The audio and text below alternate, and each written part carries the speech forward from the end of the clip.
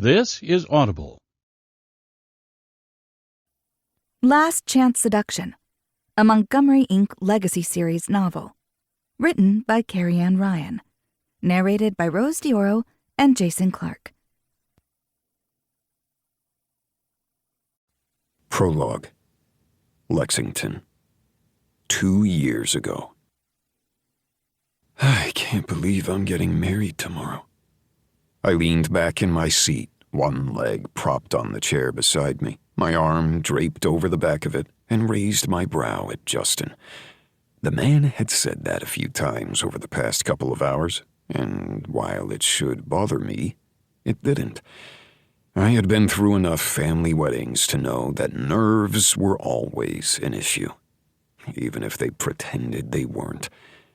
Of course, this wasn't a Montgomery wedding, meaning there was a distinct lack of cheese and dairy jokes at this rehearsal dinner. However, I wasn't about to complain to Nina, the wedding planner who had been running from one side of the room to the other all night. I didn't know how the woman did that in stilettos that seemed to be so tiny they could break at any moment. That's why I stood clear of heels. There had been that one time at the family barbecue when we had needed some way to pass the time during a random obstacle course. My mom had laughed at all of us, though we had broken 2 of her shoes. Dad ended up getting her the fancy red-soled ones as an apology, considering it was his idea. "Why are you smiling like that?" Justin asked, pulling me out of my thoughts. I sipped my whiskey and shrugged. I was just thinking about a family story, nothing important. I don't know how you can even think with so many family members around you all the time. I'm an only kid, and sometimes even my parents are too much. My lips quirked. Not everybody understood our family. My father had 5 brothers, and my mother had 6. My mother also had 4 male cousins on one side and a few others on the other side, while my dad had 16 cousins, plus the countless people who had married in or just became family versus friends. That meant my family was slightly boisterous. In fact, compared to the rest of my cousins, my brother and I had the most members. It was a little ridiculous. You do realize I only have one sibling, right? Silas and I were rather quiet. Justin snorted before downing the rest of his scotch. He tapped the bar with 2 fingers, and the bartender poured another shot. I was a little worried how much he was drinking the night before his wedding, but I knew Justin could hold his liquor. Plus, he was staying at my house, so I would make sure he had enough water and caffeine to get through the evening. Justin scoffed. "You say that, but you hang out with your cousins more than any other person I know. It's nice, but it's a lot." "True, it can be a lot, but you're not marrying me, so you don't need to know everybody's name." Justin narrowed his gaze at me. "Does Gia hate your family?" I winced. "No, but she's an only child like you and didn't really understand family dinners. In fact, Gia nearly ran in the other direction when the loud and boisterous Montgomerys and Wilders had shown up. It wasn't as if my family circled her and tried to induct her into a cult. They just wanted to get to know her." I drained the rest of my glass, not really in the mood to talk about that memory. "She'll get used to my family," I hoped. "But this is your wedding. Let's not talk about my girlfriend, who wasn't even coming to the wedding since she had another event. I'd have thought she'd want to come to this one because there wouldn't be any of my family here, but I'd been wrong. And that was probably not a healthy way to think, considering I loved my family and liked spending time with them. "Yes, because I'm getting married tomorrow. To Mercy." He gave me that faraway look, and I just smiled at the man. "You are. And we just finished your lovely rehearsal dinner. Let's get back to my place so that we can sleep this off and make sure you have your vows written." Justin's eyes widened. "Shit, was I supposed to write those?" I froze, blinking at my friend. "What?" "Kidding. You know Mercy, like she'd ever let me not have my vows perfectly done. I studied his face, wondering where that tone came from, but smiled as Mercy, the bride herself, walked forward. Her long, dark blonde hair was piled up in a weird bun thing, and she'd painted her lips bright red. She had on a dark gray dress that matched the bridesmaids in some form of theme, and I lifted my water glass in a toast. "Hello there, bride." She rolled her eyes at me. "Oh, Lexington, are you getting my betrothed in trouble?" She wrapped her arm around Justin's shoulder, and he leaned against her. The two looked so comfortable with each other, completely in love, and I was only a little jealous. Not of either one of them, but the fact that they'd found someone, much like many of my cousins had. Maybe Gia would be the one. It could happen. Maybe. "I thought you were heading out," Justin asked as he set down his empty glass. "I am. I just wanted to say goodbye." She looked over at me and winked. "Cover your eyes, Lexington. There's about to be PDA." I laughed, and then jokingly covered my eyes. There was a wet sound and a little bit of moaning, and I groaned. "Are you too serious right now?" Mercy threw her head back and laughed. "Okay, take this man home, get him sobered up. We have a wedding to attend." "You got it. Where's your ride?" I asked, looking around the emptying rehearsal hall. Another woman with dark brown hair and pink-colored lips came walking forward and stood at my side. Emily grinned before wiping her forehead with her arm. She'd been tired all day, but I knew she worked long hours. "Don't worry, I got her. I mean, my twin sister is getting married tomorrow. We have to do our ritual." "Do I want to know what this ritual is?" Justin asked with a snort.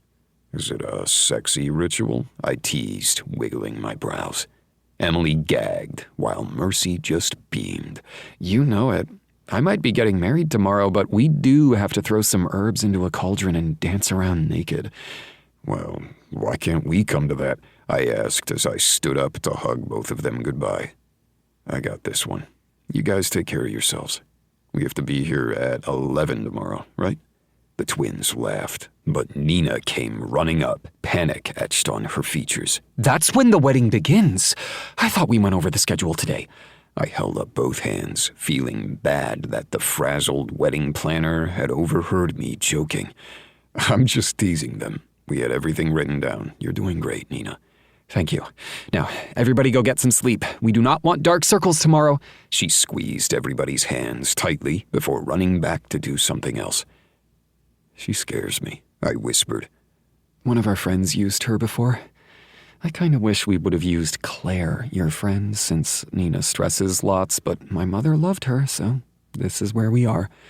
"I will mention that to Claire," I teased. "Good. Because one day I will get married and I will need someone who doesn't stress me out," Emily whispered. We laughed, parted ways, and I dragged the groom back to my place. The night went off without a hitch, with Justin passed out in my guest room and me alone in bed while I went through what seemed like 1,000 emails on my phone for the business and the constant group chats for the family. I muted them often because there were so many. With dozens of cousins, let alone friends and other family, subgroup chats and big group chats were always there. And yet, nobody cared if we went on mute. Yes, we were always in each other's business, but it was because we loved each other. We were needy, as my other girlfriend Carrie had once said. I shook my head, pushing her out of my mind before I plugged in my phone and went to sleep. The alarm came far too early the next morning, but I rolled out of bed with a pep in my step. Justin and I had coffee, ate breakfast, and then headed out to meet the groomsmen. Today was going to be a big day, and Justin looked nervous as hell. "Are you doing okay?" I asked as we got ready in the groom's suite. Justin's hands shook as he tried to tie his tie, but he nodded. "Is it wrong that I just want to get this over with?" "No, because that means you get to the wedding night." one of the other groomsmen said with a sneer, and I glared at the other man. Before I could say anything, though, Nina was there to tie Justin's tie for him, and then she patted his chest. "You've got this." "I do. Thanks, Nina." Justin smiled at her before the wedding planner turned to all of us and held up both hands. "You look amazing. Let's get this done." Then she clapped her hands twice and let us out. The place was all done up in golds and grays, which I wouldn't have thought would look nice together, but somehow it was classy and soft at the same time. I stood up next to Justin, rings in my pocket, and went through exactly what I was supposed to do thanks to the rehearsals. My job was easy. I got to see one of my good friends get married to one of my childhood friends. I couldn't ask for better. Bridesmaids made their way down the aisle, with Emily last as the maid of honor. She winked at me, and I did the same to her, trying not to smirk. And then Mercy was there. No veil, because she would never hide her face, and she grinned over at Justin. She walked herself down the aisle, because of course she did, and I knew she was holding herself back from running. Justin's hands were shaking as he reached out for Mercy. "Are you ready?" she asked, all smiles. Justin nodded in answer, and then the two of them were standing at the altar. "Friends and family, we are here to celebrate the love and promise of two wonderful individuals," the man began. "Wait," Justin called out. I froze as Mercy blinked up at the man she loved, and Emily went pale, the color draining from her face. "Is something wrong?" Mercy asked, her voice soft, tentative. "I can't do this." There were gasps and murmurs in the pews, and I tugged at Justin's shoulder. "Is this really the time?" I bit out. "Now or never." Justin shook his head, pushed off my grip, and looked at Mercy. "I'm sorry. I'll explain later." And then he looked toward the back of the long room and tugged at his tie. "Nina, I can't do this anymore." And then the wedding planner burst into tears as the groom ran from his bride down the aisle.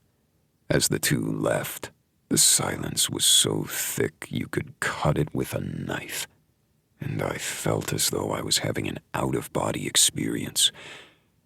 "Mercy," I whispered as I looked over at her, but she just shook her head at me. "Did you know?" "No," I practically shouted. "Shit, let's get you out of here." "Mercy?" A soft voice said from behind her, and we both looked to see Emily staggering toward us. Alarmed, I nearly cursed again at the gray pallor of her skin. I was moving toward her without even thinking, arms outstretched, because there was blood seeping from her nose, and when she coughed, blood sprayed over the white of Mercy's dress. "Emily!" Mercy cried out, and as I caught Emily in my arms, taking her to the ground, the bride knelt beside me. We shouted for an ambulance, and people started screaming, pulling out their phones to call for someone or to record, because that's what people did. But it was all I could do to hold the mirrored copy of the bride in my arms as tears slid down Mercy's cheeks. All thoughts of a runaway groom and broken promises gone. And I knew the nightmare was only just beginning. Chapter 1. Mercy. It would truly make a better day for all involved if Mr. Darcy would stop glaring at me. That attitude of his was nothing new, but for once, it would be nice if he'd blink at some point. I stared down at my all-black cat and knew if I blinked first, it would all be over. I would have to get up from my desk, walk to the back door, and let my lovely cat out on the catio. Not that catio was an actual word, but I went with it anyway. Because my beautiful, darling, adorable son, Mr. Darcy, needed to be outside. But I wasn't about to let him roam through the neighborhood to either get hit by a car, eaten by an animal, or adopted by another family. Hence, the catio was where he was usually allowed to be. My beautiful porch was now screened in and an oasis for me, considering the mosquitoes during certain times of the year. "Mr. Darcy, I have to get back to work. I can't be outside with you, and the last time I left you alone in the catio for too long, you learned how to unlock the door." Mr. Darcy finally blinked, but didn't stop staring at me as he lifted one paw and licked it. Then he proceeded to bathe, leaning back so he could lift his back leg and show me exactly how annoyed he was with me. "Really? That's how you're going to play it? We both know I'm not that flexible, and seriously, gross." I shuddered as he continued to clean himself and went back to my paperwork. I needed to get in the booth soon, as I had a deadline coming up. And other than speaking with my cat, I hadn't used my voice for most of the day. Vocal rest was important in my line of work. I opened my notebook and highlighted a few starred items that would be needed later. "This shouldn't take long," I muttered to myself, keeping my voice calm. I only had to record a short story today, and with the amount of effort I had put into the prep work, I should be able to have it down as long as my mouth didn't get tongue-tied on a few words that I usually messed up. And they were never difficult words. My mind just decided to be a little silly when it came to reading a book out loud. I grinned, thinking how I'd had the same issues when I'd been a drama student back in college. A theater kid at heart, I always tangled myself up over the easiest things, focusing on making sure I was perfect on the most difficult words and themes.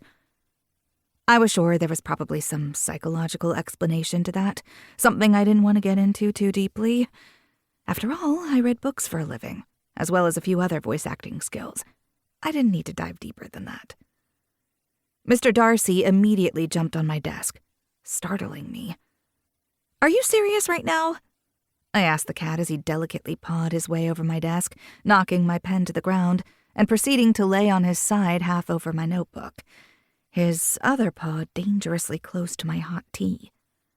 "Oh, don't you dare," I warned, narrowing my gaze at him. I wasn't quite sure when I had become the woman who merely spoke to cats for a living. But here I was, alone in a home that I had bought with my own money, as well as the bank's, and spoke to cats more than I spoke to people. Yes, one of my good friends came over occasionally, but she was also a voice actor, and both of us in the same house doing the same work wasn't physically possible. Not when I needed to get in my booth and start working. "Okay, Mr. Darcy, I'm going to have to set you on the ground. You know I hate doing that, as you deserve everything in the world, but come on." He leaned forward, moving his paw to press something on my keyboard. The computer made a sound, and I looked up at the screen, hoping he didn't email my client something or somehow send money to his own special bank account off in the Cayman Islands. I snorted, wondering exactly when I had lost my mind, thinking that my cat had somehow siphoned money off from me. "You need to get more sleep." I glared through the side window, knowing the source of my irritation wasn't exactly my cat or my new working schedule. No, it was them. And as if they knew I was talking about them, the sounds of hammering echoed through my home. My beautiful, peaceful, quiet home. Or, rather, formerly quiet. Workers spoke and shouted to one another, laughing with one another as they continued to do their jobs. I didn't want to hate them for doing their jobs. After all, they seemed to know what they were doing and were efficient about it. But why on earth was my new neighbor deciding to expand his beautiful home already? Of course, it wasn't as if I had met the new neighbor. No, the elderly couple who had lived in that home for most of their lives had moved out to be closer to their children, and the new person had found their way in. I hadn't lived here long, but long enough for me to feel as though I'd finally found my home. But I hadn't met this new person. And whoever this person or family was, decided to make my life a living hell. Because even though the booth that I had spent far too much money on was soundproof, it didn't block as many sounds as one would like. Namely, the sounds of a jackhammer breaking through whatever stone happened to be in the ground back there. Part of me had wanted to research that stone, to figure out what could possibly be making that terrible racket. But I had work to do. Work I now had to do in the evenings and night, because I couldn't very well narrate a book with construction going on. This was not what I signed up for when I bought this home. And whoever had moved in next door was going to rue the day they had ever decided to build onto their home and restore it without asking any of the neighbors. Jason and Nancy on the other side of me were also perturbed, because they had 2-year-old twin girls who still needed their nap time. And, of course, the construction went on. However, apparently, they had spoken with the neighbor when I had been out of town and had known ahead of time that the construction was happening.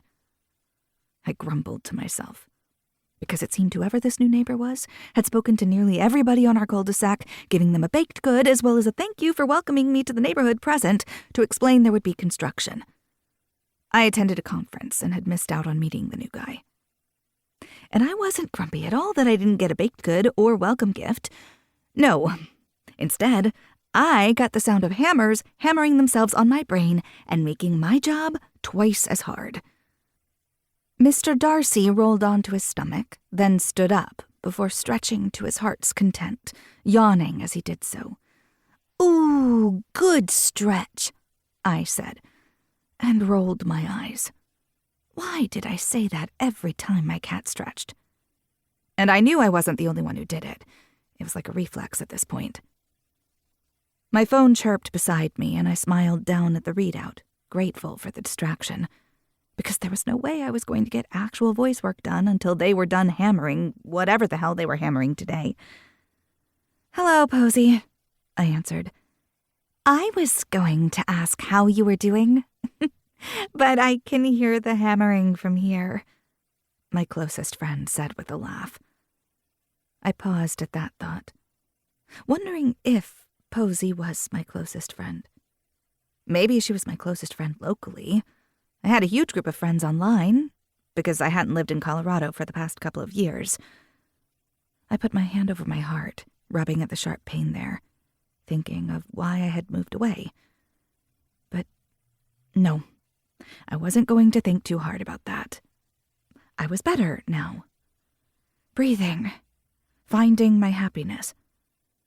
And I was building a local community, with my neighbors, who weren't annoying the hell out of me, and with people like Posy, who made me smile. It's never ending. Have you met your neighbor then? I mean, has he even explained what he's doing? The houses aren't that old. What could he be adding? I have no idea. He hasn't said a darn thing to me, which is very annoying, so I have no clue what he's doing over there.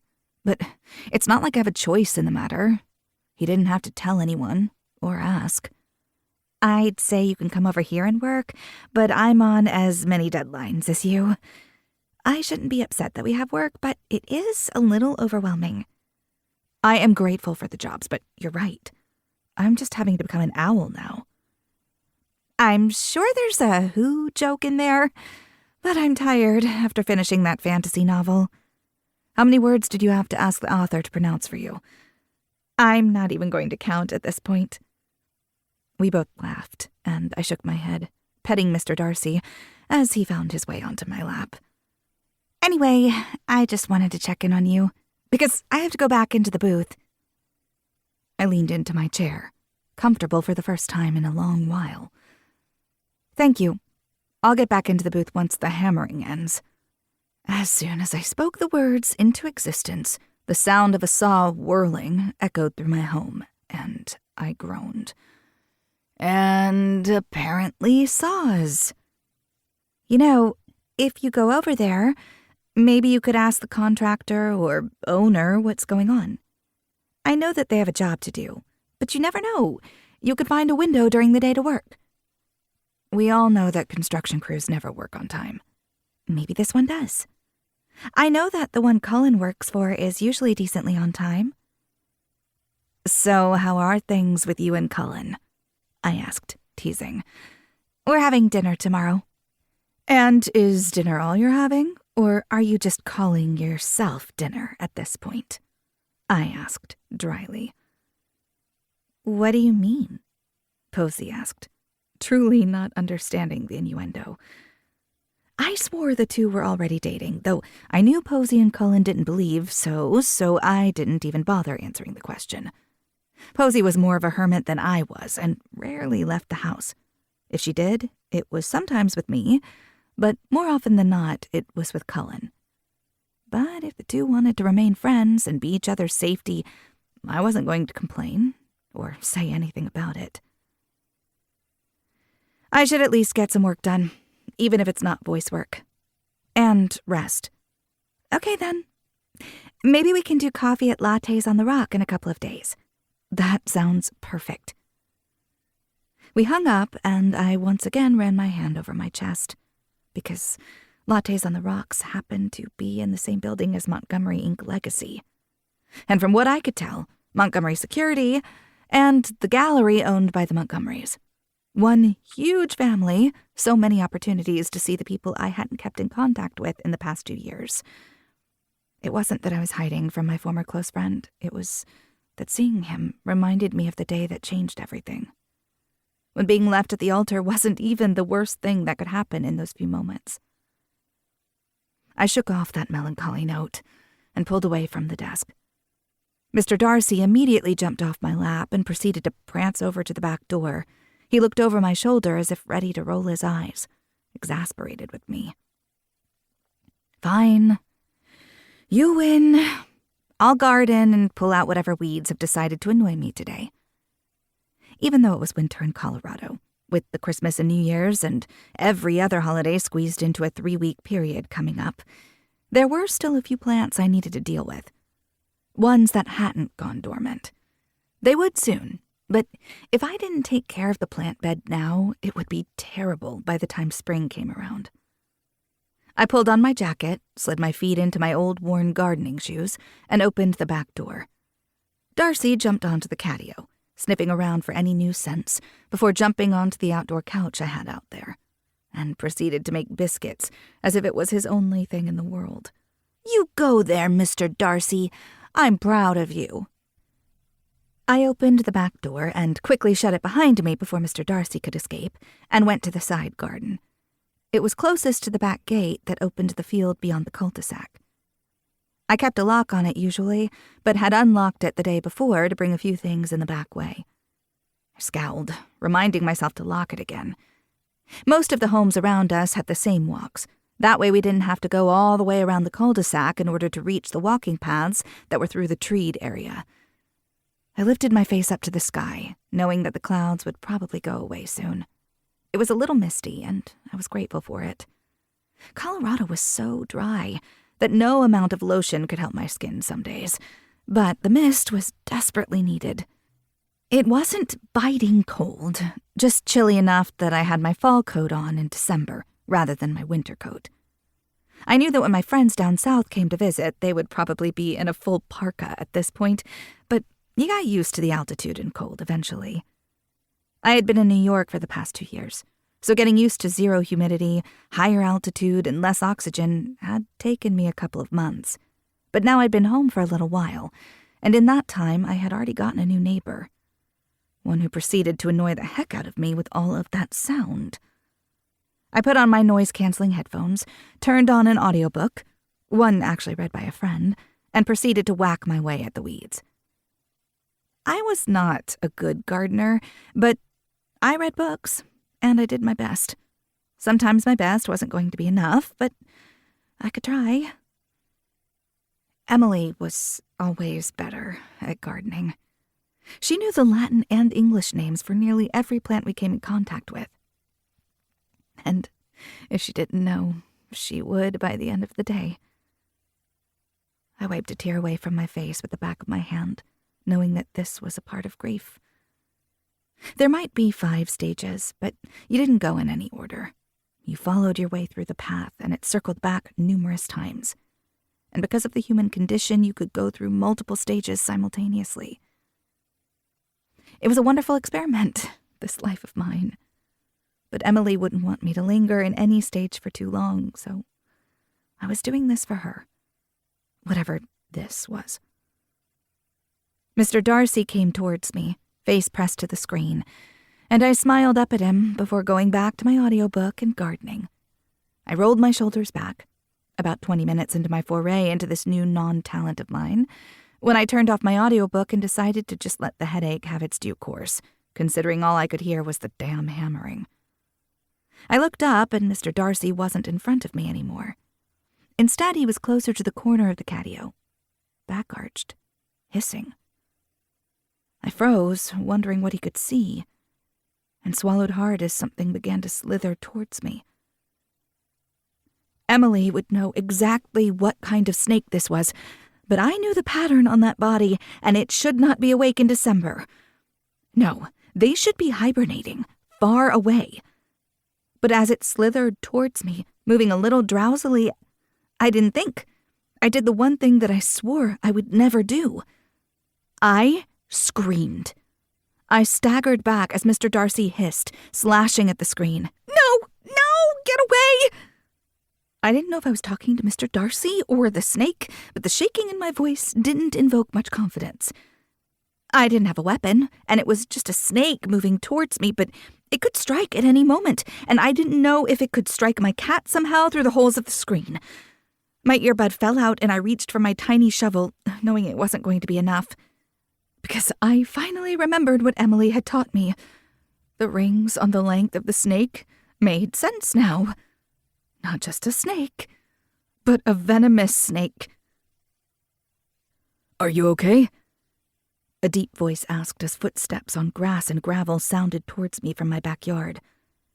I didn't turn to look who it was, but instead tried to stand up and tried not to make it too sudden. The snake came forward again, jerking slightly, and another shout escaped my lips. Holy crap! We've got this. A deep voice ordered as a man in jeans and a layered flannel came forward, shovel in hand, and did what I couldn't do. I shuddered, shame sliding over me, realizing I had just screamed, not only probably hurting my voice, but doing something that I didn't want to do, because I didn't need help. I could do everything on my own. Why did I react like I had? It was weak. So damn weak. Miss, are you okay? I looked up at that voice, that familiar voice, and froze. Lexington Wilder Montgomery blinked down at me, those dark blue eyes vivid against his pale skin. His beard was thicker than I had seen it before, covering that strong jawline. But I knew those eyes, that face. My former fiancé's best friend, and the man who had held Emily as she had nearly died the first time. Mercy? Lexington gasped as he leaned forward and picked me up by my elbows as if he had done it 1,000 times, when it had only been a few. Are you okay? I didn't know you were here. Holy hell.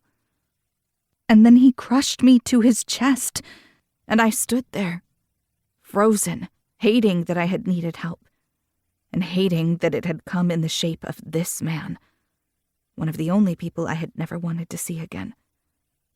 And not for his actions, but for my own. Chapter 2. Lexington. It only took a moment for the woman in my arms to freeze at my hold before she pulled back, eyes wide for a bare instant before her face blanked. Mercy, it is you. I was usually far better with words than this, only I wasn't sure what I was supposed to say in this moment. It had been over 2 years since I had seen her. 2 years since everything had been beyond reality and unable to actually see reason. She looked much the same, though I knew her reality was anything but. With her dark blonde hair pulled back from her face, dirt on her chin, and pale underneath those red cheeks from either embarrassment or fright, she was the same Mercy she had been before. But that wasn't true.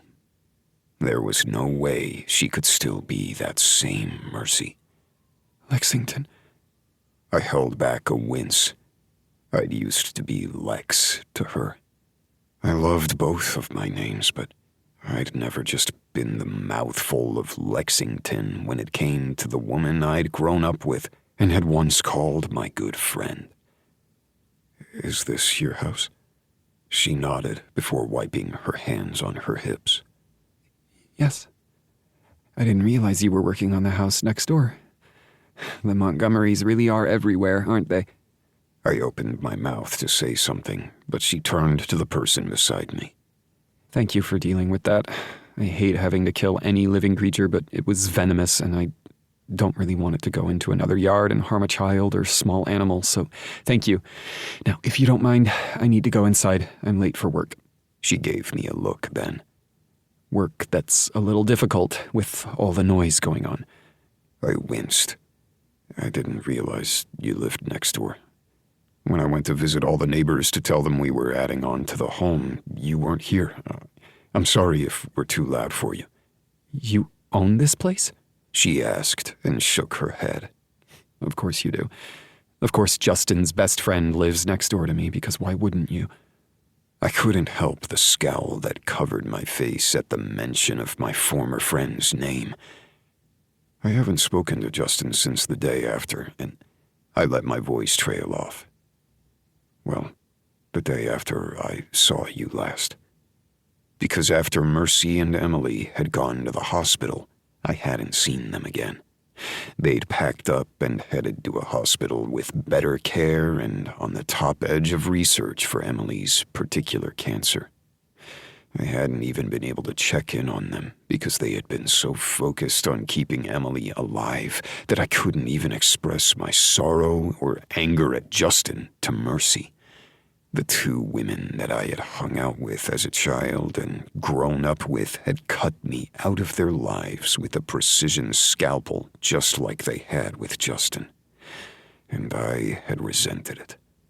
Then again, my world had upended on its own a few times since then, so it wasn't as if I didn't understand finding a way into this new world.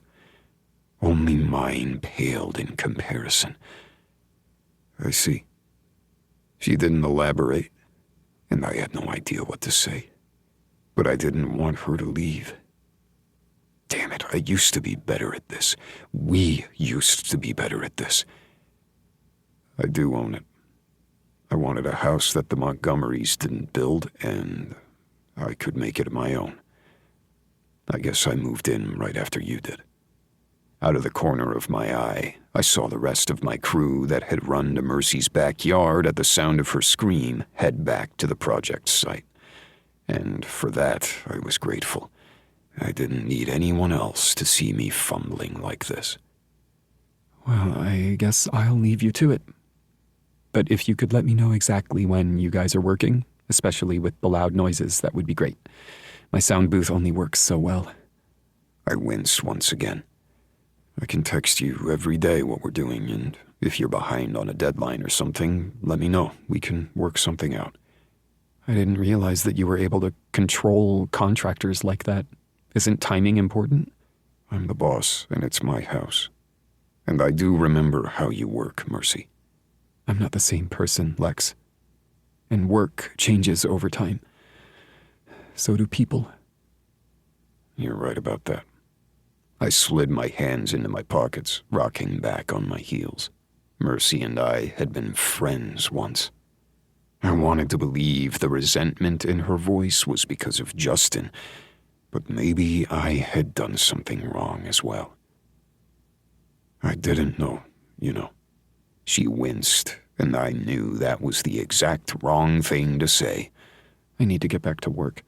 A loud meow echoed from behind her, and she sighed. And Mr. Darcy needs his food. I looked past her at the familiar black cat. Hey there, Mr. Darcy. Long time no see. Mercy just nodded at me before she turned on her heel and walked carefully back to the closed-in patio. Then she picked up the meowing cat and walked into her house, closing and locking the door behind her. I stood in her backyard, hands in my pockets, wondering what the hell I was supposed to do now.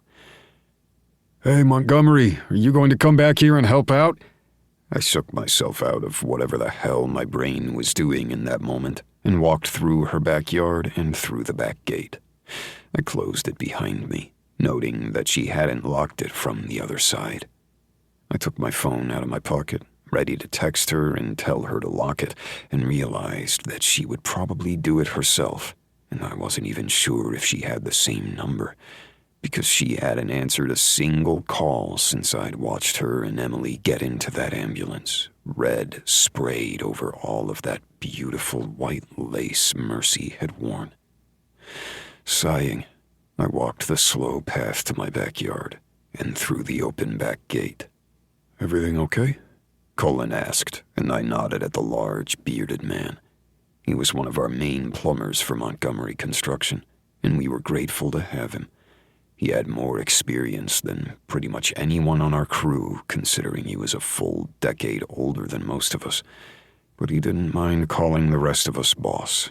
He was just good at what he did, and he didn't complain much. "Sorry, you need me? Mercy okay? I heard there was a snake. What kind?" "Something venomous. You know Mercy?" I asked, wondering why that tickle of irritation rolled up my spine.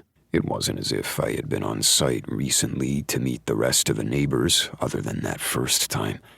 I was the lead for the entire company and our architect. We had multiple projects going at once, and my house wasn't on the top of the list. I wasn't even living here full-time because I was working on multiple bids, so I still had my apartment. It was easier for me to go back into the office if I only had to drive less than a mile, but my lease was up soon, and I would be living full-time in my home, complete with construction noise. No wonder Mercy looked perturbed, and it wasn't just for the snake. Not only did she get a blast from the past from seeing my face, but she also had to deal with construction noise, and that had to be killer for a voice actor. "I'm friends with one of her friends. I don't know her too well, but yeah, funny coincidence." "Oh," I said before another worker called me over. "Anyway, everything okay?" "All good here. We're all set with the bathroom addition. Now we just need to work on a few other things before I get to head to another project and then come back here to do the big part. I swear you move around from project to project more than Dash does." "Did someone say my name?" my cousin said as he strutted over, a grin on his face. Dash was my age, but sometimes acted like he was a decade younger than me, mostly because it made him stand out amongst the rest of us. He liked being the easy, happy-go-lucky guy, and while that was usually my thing to do, recently I wasn't in the mood to keep up with that appearance. "I'm headed out back to the office. I know Jamie and Brooklyn need to have a meeting. Are you going to head that way soon?" "No, I have to work here, sign a few things, and then I have that house up in Aurora."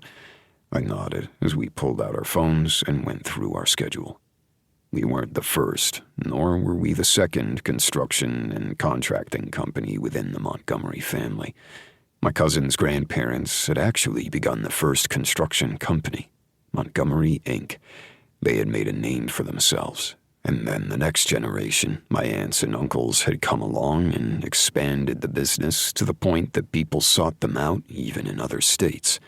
In fact, a family in England had a Montgomery, Inc. home thanks to a friend of a friend, so now it was an internationally known company. My aunts and uncles, as well as my grandparents, had started another company, Montgomery Builders.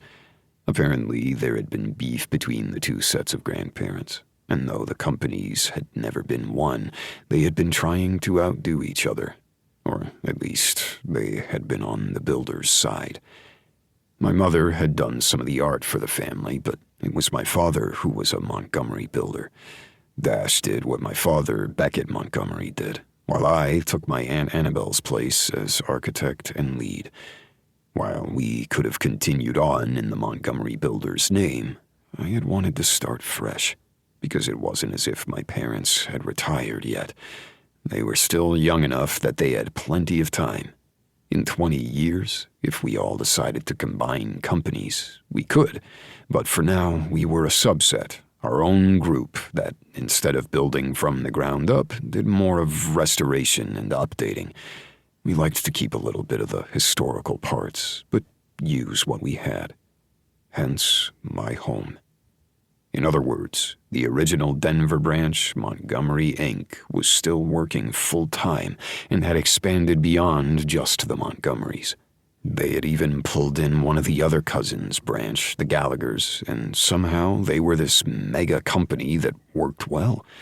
We worked alongside them on some projects, but we have our own LLC. And the Montgomery builders, based in Fort Collins, worked with building new, environmentally focused buildings and projects. Montgomery construction worked between the 4 major cities. Therefore, we were a little overstretched at this point. However, there was a bid coming up that I knew my cousin Brooklyn desperately wanted, and I was on the same path as her. I said goodbye to the crew and did my best not to look over at Mercy's 2-story home with the black shutters and white framing. It was a fantastic house that had been upgraded in the past few years. In fact, many of the homes had been, but my home hadn't. So I was going to play catch-up and make it my own, while letting it blend. That was my job as architect. I drove the 40 minutes to my office, grateful that I hadn't dealt with too much traffic, and pulled into the parking lot. I knew I lived probably a little too far from the office, but I loved my new house and didn't want to change the office location as of yet. If my family began to move like the cousins were warning, then we'd figure it out. I let out a breath, knowing we had far too many things on our plate to worry about an office some of us were rarely at. Jamie, another cousin, and our admin who kept us on the straight and narrow, parked right next to me. She got out of the car, her pink-tipped, white blonde hair flowing in the wind. I picked up a bunch of coffee from Latte on the Rocks after I had lunch with Riley. Sound good? Did you bring me a sandwich? I asked in answer. Of course I did. I brought everybody sandwiches, but I got the best one. Thank you, I said dryly. I rolled my eyes and took the coffee tray from her as we made our way into the small office that we called home. Dash was rarely here. He and most of the crew were out on projects more often than not. I tended to need the office more, considering I was the architect, but I did spend as many hours on site as possible. Brooklyn was the same, considering she was the lead landscape artist and architect, and Jamie was the one who glued us all together, because without her, I was pretty sure we would all be at the wrong project site half of the time. There you are, Brooklyn said as she came down the hall, her hair pulled back from her face, dirt on the cuff of her pants, and with actual dirt handprints on the front of her jeans. I'm so glad that you showered for this occasion, I said dryly. I would flip you off, but there are cameras in here, and, well, you know one of the parents would see. As if our parents don't curse more than us, I said dryly. This is true, she said with a laugh. Ooh, coffee and sandwiches? Why does that sound disgusting and amazing at the same time? We don't ask these things, Jamie answered, and we headed into one of the main meeting rooms. Other people were working around the building, but most everybody was out on the project sites. We weren't as big as the 2 original companies, and this is where we liked it. We would grow eventually, because I knew we wouldn't only hire Montgomerys as our main. So, how's the house coming along? Brooklyn asked before she took a huge bite of her sandwich. In answer, I took a bite of my own, groaning at the spiciness. First, I'm so glad that the Montgomerys married into the sandwich-making people. You do realize that we're allowed to go to places that the Montgomerys don't actually own or are a part of, right? Jamie asked dryly. True, but I love Raven and Greer. Because now that they've added more sandwiches and soups to the menu, I don't need to go anywhere else. True. We just need someone to open a restaurant. Maybe Italian. Do we know anyone that we could marry into our Montgomery Mafia? Brooklyn asked, blinking those light blue eyes of hers. She had more freckles than any other Montgomery I knew, and didn't bother covering them up most days, seeing as she was out in the field with only sunscreen as her makeup. And considering her twin older brothers, Nate and James, were constantly around, ensuring that Brooklyn never had a date, I understood why Brooklyn made jokes about marrying into the family. Montgomery Mafia, that's a good one. Brooklyn rolled her eyes. It's what Lance called us. Lance? I asked, leaning forward. Do I have to kick his ass? No, my brother's already decided to do that. Lance was only 4 dates, and then he met the Montgomerys. Not even all of us, just 2 of them. And it was an issue. Do your brothers know? Do they know that I kicked him to the curb, or that he ran away because he was afraid of the Montgomerys? I don't really know which, and we're just going to pretend that I did it on my own. Duke is at least able to stand up to us, she added, speaking of her current boyfriend. If a guy can't handle our family, then he's not worth handling, Jamie said with a shrug. Is there someone I need to worry about with you? You know, this is the problem with working with family, because if this was an actual place of employment, I'd have to talk with HR. But I think I'm HR, she said with a blink. Maybe we should write that into our bylaws, that Montgomery boys can't ruin the Montgomery girls' dates. Hear, hear, Brooklyn said as she toasted her coffee cup in the air. Oh, am I outnumbered? I'm not usually outnumbered, I mumbled. It's because the rest of them are out on the project site and you're stuck with us. So, how are the bids going? Brooklyn asked, all business. I sighed. So far, we're 3 for 4, I answered, explaining each of the projects that had already signed us on. Jamie took notes, and I knew she would have everything set up for our major meeting the next week. What's the 4th? The Arnaud account. Oh, I so want that estate. Can you imagine the crowns if I could get my hands on them? Do you think we actually have a chance? I looked down at my sandwich, suddenly no longer hungry. Wait, Arnaud as in Gia Arnaud? Jamie asked, and I looked up at my 2 cousins who gave each other a look. I did not want to see the pity on their faces. Yes, as in my ex-girlfriend, Gia, as in the one who left me for another man and seems happy. Well, at least you didn't break her heart or anything. Brooklyn winced. I just meant that if it's her father that has to make the decision, he's not going to hate you, is he? I don't think so, but the meeting's coming up and I'm going to have to grovel, most likely. Because she cheated on you? Jamie asked. There's a huge holiday retreat coming up and I'm going. You got the invite? Brooklyn asked, and Jamie beamed. I have skills, she said with a laugh. Skills I'm grateful for, and I don't want to know what kind of favors you had to pull. HR? Jamie called out. So, yes, I'm going to go to this event. I'm going to work on the bid, and I'm going to hopefully not have to deal with Gia at all. It's not like she's ever been to that estate. Her dad never let her be part of the business. Oh, that's good. I mean, not good, but weird. I don't know. Do you need help? Brooklyn asked, and I saw the sincerity on her face. I can handle it. We want this estate. It would not only do great things for the company, we'd make a huge profit on it, and it's a building we really want to work with. It's good all around, except for the pesky ex-girlfriend problem.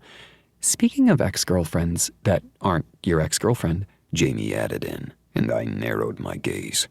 Who texted you? Dash, of course. Wait, what did I miss? Brooklyn asked. I figured out who my new neighbor is in the 2-story next door. At Brooklyn's curious look, I sighed. Mercy Cadell. My cousin's eyes widened. Oh, no. I mean, it's great. I haven't seen Mercy in, well, damn it. How is she? I mean, I guess you can't really ask how she is. It's been, what, a year since Emily passed? Poor Mercy. I ran my hand over my chest, wondering why once again I felt as helpless as I always did when it came to her. I didn't even have a chance to say my condolences or truly mention how much I hate Justin. Not that I wanted to bring up Justin.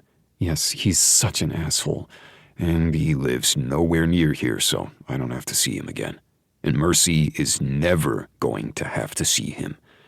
Well, her being next door is going to be good for you guys. I know it sucked when you lost touch after everything happened. She was always running around with you Fort Collins Montgomerys. Brooklyn, the Denver Montgomery kid, said with a laugh. I didn't really get to know her, and I wasn't at the wedding, so let me know if you want me to stop by and, I don't know, mend fences? Jamie, I love you, but there's no need to mend fences. I was childhood friends with Mercy. Then I wasn't. Now we're neighbors, and it's all going to just work out in the end. We're adults. I just hate the fact that we couldn't go to the funeral. Mercy doesn't have any other family, does she? Brooklyn asked. As someone with more family than I could deal with, it seemed unheard of to me that she wouldn't have anyone else in her life. And I didn't feel pity, because Mercy would hate that, but I did feel for her.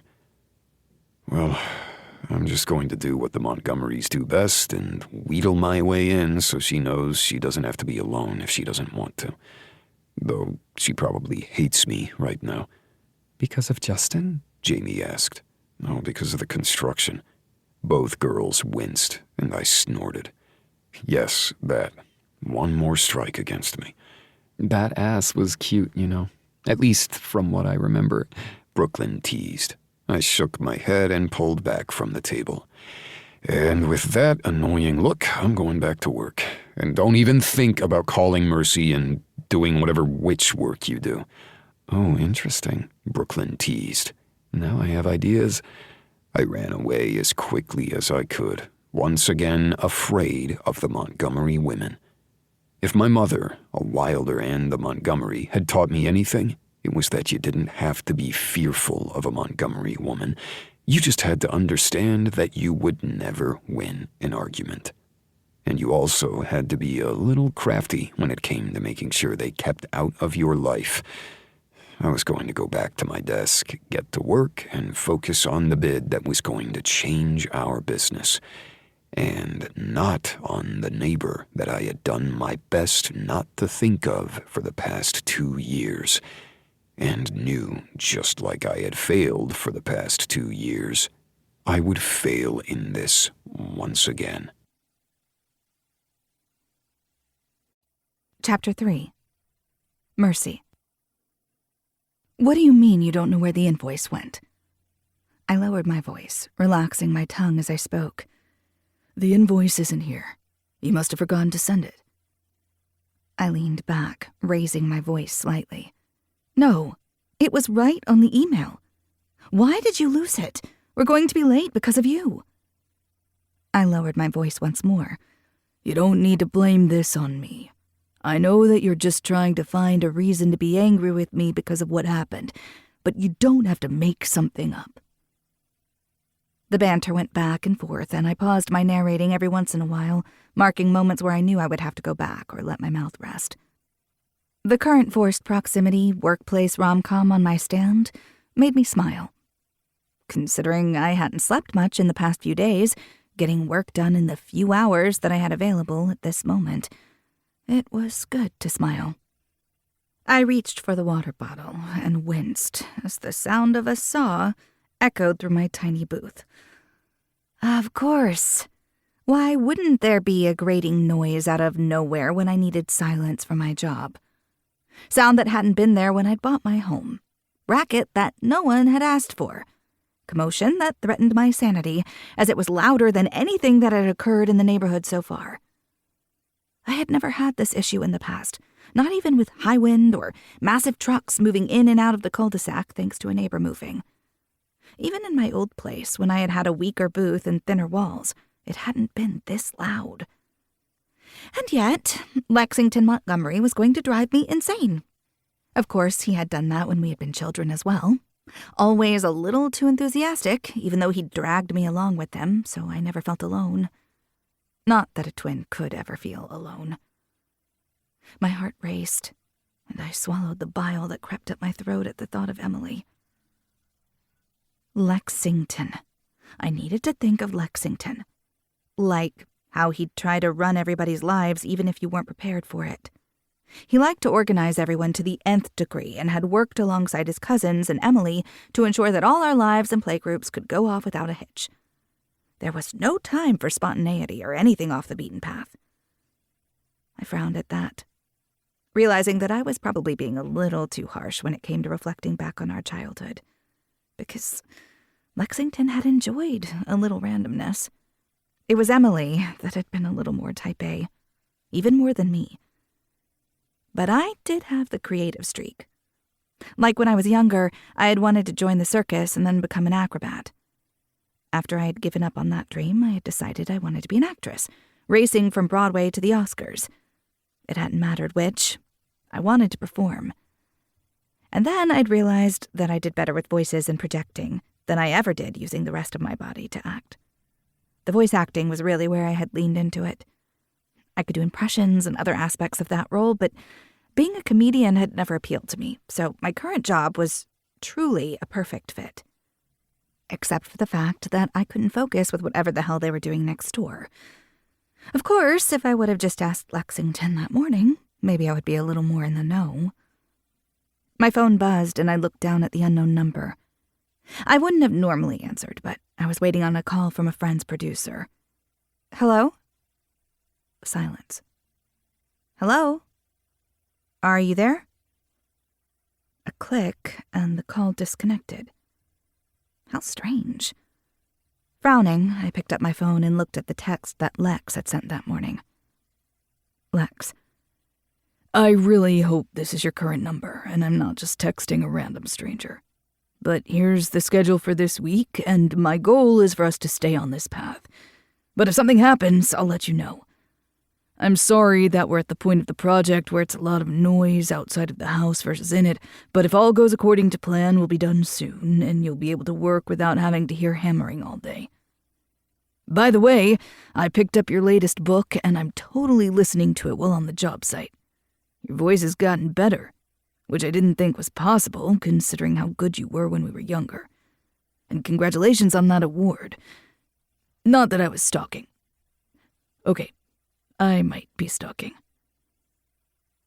I had refused to smile at that, knowing it wouldn't do anybody any good if I let myself laugh over whatever ridiculous thing he was saying next. After all, I was back in Colorado to find my feet again.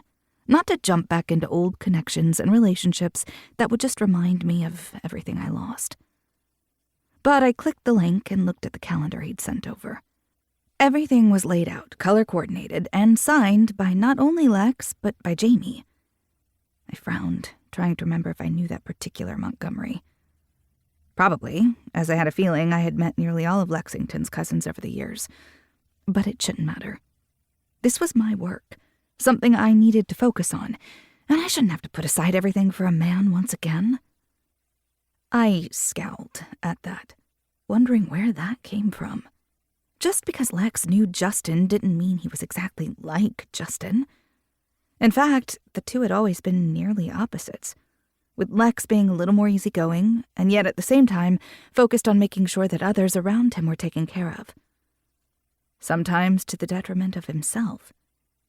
It was probably why we had gotten along when we'd been younger, because we were birds of a feather and all that. And that was why Emily had such a crush on him for so long. I pressed my lips together, hating that once again I was thinking about that time in our lives. It was always funny to me that Emily's major crush years ago had been on Lexington, of all people. Nothing came from it, and I was pretty sure that Lexington knew of Emily's crush for all those years.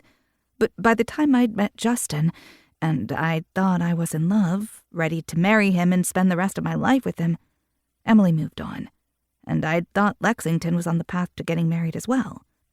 In the time since I'd been gone, though, I'd only heard rumblings that he had been in that serious relationship with Carrie, and then another woman named Gia, with both of those relationships fizzling out quite spectacularly. I had never gone out of my way to find out more information about him, because when I thought about Lex, I thought about Justin. However, we had so many similar overlaps in our connections over the years that I couldn't help but hear some of it. Though it still surprised me that I hadn't known he was my neighbor and that he hadn't known either.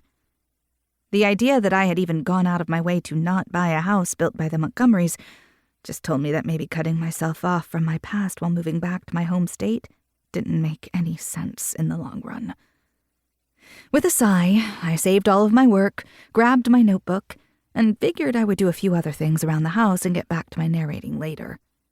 My throat was a little sore, considering I'd been up far too late the night before, so maybe I should actually pay attention to the schedule Lex had gone out of his way to send me and not grumble. Except, as I went upstairs, the sound of construction echoed throughout my living room, and I couldn't help but glare through the wall. Mr. Darcy wound his way through my legs, tail up, apparently annoyed with the noise as well, and went to the back door. "I'll let you out on the catio, but I am not going out there. Way too much noise." Mr. Darcy just blinked at me, and I sighed, realizing I was now having a full-on conversation with this cat. I cracked open the back sliding door, let him out on the catio, and then closed the screen doors so that way any bugs that might have made their way through the chilled Colorado afternoon wouldn't be able to enter my home. But I would still be able to hear Mr. Darcy if he was in trouble. I made my way to my kitchen and scowled as I realized that my refrigerator was far emptier than I thought. Apparently, grocery shopping was next in my future, instead of working, which was probably a better idea anyway. I looked out the window above the sink and caught a glimpse of Lexington on his roof. I blinked, wondering exactly how safe it could be for him up there. Wasn't he an architect? I hadn't realized that he was the one who would put on a tool belt and do such a dangerous task. But with those tight Wranglers of his, the well-worn boots, and ball cap turned backwards, he apparently knew what he was doing. Tight jeans? Why the hell was I noticing Lexington Montgomery's tight jeans? I shook my head and went to get ready to head out to the grocery store. I slid on comfortable leggings that didn't have holes in them, cute knee boots, and an overlarge sweater. It sort of worked as a tunic, and I called that as a win.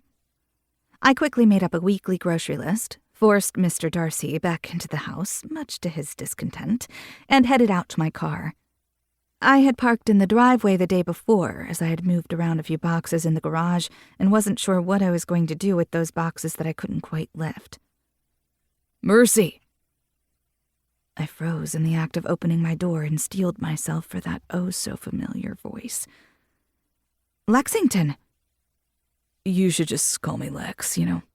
My name is a bit of a mouthful." I raised a brow.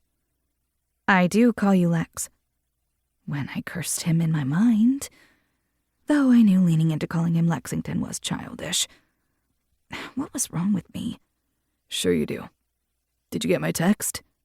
It is you, right? Not some random person." "I got them. Thanks for the schedule. Though it does seem to be all noise all the time." "We'll be done in an hour with this, and then there won't be anything loud for the next 2 weeks. Promise. We're hitting the holiday season, and I'm giving my team time off." I blinked at him. "Oh?" He winked, and I swallowed hard. "I do like to be a nice boss every once in a while. Where are you off to?" "Well, since I couldn't get most of my work done today, I'm off to grocery shop. Is that okay with you?" Why was I acting like this? Lexington had been my friend. We had been friendly, nice to each other. I didn't know what it was that got my fur up when it came to him these days, but maybe it was because once again he had seen me at one of my lowest points. There had to be a reason I hadn't invited anybody to Emily's funeral, because she hadn't had one. She hadn't wanted one. And I had acquiesced to her request, so nobody had been with me to say goodbye. It had just been me and her ashes, and a sense of loss that would never be repaired. "Merce, what's up? What's wrong?" he asked as he reached out and slid his fingertips over my cheek. I flinched and took a step back so my body pressed against my SUV. "I'm fine. Just lost in thought." "Okay. I'm sorry. But for real though, you should be able to get all the work done you need to, soon. Okay? We're almost done with the outdoor projects. Promise." "It's your house, Lexington. Don't worry about it." I know you already talked to everybody else about timing. I just wasn't here for that. I can still feel bad about it. And I can still apologize for being grumpy. You never need to apologize for that, Merce, he said, his lips quirking into a smile. I was aware that some of his team members, as well as probably a few Montgomerys, were stealing curious looks over at us, but I ignored them. It would be best for everybody if I continued to do that. Anyway, I just wanted to let you know we'll be out of your hair soon. Thanks. It'll be nice, actually, since I have a bunch of deadlines I want to get ahead of during the holidays. He frowned. You're going to be working the whole season? Of course. It's a great time for me to get some work done, because there's not that many people out and about, you know? He looked like he wanted to say something, but one of his crew called him over, and I waved him off. Get back to work. I'm going grocery shopping. Okay. Yeah. Well, it's good to see you, Merce. I nodded in answer, and he made his way back towards the house. With a sigh, and wondering why everything just felt off, I got in my car and headed to the grocery store. I wasn't planning on celebrating the holidays this year. It was just me, after all. What was the point of putting up a tree, setting lights, or buying myself gifts? I had friends all around the world, and I could visit any one of them. Many had even offered, but I didn't want to invade their time with their families. I just wanted to be by myself and try to figure out how to enjoy the time that I had on this earth. Which might not sound too productive or healthy, but for me, it was a step in a different direction. I wasn't drowning myself in sorrow, wasn't hiding from my own feelings. I was moving on in this new life of mine. Alone. But I was good at being alone. I put one earbud in my ear, had my phone out with my grocery list, and set about to get through this part of the day quickly. I hummed along to my favorite contemporary artist, focusing on trying to breathe through the day, rather than on what I didn't have anymore. Holiday music blasted through the speakers overhead, while the aisles were filled with different seasonal purchases and offerings. And I added a box of specialty chocolates to my basket. I ignored the other red and green items surrounding me. Images of our family holidays blasted through my mind, that bittersweet feeling taking hold once more. My mother and Emily had always been the ones who pushed us to go all out for the holidays, while my father and I had smiled along, but enjoyed it, nonetheless. When Mom had died when we'd had been juniors in high school, Emily had gone full tilt to make sure that we still celebrated the way that Mom had always loved. And I had joined in, knowing that my sister had needed me. Then Dad had died just 3 years later, leaving us alone in a world where we still did everything for each other to bring that joy. Now it was just... and Mr. Darcy. Celebrating didn't really seem high up on my list of priorities. With a smile, at least a forced one, I was nearly done with my grocery shopping when the hairs on the back of my neck stood on end. Frowning, I turned around and saw a familiar man walking the opposite way down the aisle. Now that I thought about it, he had been down nearly every single aisle I had been throughout this entire shopping day. But that wasn't too crazy. After all, it was grocery shopping, and it wasn't as if people didn't have similar lists. Still, though, it felt a bit odd. Or maybe I was just seeing too much, considering I had just read a thriller book the night before. Nonetheless, I finished my shopping quickly and kept an eye out for him on my way out. But I didn't see him again. "You're losing your mind, Mercy," I whispered to myself. I drove home, pushing the odd experience out of my mind, because it was just me seeing things, after all, and pulled into my driveway soon after. The construction crew seemed to be done for the day, and only Lex's truck and another SUV I didn't recognize sat in the driveway.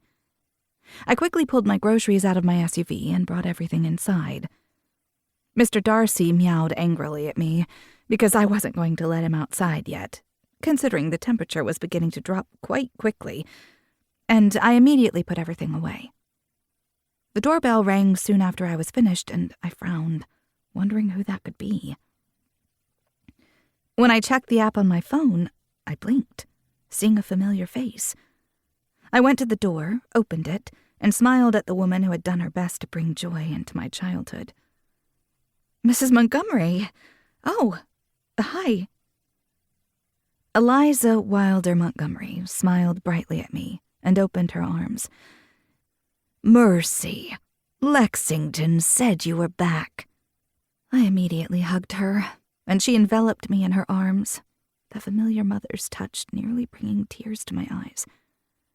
It's so good to see you, I whispered, my voice breaking. Same here, baby girl. Well, let me get a look at you. She pulled back and studied my face. I didn't know what she saw there, and I wasn't sure I wanted to know. It's good to have you home, darling. Tears pricked at my eyelids, and I blinked them away, wondering at the odd reaction. I had grown up with the Montgomerys and run wild with them. Then I had run away to the best hospital in the world for my sister, and then continued to run to save myself. And in the end, I had left everybody behind. And I was only just now realizing that. I didn't realize that you guys live so close. Of course, I shouldn't have been surprised. The Montgomerys had always been a tight family. They might not live on top of one another, but there always seemed to be one nearby. Case in point, my neighbor. Oh, I'm just here to annoy my son. But he said you moved next door, and I had to say hello. She squeezed my hand, and I relaxed. Well, I'm glad that you're here. Her smile brightened her face, and though I knew she wasn't Lex's biological mom, she looked so much like him then I couldn't help but smile back. Me too. And I'm inviting you to the Montgomery Christmas party at my house in Fort Collins. It's coming up soon, and I'm not taking no for an answer. I blinked, suddenly unsure. Oh, I don't know. I told you I'm not taking no for an answer. You used to come to them when you were younger, and now you're doing it again. Lex can drive you if you want, because we don't know about the roads. However, I just want you to know that you are required to come. I'm sorry, it's a mother's prerogative. I blinked, wondering if there was a way out of this invitation. But from the determined look on her face, I didn't think there would be. Oh, Mrs. Montgomery. She saved me off. Call me Eliza. There are way too many Montgomerys out there. You know that. I don't think I can call you Eliza, I teased. My mother would shake her head at me from above. Her eyes warmed at the mention of my mother, and she sighed. You're home now, and that means the Montgomerys are here to make you one of our own. We tend to do that. Believe me, I wasn't born a Montgomery. Mom, are you annoying Mercy? Lex called out. You are not too old for me to wash your mouth out with soap. Don't be mean to your mother. I'm just saying, Mercy has to get to work. It's finally quiet over here. Mrs. Montgomery. Eliza, I corrected at her look. You don't need to invite me. She winked. I just did. And Lexington will take you. You don't need to bring anything, just yourself. I want to stuff you full of cheese and joy. Even for a few hours, okay? Let me do that. Tears once again threatened, but I swallowed hard through the tightening of my throat. Okay, but only because I feel like if I don't, you'll drag me anyway. You always were very brilliant, my dear.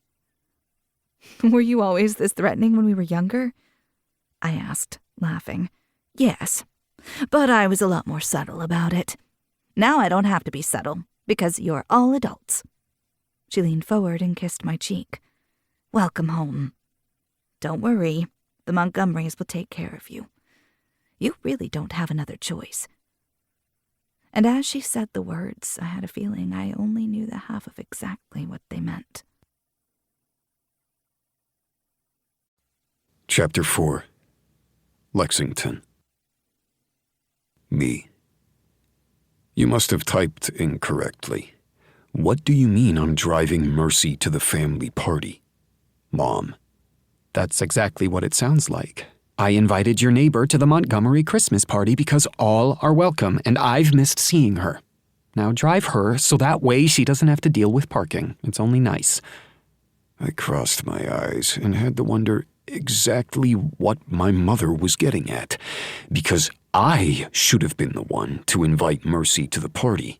Frankly, the only reason I hadn't was that every time she saw me these days, she got grumpy over the noise, and I didn't blame her one bit for that. However, inviting her to the family party felt odd for some reason. She had been to a few back in the day, of course. This wouldn't be the first time she had hung out with the family, but it would be the first time since everything had changed. And I wasn't quite sure what I felt about that. Mom. I am not trying to set you up with her. I do realize that some mothers constantly want their children to fall in love, make a family, and be happy, but I just want you to be happy. I promise never to set you up on a date. In fact, I think I've made this promise before. Me. I don't know if I believe you. My phone rang in that instance, and I laughed, seeing my mom's face on the screen. "Hello, dear Mom." A familiar, deep growl of a voice came on the line.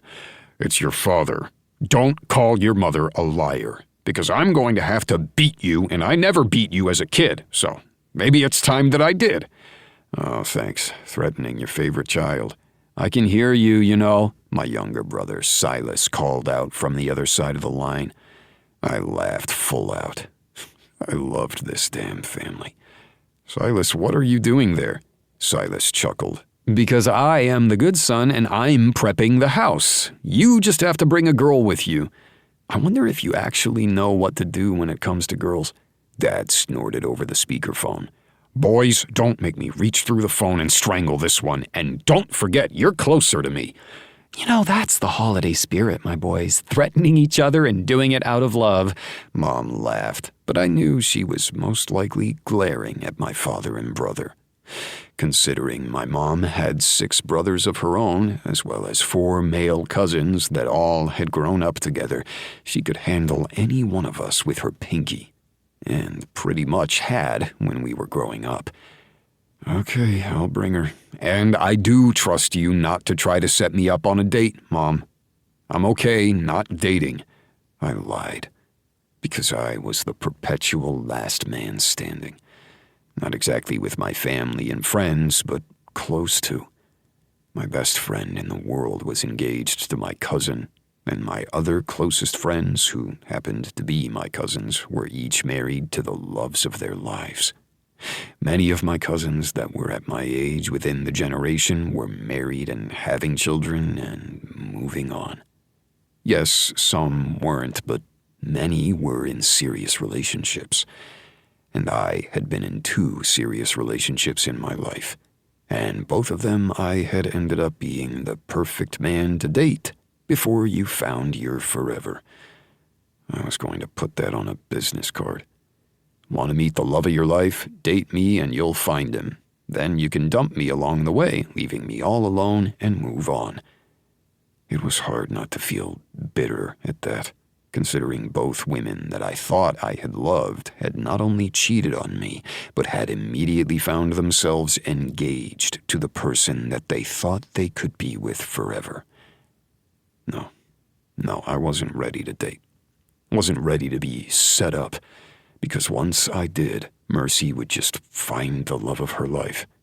And she had already thought she found that once with my former friend. It was way too complicated. I will see you in a couple of hours then, and you do not have to bring anything. Seriously, you don't need to bring wine or cheese or anything else. The rest of the Montgomerys have brought so much food we will have too much for even us. How many people are you expecting? I asked, a little worried. My parents had a big house, especially since it had only been the four of us growing up. But my family was in construction and liked building homes. It caused a vast quantity of Montgomerys in our lives. And they had gotten lucky with the land that they had been able to purchase because they could just add on buildings over time. You couldn't find that type of land these days for any reasonable cost.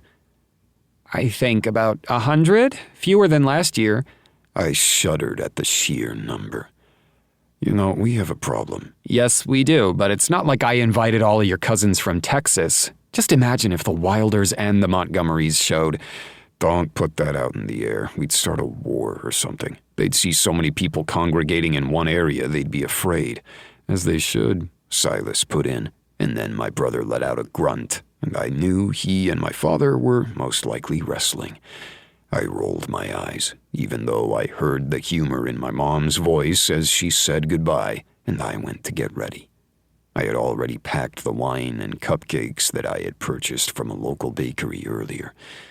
It wasn't from Latte on the Rocks, but I knew that my family who owned that cafe would be there as well.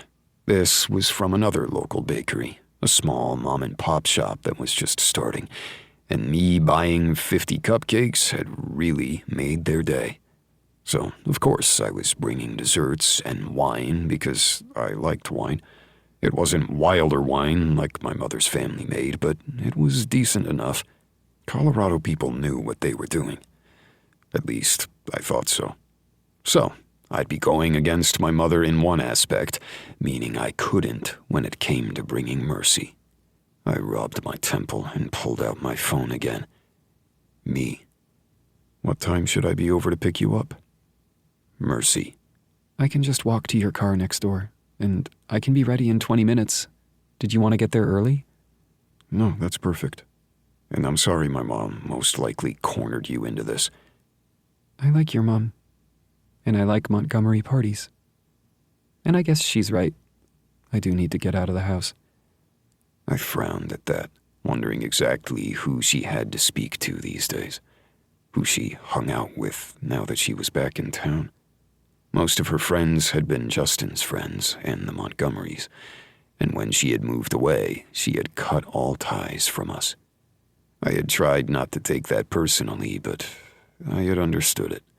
Between needing to get away from everything that Justin had done and taking care of her sister, reaching out to us after ignoring us for so long probably wasn't high on her list.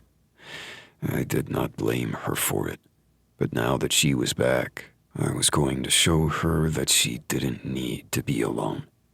But not in an awkward way, because that made so much sense. I finished getting ready and made my way out to my SUV and blinked when I saw Mercy was already there. Oh, you're fast. She shrugged, and I smiled at the bags in her hands. I've been pacing all day, wondering exactly what I was supposed to bring or wear to this. I'm sort of out of habit when it comes to Montgomery parties. But my friend's going to be there, so I'm not going to feel too badly or out of place. I set my things in the back seat and took the 2 bags from her. You know, we're friends. At least we were. I guess so. She shook her head. Sorry. I feel awkward all the time these days. Same here. But if you're not talking about the Montgomerys, which friends are you talking about? I asked as I got into the driver's seat. She got into the passenger seat, and I started the car, wondering if I was going to be able to make it through this hour-long drive. It didn't usually take that long, but with slightly icy roads and traffic, it might take even longer. So, wait, who do you know going to this other than Montgomery's? My friend, Posey. She's friends with Colin, and I think a few of your cousins. I nodded and turned on my turn signal so I could merge onto the highway. I know Posey. She's nice. I didn't know you knew her. Or did I? We're in the same profession and live near each other, and we've become friends since I've moved back. She's wonderful. She keeps to herself more than I do, however. I've met her a couple of times, though I don't know her well. I thought she was dating Cullen. Turns out I was wrong. I thought they were too, but they're just friends. It's nice, having friends. And that made me sound sad and depressed. I shook my head and got into the middle lane as people going 90 passed me, and people going 30 stayed in the right lane. I think the only time I leave the house these days is with family, mostly because we're all friends. I've been working overtime in order to get a few projects done and out of the way, including my own house. Why is that? She asked, and sounded honestly interested. I kept my fingers against the steering wheel and nodded. There's a contract for a large project coming up that I really want. We've all been working double time to get our proposal ready. It just comes with a complication. What kind of complication? It's the Arnaud estate. When she didn't say anything, I realized that we had been out of each other's lives for a little while now. It's the largest estate on the north side of the city. Beautiful views of the Rockies and one of the most historic areas that we have. It's also owned by my ex's family. I caught her wince even as I moved around a slow SUV in front of me. Do you think it's going to be a hindrance? Honestly, I don't know. Gia didn't have anything to do with her father's line of work or that estate, but I also don't know what she might have told her father. I didn't realize it until later, but she was far more vindictive than I thought. She liked to push the happiness of our relationship at the time in others' faces. And we didn't end on the best of terms, and when we saw each other afterward, she liked to show off the happiness she had with the other guy as if she hadn't dug a hole in my chest. I hadn't meant to blurt all of that out, but apparently it had been at the surface. Consider the amount of time I'd put into the proposal itself and getting ready for the upcoming bid retreat. I guess it made sense. Didn't she cheat on you? Yep, I said, popping the pea. The little growl escaping her mouth was hot as hell. Well, I can hate her for you if you'd like. I truly appreciate that. My lips lifted into a smile. At least my ex had the decency to move across the country. Damn straight. I shook my head. I'm still sorry that Justin did that to you. He doesn't matter anymore. Seriously, there are way worse things going on in the world, and in our own lives. And we are headed to a Montgomery holiday party, meaning there's going to be wine, cheese, and probably a few stories to share. I'm glad your mom got me out of the house. Make sure you tell her that. And that I didn't have to drag you out here. I'll do that, she said with a laugh, and we settled into the drive, speaking of work and things we had missed. And in that instant, it didn't feel as if any time had passed. But then again, so much had happened since. The party was in full swing by the time we got there, as the Montgomerys liked to be early rather than late. My mom had only rolled her eyes when I handed over my cupcakes and wine, but had been ecstatic when Mercy had shown up with a cheesecake. It's not homemade. It's from this little bakery. I frowned. From Savannah's? Yes, do you know it? It's where I got the cupcakes. I shook my head, my chest rumbling. I usually go with a Montgomery place, but I knew they were all backed up with orders, and I didn't want to use the family privilege to cut in line. Well, that's interesting, my mom said. I narrowed my gaze at her. She just rolled her eyes and tugged Mercy away. Taking her place, Dash came up to me, handing me a bottle of beer, and I moved into the party, finally relaxing after a long month of overtime and stress. The Montgomerys tended to switch off where they had the main party every year. This year it was in the Fort Collins branch. Next year it would be with the Boulder branch. We loved our holidays, and with snow on the mountains, the air crisp outside, but not so cold that you couldn't enjoy it, it was that perfect time of year. My family had gone all out with the decorations, and I knew my uncles and aunts had helped there. Everything was covered in green and red and sparkles and just looked welcoming. My cousins' kids were roaming about, at least those who could walk. The infants and toddlers were upstairs, already sleeping in the spare cribs that family had provided. Nobody got rid of baby things in this family, because it could always be used for someone else. We Montgomerys liked to procreate. I frowned at that, wondering when it would be my turn. Forever the groomsman, never the groom. Not that I would ever say that out loud. Beer empty, I took a few drink orders from my family and headed into the kitchen to get something else. I bumped into someone as soon as I did and reached out and grabbed her elbow. Mercy looked up at me then, eyes wide, and I swallowed hard, taking a quick step back once I found myself looking at her lips and not into those beautiful eyes of hers. Beautiful eyes? Well, it was time for me to go to water and not that single beer. Having fun? I asked before I cleared my throat since my voice was oddly scratchy. Yes, I'm honestly thankful to be out of the house. Thank you for driving me.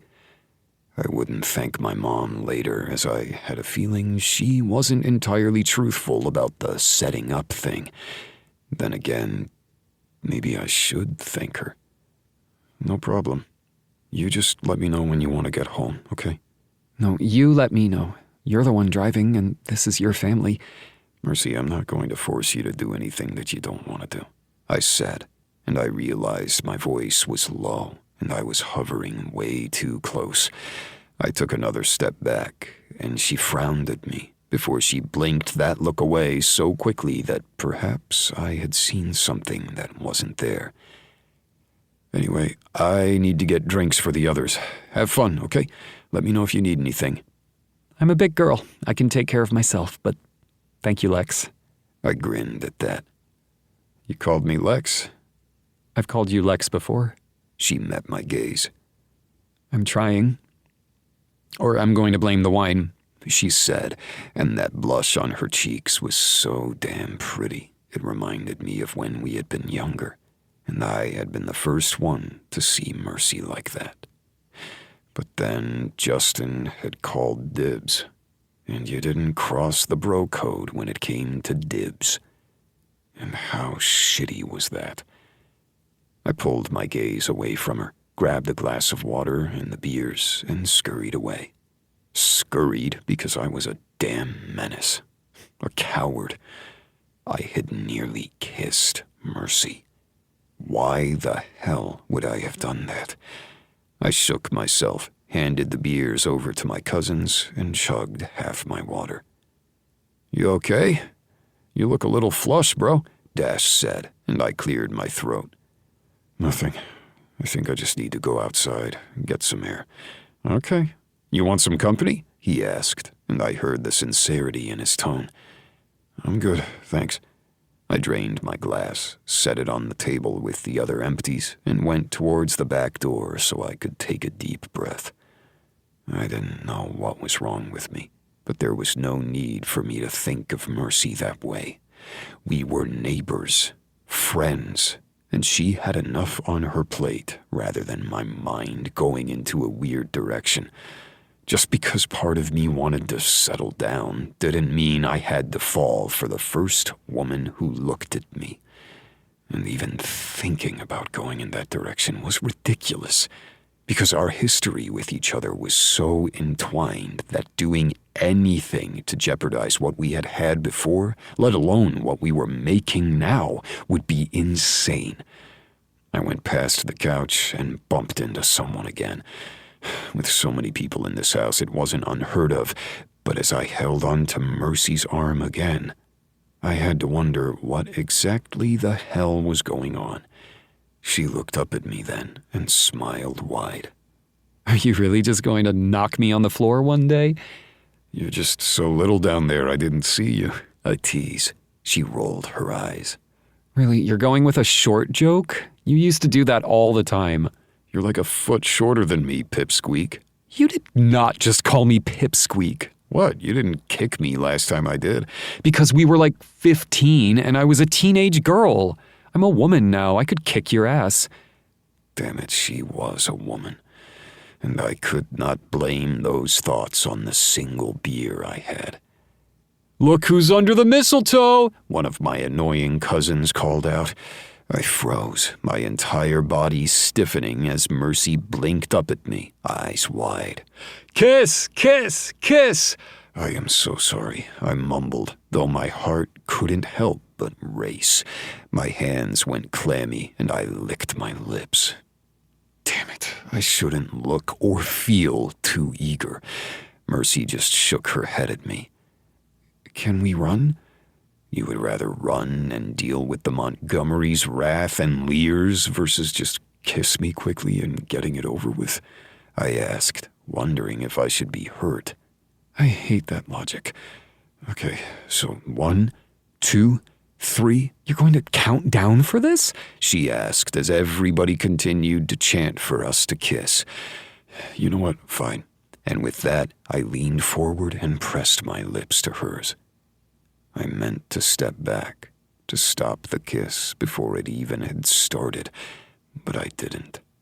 Instead, I parted my lips and swiped my tongue along hers. She tasted of wine, cupcakes, and mercy. Fuck. And when I pulled back and stared at her, everybody cheered, and I realized the drive home was going to be hell. Because I had just kissed Mercy, my former friend's ex-fiancée, and one of the first girls I had ever had a crush on. Oh, and my new neighbor. I guess hell had a new name. I guess hell had a new resident, and here I was, staking my claim. Chapter 5. Lexington. 4 years ago. Is there a reason we're out here at a barbecue? Justin asked, and I squinted at my friend, wondering exactly why he was asking this for the 8th time. Because we just celebrated our graduation, and now we're having a nice party before we split up and go about our days? Well, it's not like you don't know what you're going to do for the rest of your life. You have an in when it comes to your family. You could have chosen any profession that you wanted within the Montgomerys, and look at you. You chose the one that had perfect space for you. I scowled at the other man and tossed a bag of chips at him. Eat something. You get crabby when you're hungry. What? I'm not over-exaggerating here. You have multiple construction companies in your family, and you guys are just, what, going to open a subsidiary of one? Rather than forcing your parents out of their jobs? It makes sense. You don't have to go out there and figure out how to do interviews or make a resume. You have an in. An odd sense of guilt swept through me, but I did my best to push that away. I didn't automatically get a job with my family. Yes, growing up, when I had wanted to start working, I applied for any job I could get at 16 within the Montgomery construction companies. My parents had hired me because I had been the only person to apply for one of the jobs that required me to be knee-deep in mud and other things I'd rather not think about. Then I had worked for another company while I was 18 and in my first year of college, one that had nothing to do with the Montgomerys. I had wanted an outside take on what it meant to be an architect.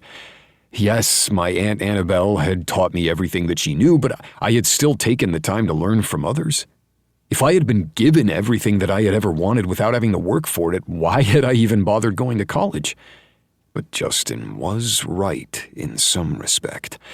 My family never would have let me fail completely. If I had tried for other companies and gotten the jobs, they would have cheered me on. If I would have found myself unemployed, they'd have made sure that I found a way to work with them. Just maybe not in the exact job that I wanted, because we cared about each other. but we also wanted the best in the business. I had wanted to be an architect and work with my family's construction company since I had been a little kid with a tiny tool belt and a little wrench. I had walked along the different sites with my little hard hat as I soaked in as much knowledge as I could. And I was damn lucky and excited that Dash, Brooklyn, and even Jamie had wanted to join us. Jamie could have worked for any company out there, as she was a whiz with marketing, organization, and just keeping an office afloat. Plus, she could make connections with anybody and make a bid worthwhile. We had wanted to start our own business because we hadn't wanted to stay in Fort Collins, and the company had grown enough that it was needed. It was my job on the line, my money on the line, or rather my loans on the line, if we failed. Just like it was with every single person who had bought in. Justin didn't understand that, and I tried not to be resentful for it. "Sorry," Justin said after a moment, as if he read my mind. "Yeah?" I asked, slightly grumbly.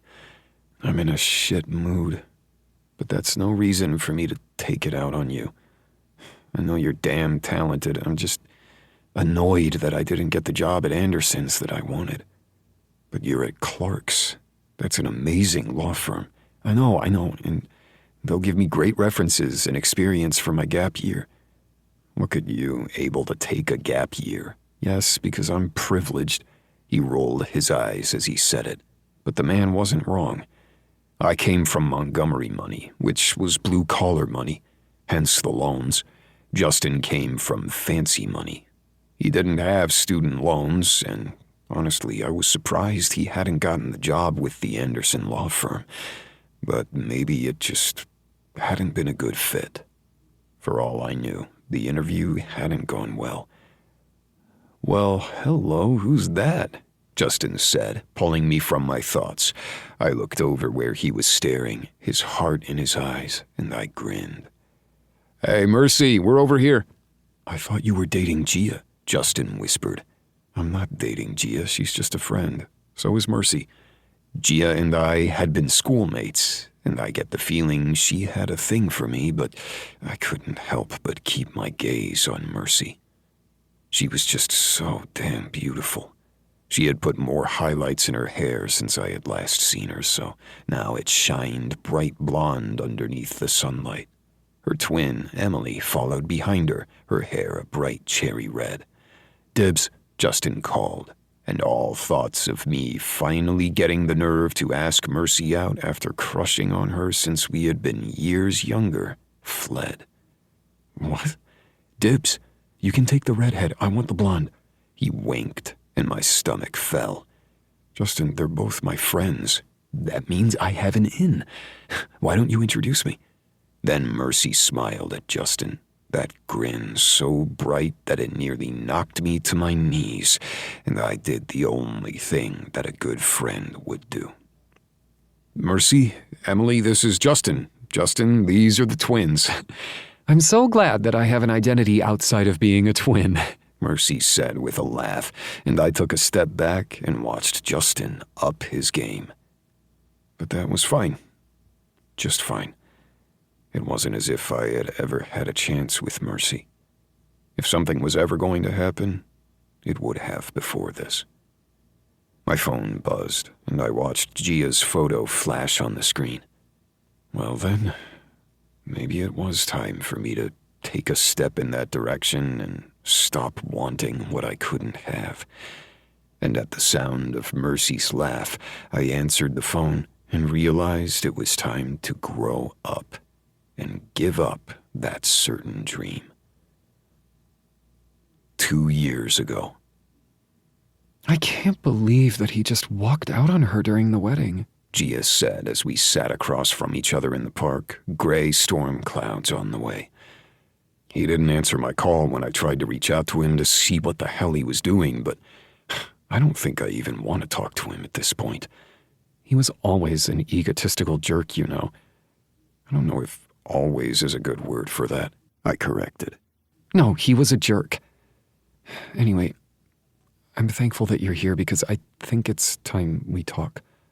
I blinked at her, the temperature chilling as the wind began to pick up. What is it that you wanted to talk about? I asked, grateful that my voice was staying slightly steady. Lex, you know I've had a lot of fun with you. I mean, we've traveled, we've made great friends, and I really like you. I swallowed hard and stuck my hands in my pockets. But I think you have to agree with me that this just isn't working. What's not working? I asked, my heart racing. Oh, why did it feel like she had her hand around it right now, squeezing ever so slightly so the blood vessels began to pop one by one? I don't want to say it's not you, it's me, but honestly, the phrase is useful. I just don't think we click. Gia, we've been together for 2 years. We live together. Why the hell was I even trying? I saw that look in her eyes. I knew it. She was done. Already moved on and just not here. I know, and I'll totally keep paying my rent on the lease, but Lex, do you really see us with a future? You're a nice guy. You're a great boyfriend, but I want a husband. My hand curled around the box in my pants pocket. The box I had hidden for months because I hadn't wanted to overshadow Justin and Mercy's wedding. Because I was ready. I was ready for the next step. And as acid coated my tongue, she continued to talk. But I just finally let go, knowing it was all for rote. The first raindrop fell, hitting me in the face, and I didn't blink it away. I'll come pick up my stuff soon, but I hope we can be friends. I mean, you're a great guy, Lex, but I just don't see myself marrying you. And I want forever. I know I'll find it, but it won't be with you. You're just not it. I hope you understand that. I watched her walk away, not a single word uttered. What more was there to say? I had never been more wrong in a situation, but then again, I had been. I'd been wrong about Justin. Now it seems like I was wrong once again. Rain began to fall in earnest, and I turned on my heel and made my way back to my car. I thought Gia was the one for me. I thought she was my forever. It turns out I wasn't good enough. And I wasn't going to be anyone's forever. Thunder cracked, and I slid my face up to the sky and let the rain slide down my face, doing what it did best, wash away the rest of the world. Or at least the problems I wanted to pretend I didn't have. When my phone buzzed again, I looked down at the text. Mercy. I'm sorry I have to do this, but Emily and I need to head to New York. We got into the specialist that we needed. Can you handle the list we went through? I know it's too much, but I can't do it right now. I finally got in my car and answered back, because of course I would help. The twins needed me, just like my family did. I was good at being there for them. It turns out I wasn't good at much else. Today. Are you really not going to let me work on your gardens? I looked up as Brooklyn got out of her truck and came towards me. I rolled my eyes at my cousin, shovel in hand. I'm literally just digging right now. You are the one who gets to plan my front gardens. Don't worry, I'm not taking that from you. Although that does seem like a bit of a downside for you, doesn't it? Not really. I love working with gardens. Mom and Dad let me take over occasionally.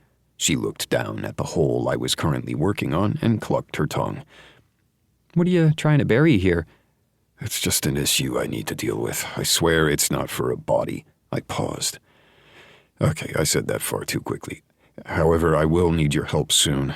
Again, not a body, she smirked. I do plan on adding a couple of trees in the back. Mostly because we had dry rot with one of the originals, and then the previous owners had planted another tree so close to the foundation there was going to be issues. Poor tree. Both of them were already dying. Well, which sucks. Tell me about it. Well, I'm here to make plans. Even if you hadn't let me in the first place, I was taking over. That sounds like the cousin I know and love, I teased. But why are you really here? No reason. Brooklyn sing-songed. Brooklyn. Fine, I just wanted to see if Mercy was home. And why would you need to see if Mercy's home? I asked, slightly on edge, because I knew exactly why Brooklyn was here, and why Dash had shown up earlier, and even Livy had come by. Livy didn't even live in the state anymore, but she, her new husband and daughter, as well as a couple of her new in-laws, had come down to visit before Christmas. They were spending all of Christmas and New Year's up in Wyoming, but had wanted to visit the family beforehand. And every single person had wanted to know what was going on with me and Mercy. Not that there was anything going on, it was just a kiss. A simple kiss that I had been waiting on since I was 8 years old, even though I had completely forgotten that I had been waiting on it since I was 8 years old. That's what happened when you lived in denial. Sometimes the denial worked. You're welcome to go annoy her while she's working, but today's a relatively quiet day on my house, so she's probably in her studio. I'm not dealing with her wrath. Why would she be wrathful? I just want to say hi. I raised a brow. It was mistletoe. Stop it. Uh-huh. So you are thinking about that kiss? Because your kiss wasn't the only kiss that happened underneath the mistletoe, and people have questions. What other kiss was there? What the hell had I missed? There hadn't been too many unpaired, non-family members there, so there were only so many possibilities. Aw, it's so nice that you're focused on your own moment in time underneath the mistletoe. Let me guess. The only kiss you got last night was by a cousin on the cheek. Rude. True, but rude. What about Rodney? I'm surprised you didn't bring him. Brooklyn rolled her eyes. That's been over for a while now. I'm seeing someone else. Though he didn't get to come to the party, he had other family obligations. As for Rodney, he didn't like that I disparaged Kale. I blinked, trying to catch up. As in, our friend's husband or the salad?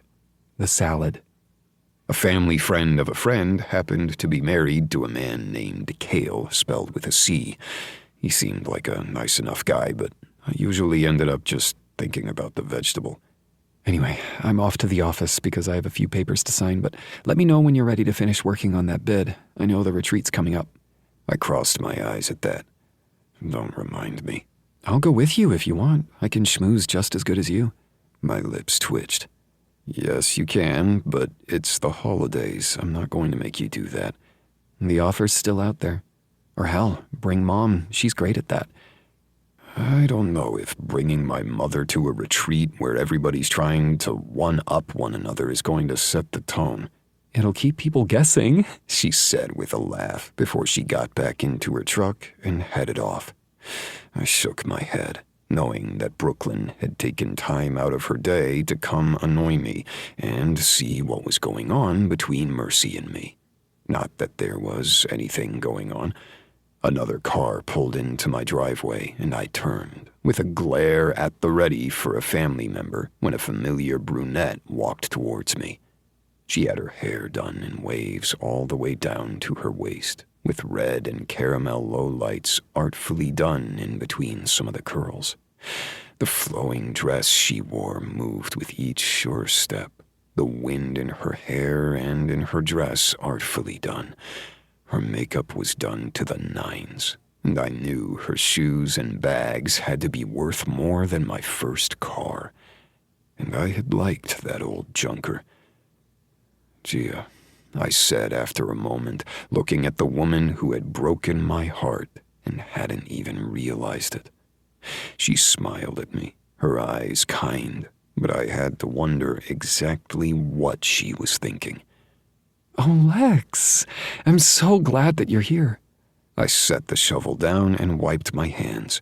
I didn't offer to shake her hand or even hug her, considering she wouldn't appreciate the dirt. I didn't know you knew about this house, I said in lieu of a true greeting. Oh, you know me. I have spies everywhere. She rolled her eyes. For real, though. I was working with Daddy on a few permits, and I realized that yours had come up. And, well, I just wanted to see how you were after Carly's news. I blinked, wondering exactly how Gia knew so much about my personal life, and work life, for that matter.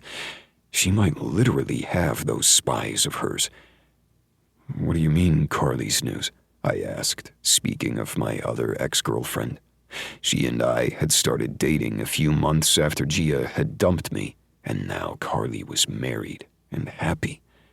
Again, I was the man you dated before you found your happily ever after. I set my teeth at the thought and tried not to sigh. Well, I just got the news in the mail about the baby shower. My stomach fell, and I tried not to stagger back. Carly's having a baby? Her eyes narrowed to slits before she smiled brightly. Yes, isn't it great? I just love the fact that you can be friends with your exes.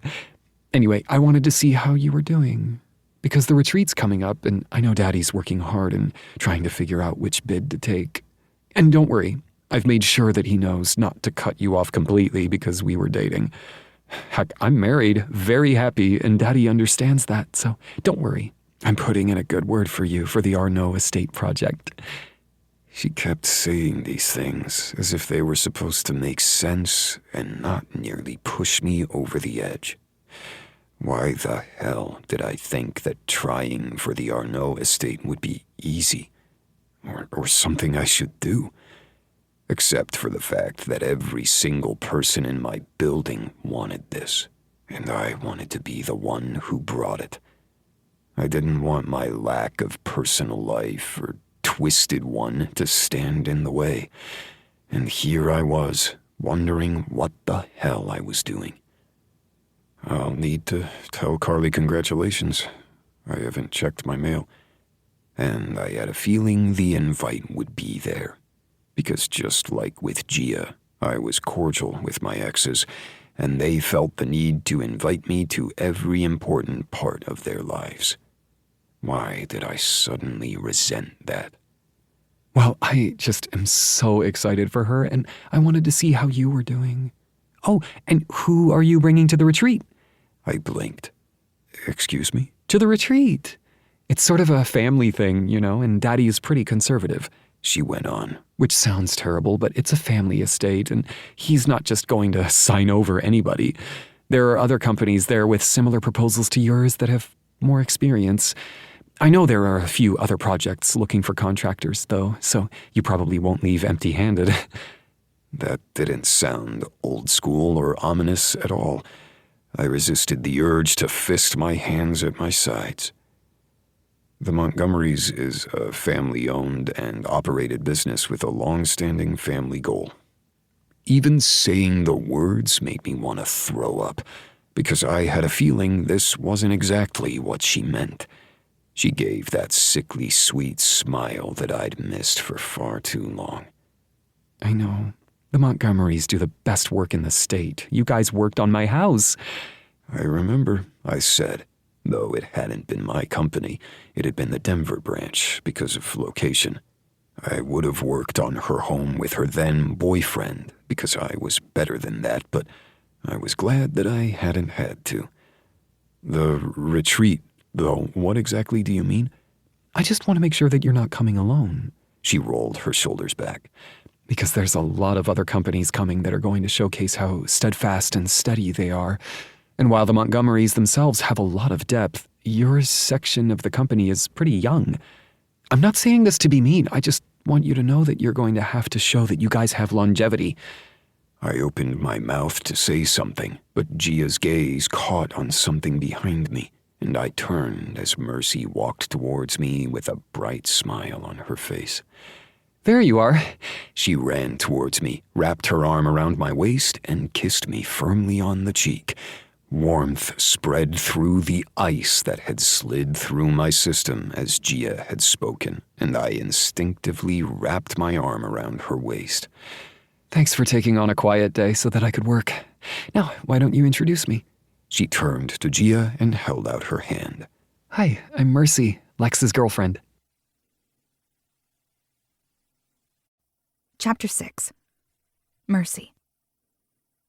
Was it really spying if you just happened to be in your living room at the front window drinking a cup of tea? It wasn't as if I had purposely tiptoed towards the glass, leaned forward, and pressed my ears so close I could possibly hear their words. No, I had just opened the window earlier to let out smoke because I had forgotten I had put a pan on the stove and went to work. It had taken me longer than I'd wanted because of 3 more random calls that led to nowhere that were really starting to annoy me. Yes, I had only been working a room away, but boiled eggs that had been overboiled with all of the water gone made for a disgusting mess. I was just lucky I hadn't burned down my house. So that was why the window was open. And that was why I had been able to hear most of every conversation Lex had had over the past 20 minutes, including one with Brooklyn. It wasn't my fault that I had heard my name. Anybody would be curious. So I continued to sip my tea because I was a voice actor. I needed to soothe my throat and practice voice rest so I could continue working on my heavy deadline. I was the one who put myself into this deadline over the holidays, but that was fine. I was making it work, and here I was, sipping the rest of my tea as I listened to Gia drone on and on about her perfect life. I cringed. No, that was uncalled for. Gia had always been nice to me, at least the few times we had hung out together as a group. But she hadn't really understood why Lex had female friends, and frankly, I didn't blame her. After all, my fiancé had ended up cheating on me with the wedding planner. So, maybe having female friends when you couldn't trust the person you're with really didn't make sense. But Lex was trustworthy. That much I knew after knowing him for so many years of my life. Gia had been cautious about his female friendships, and I had always understood. I had never wanted to be the person who could hurt someone's relationship. But it seems in the time I had been gone, Gia had not only broken up with Lex and moved on, but Lex's other girlfriend was already married and having a baby with someone else. I was terrible at relationships. Yes, I hadn't had one, or frankly, hadn't had sex since Justin, and that was something I didn't want to think about. But it seemed that Lexington was as bad off when it came to romance as me. And that sounded like a terrible time. When Gia continued on about family matters and what her father was looking for in terms of a contractor, the hair on the back of my neck stood on end. None of the Montgomerys in that particular branch were married, from what I remembered. Meaning, none of the Montgomerys who wanted that job had family. Cousins, siblings, and loving parents counted as family in my book. Considering I had nobody left, it sure as hell counted, but I didn't think that was the family Gia was talking about. Somehow I found myself outside of my house, walking down my path, doing the most insane thing I could possibly do. I slid my hand around Lex's waist, gripping his belt loop with all of my strength. Then, without thinking, I went to my toes and kissed his cheek like I had a right to do that. I ignored the odd warmth in my belly at the touch. This had to be an out-of-body experience, after all. I said a few words that might have made sense, then did the most ridiculous thing possible.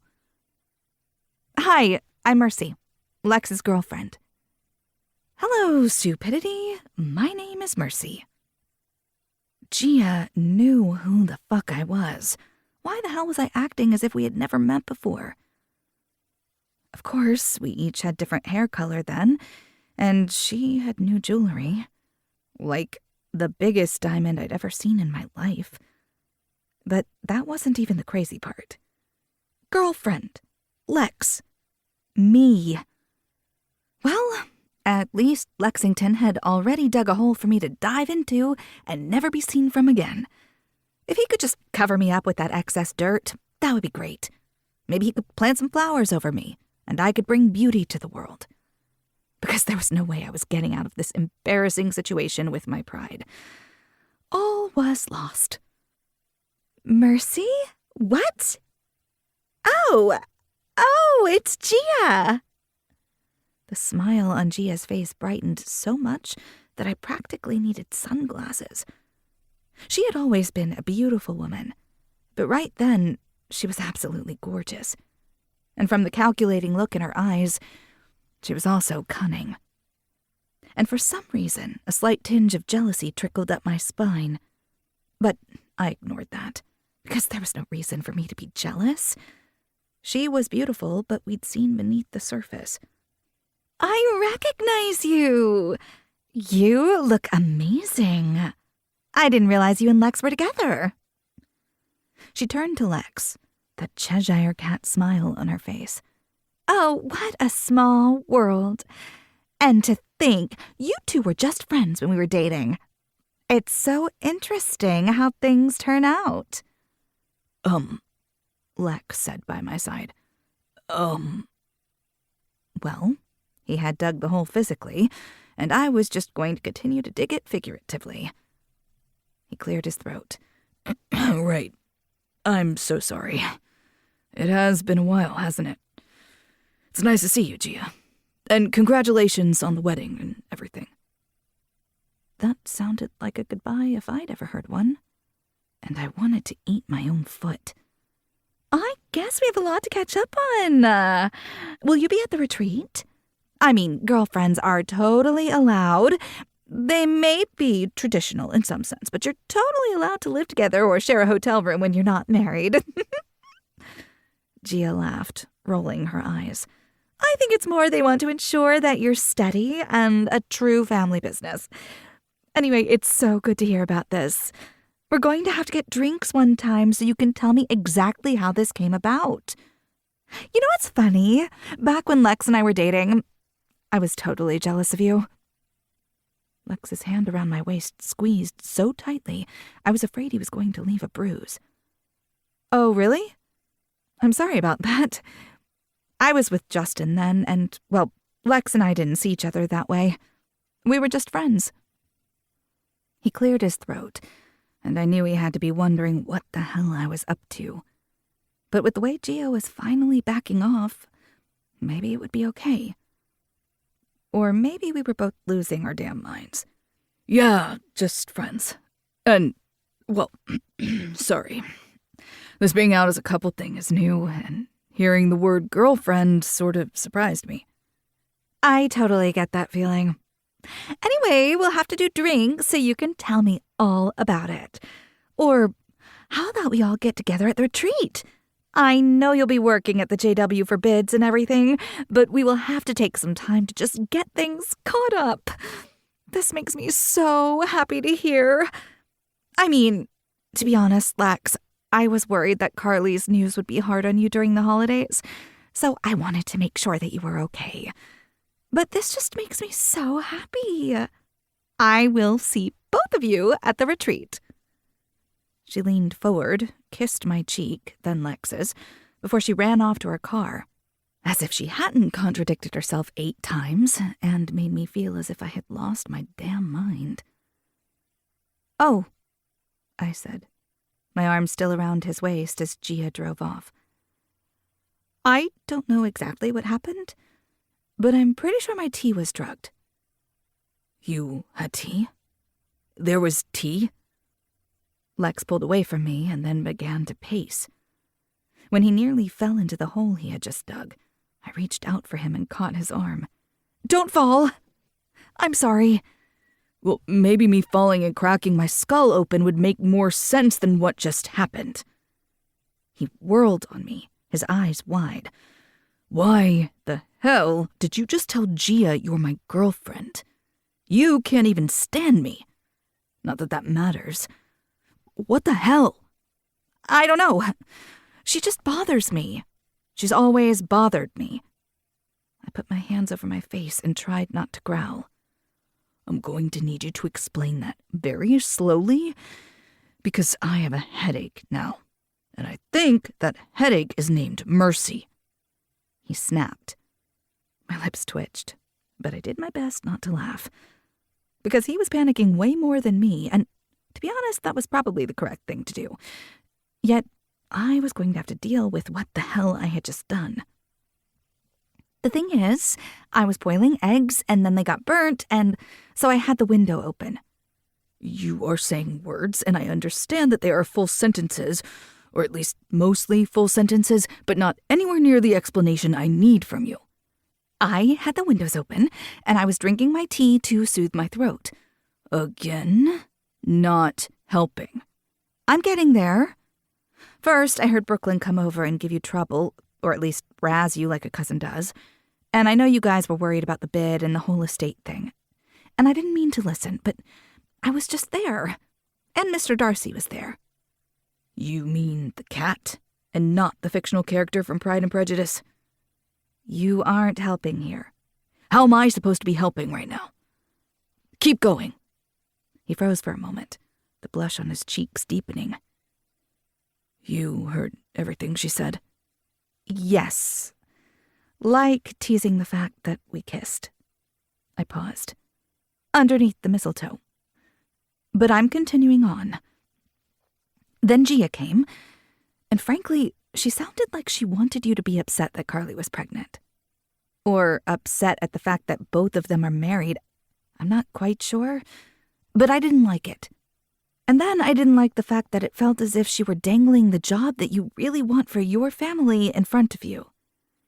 And one thing led to another, and I kind of wanted to just kick her. So, you kicked her with an imaginary wedding? He asked, his voice going high-pitched. I looked around, afraid somebody would hear what had just happened. Come on in with me. I don't want to be overheard. Who the hell is overhearing this? Unless another neighbor has their window open.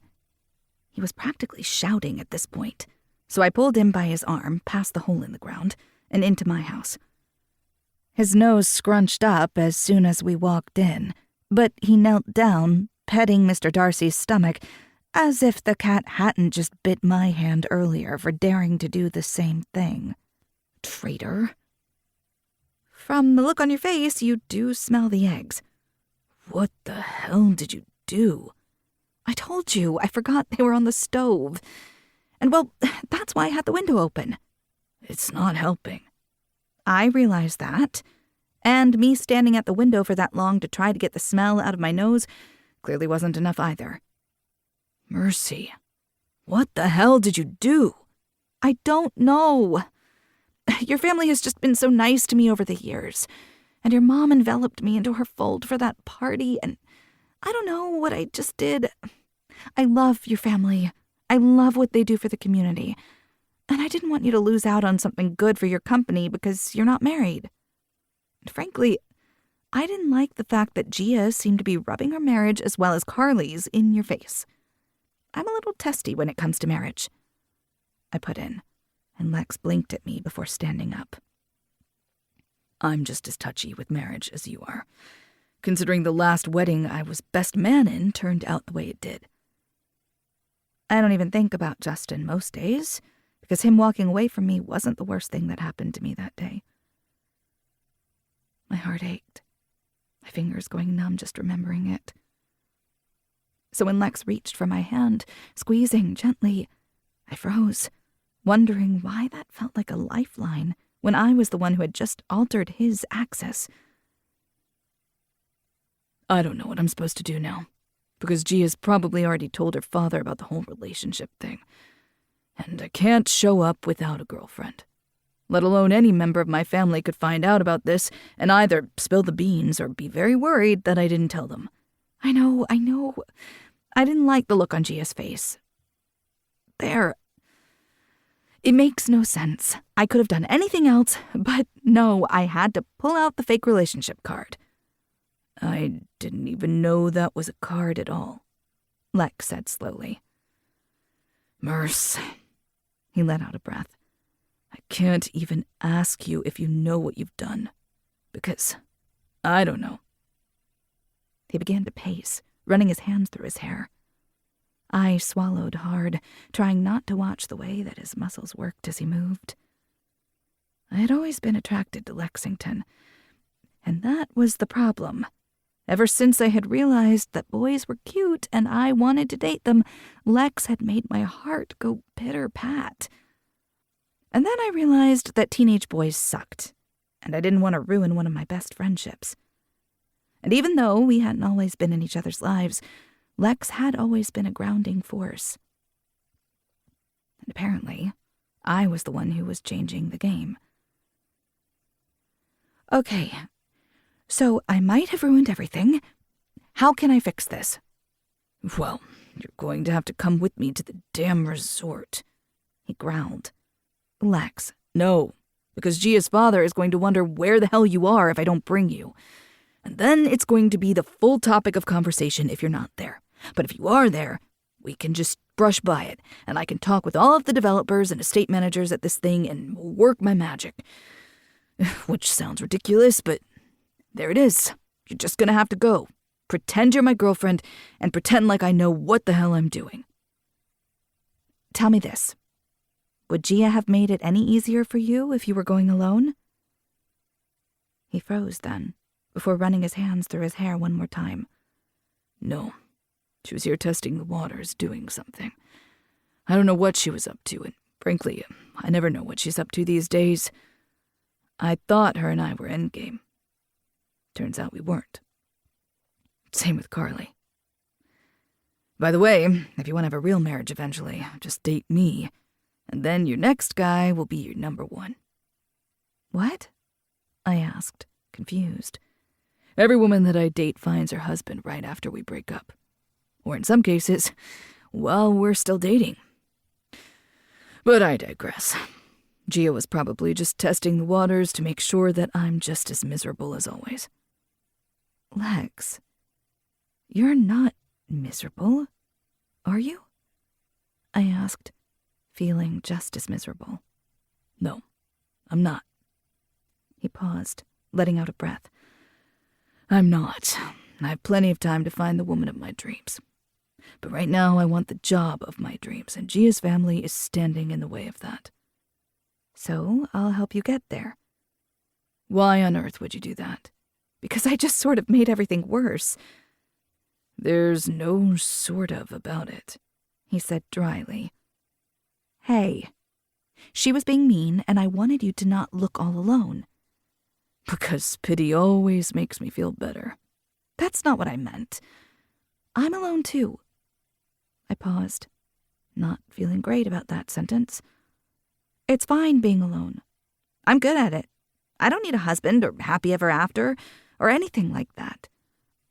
But I didn't like the way she was acting, and frankly, if you want that job so badly and you need to look married and happy in order to have it, then I'll help you. Because screw conforming to normalcy. We'll lie our way through it and make plans. He stared at me for a moment before he threw his head back and laughed. What? What did I say that was so funny? Everything. You are ridiculous. But so am I. Because you know what? Why not? I frankly wasn't in the mood to deal with Gia's pitying looks because, yes, they were pitying. So now I won't have to. Now we'll just have the curious ones. And what about your family? They're not going to be at the event, so we won't have to lie to them. But I'll probably tell them to keep it under wraps, just in case. So we lie to everyone that's not a Montgomery. Which oddly sets aside a large group of the population that will know the truth, I said, trying to make light of a very awkward situation. Yes, making fun of the Montgomery monopoly is really where we're going with this. You're the one who said the Montgomery monopoly exists. We're a cult or a mafia, not a monopoly. How many times are you going to say that word in a conversation? Okay, we'll do this thing. It's only an overnight event because there's an early morning golf thing, but I don't even know if I want to do that. Okay, then. Just tell me what to do, and we'll fix this. You'll get the job of your dreams. We'll make sure Gia doesn't get that look on her face again, and this will be my thank you for inviting me to that Christmas party. And, well, also, sorry for being such a bitch when you first moved in. His lips twitched before he leaned forward and brushed my hair back from my face. My lips parted and I sucked in a breath at the touch. You weren't a bitch. You aren't one either. And yes, we'll get that job. In a way more complicated way than I was planning. That's me. Your favorite complication. He smiled then, and I knew once again I was in trouble. And it had nothing to do with pretending to be his girlfriend. Chapter 7. Lexington. Dash. Are you sure this is a good idea? Brooklyn. I think it's a great idea. I didn't ask you, Jamie. He's already doing it, and it's not like we can bring another girlfriend into the game. Reese. How did I get invited to the family group chat about the company? Wait, how did you get added? Crap, this is the wrong group chat. Damn it, I knew I needed to name this one. Sorry about that, Reese. I'm at the job site and now wondering exactly why you're talking about a fake relationship. Though I hope the girl is real and the relationship is the fake part. Me. You don't need to worry about it, just get to work. Oh no, what the hell's going on? I pinched the bridge of my nose as the family members that worked at Montgomery Construction proceeded to tell Reese, our fire restoration expert, exactly what the hell I was doing. Not that I knew what I was doing. The laughing emojis that Reese sent after being told exactly what happened pretty much explained it all. The family has decided to butt in on what we're doing. Oh, what are they saying? She asked as she leaned in to my side.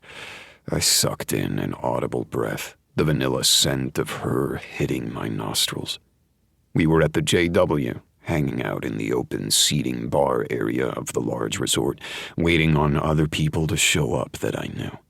For now, it was just men in business suits as they strolled about, trying to one-up one another. I'd had 3 productive conversations with other estates and committees looking for companies in the future. The Burson representative had been receptive, and while I knew they weren't looking to add anything to their plate as of yet, I thought they could be a good fit for Montgomery Construction in the future. I'd make sure Jamie reached out later since she was fantastic at that part of the process. We had only been here a good 30 minutes, and this was the first time that Mercy had been close enough to me that I could scent her since we'd changed for the event. The hour drive into the mountains for this resort, when Mercy had been far too close to me in an enclosed space, had been long enough. She smiled up at me, and I finally brought myself out of my wandering thoughts. Wait, do I know Reese? I shook my head. He works for us. Well, the Montgomerys. He's newer to the company, and I'm glad that we got him. What does he do? He's a fire expert. She blinked up at me, and I slid my phone into my back pocket after ignoring the rest of the messages. It wasn't as if my family could stop me at this point, nor could they help me figure out what the hell I was doing at this moment. He is great at restoration. If there's fire damage in a house, he's the one that can help facilitate any issues. Because restoring an older building to its once grandeur, or even updating anything, is completely different if there was fire or water damage involved. You have to deal with the sheetrock, any subflooring, as well as deal with the environmental and health impacts of it. I never really thought about that. Your job can get a little scary, can't it? Well, there's risks with any type of job, but we as a company hadn't fully dived into projects that would entail such difficult circumstances until we brought Reese along. He's been at it for about 20 years now. I pause, doing the math. Actually, that number's right. Well, I'm going to have to make fun of him for that later. Mercy's lips twitched. Ageist. No, if I was an ageist, I wouldn't have hired your friend Cullen or Reese at all. Instead, I hired the men with experience who don't mind working for a company filled with Montgomerys that are far younger. Mercy's brows furrowed, and I had to resist the urge to lean forward and rub the little line away. What the hell was wrong with me? Yes, I had always found Mercy hot, had always been attracted to her in some shape or form, but she had been my friend's girlfriend, then fiancée, and now she was my neighbor. A neighbor who probably saw me and was reminded of the bullshit things my former friend had done.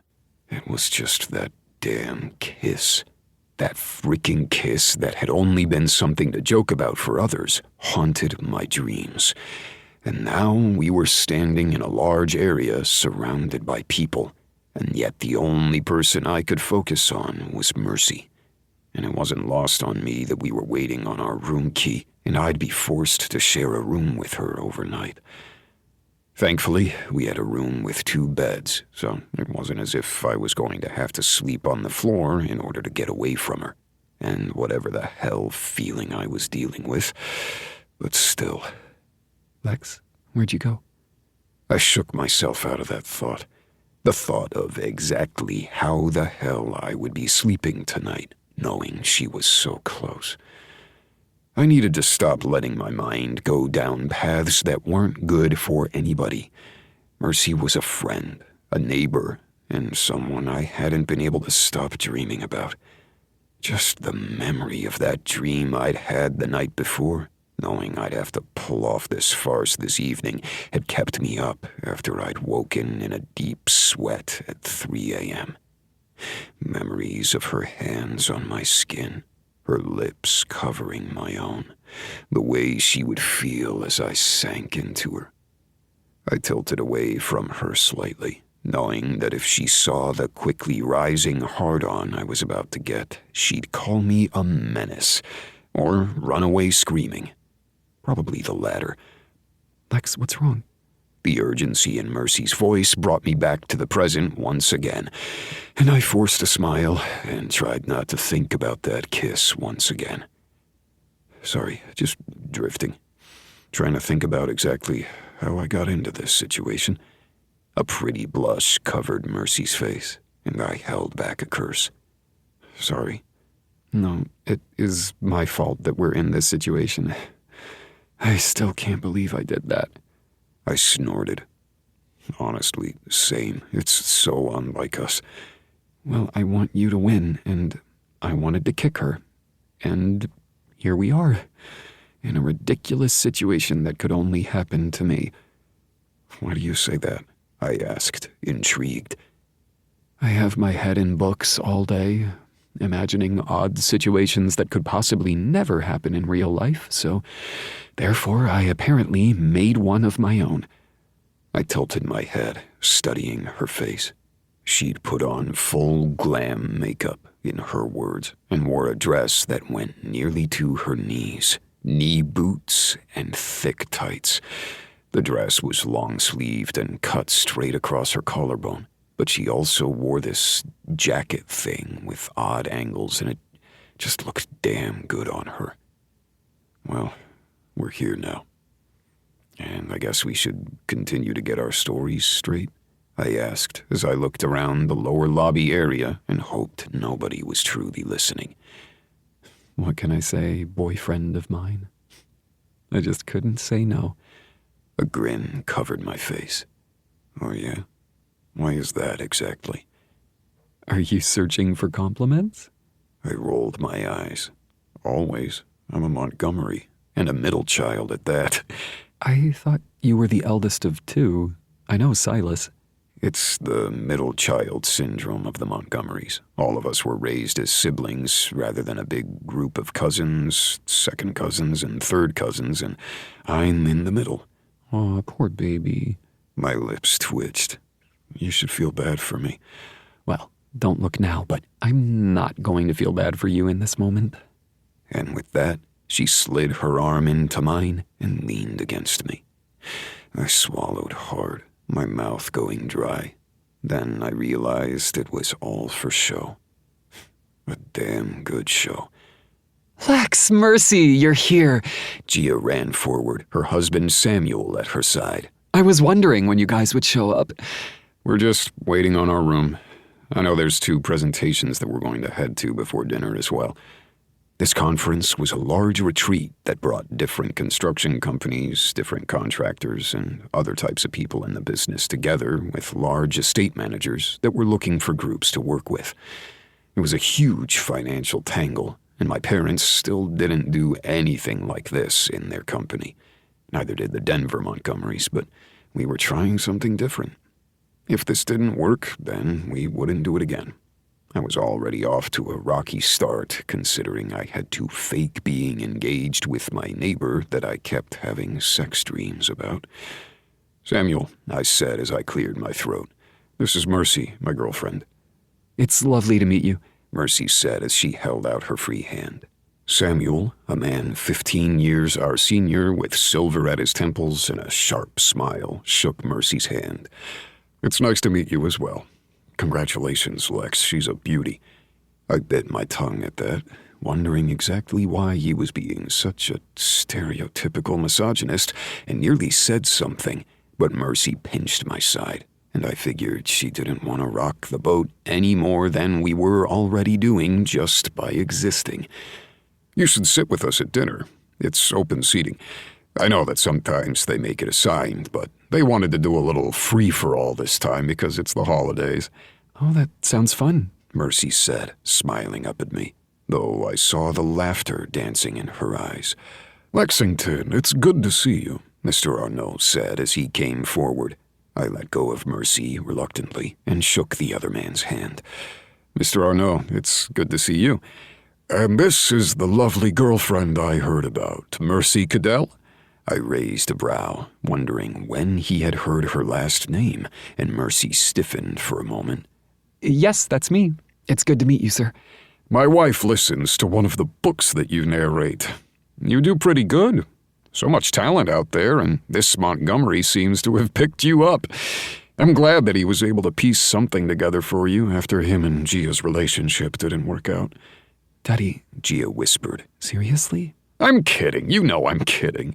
"Sure, sir," Samuel said through gritted teeth, and I lifted my chin at the other man. He wasn't my adversary. I wasn't in love with Gia anymore, and I knew he probably didn't enjoy hearing about Gia's ex-boyfriend just as much as I didn't enjoy what the hell Mr. Arnault was doing.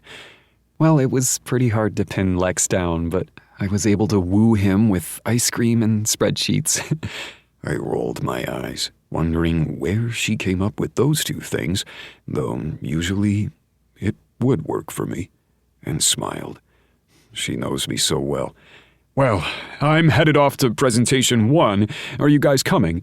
"Of course, and I'm excited to talk to you about the estate. All in good time, Montgomery, all in good time." The 3 of them left as Mercy and I stood next to each other. When her shoulders began to shake, I looked down at her.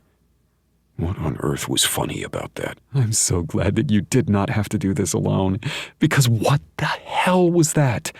Did he do some CIA deep dive into my past or something? I shuddered. I surely hope not. So creepy.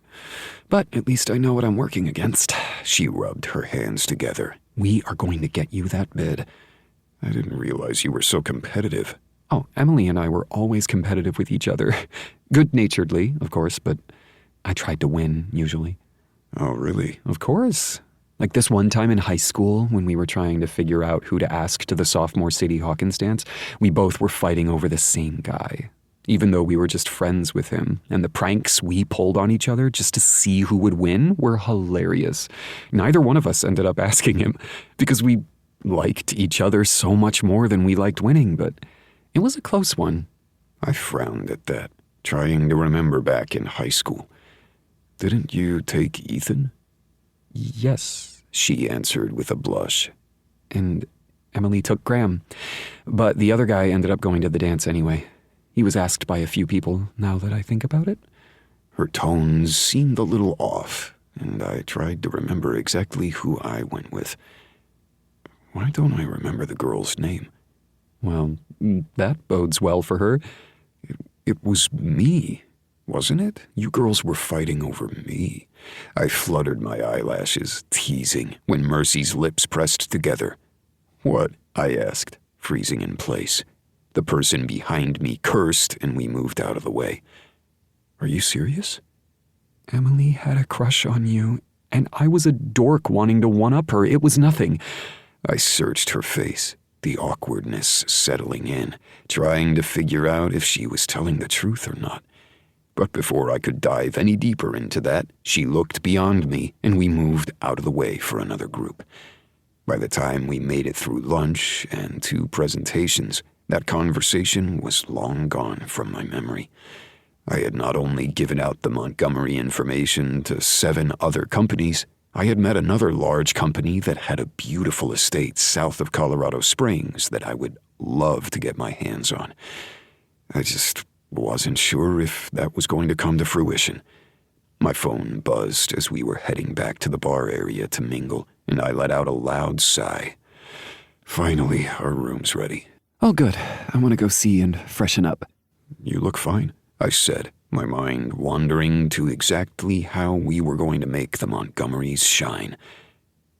Thank you so much for that. I feel gorgeous and stunning with that praise. You should stop. I cringed. I mean, you look beautiful, Mercy. You always look fucking beautiful. I was just saying, you don't look like you need to freshen up, but what do I know? I'm a dude. Well, if I knew you were going to ramble like that, I'd asked how you felt earlier. I rolled my eyes as we picked up our room keys. The bell service said they would bring our bags up to us later, but Mercy picked up her smaller bags so she could indeed freshen up. Not that I thought she needed to, but apparently saying that only led to more awkwardness. So how formal is dinner tonight? I know you mentioned it, but now I'm worried I don't have a good enough dress. I looked down at what she was wearing, my lips forming a smile. If I say you look fine right now, will I get kicked? Maybe elbowed. Seriously, though, it's not formal. I'm wearing this. I gestured down to my pants and button-up shirt. Nothing too crazy, promise. Plus, the storm is getting to be a bit much out there, so we'll be snowed in no matter what. Being warm matters more than sequins. Thankfully, I left mine at home. She narrowed her gaze at me, though her lips twitched. Okay, then. I won't pull out the ball gown I brought. I nearly tripped at our door. You brought a ball gown? Doesn't every girl? She rolled her eyes. We are going on with this farce, she whispered. So if I'm going and I go full out, why not? You in a ball gown would be a sight to see. I would have to own one first. You're confusing me, woman. It's what I live to do, she teased. Shaking my head, I opened the door and froze at the sight. What's wrong? She asked as she bumped into me. Oh, crap. I promised it would be 2 beds. I did not do this, I swear. We closed the door behind us, and I swallowed hard, wondering exactly what the hell we were going to do for the evening. Okay, we can do this. I mean, we're adults. Mercy, it may be a king bed. I may be an adult, but you did not sign up for this. We stood at the end of the only bed in the single room, and I met her gaze.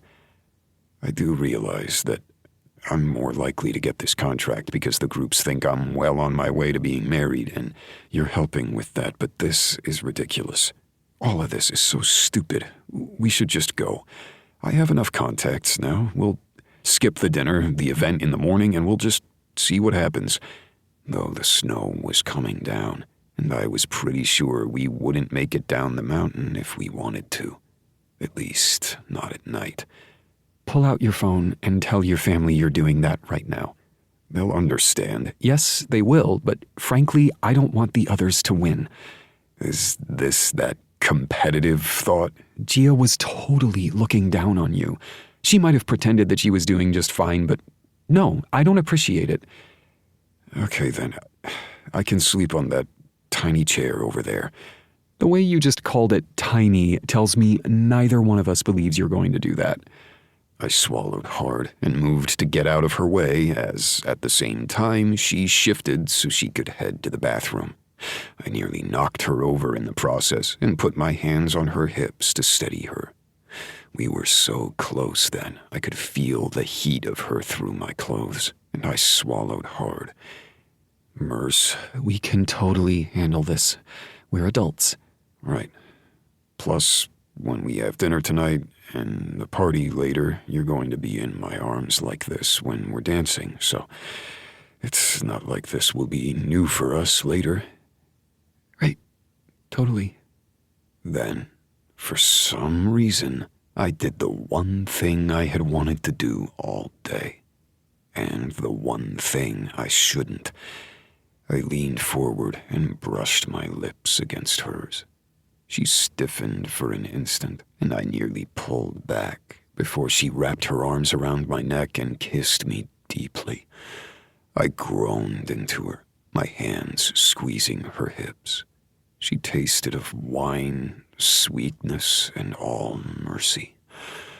I needed to stop kissing this woman. We were friends after all, but none of that made sense in this moment.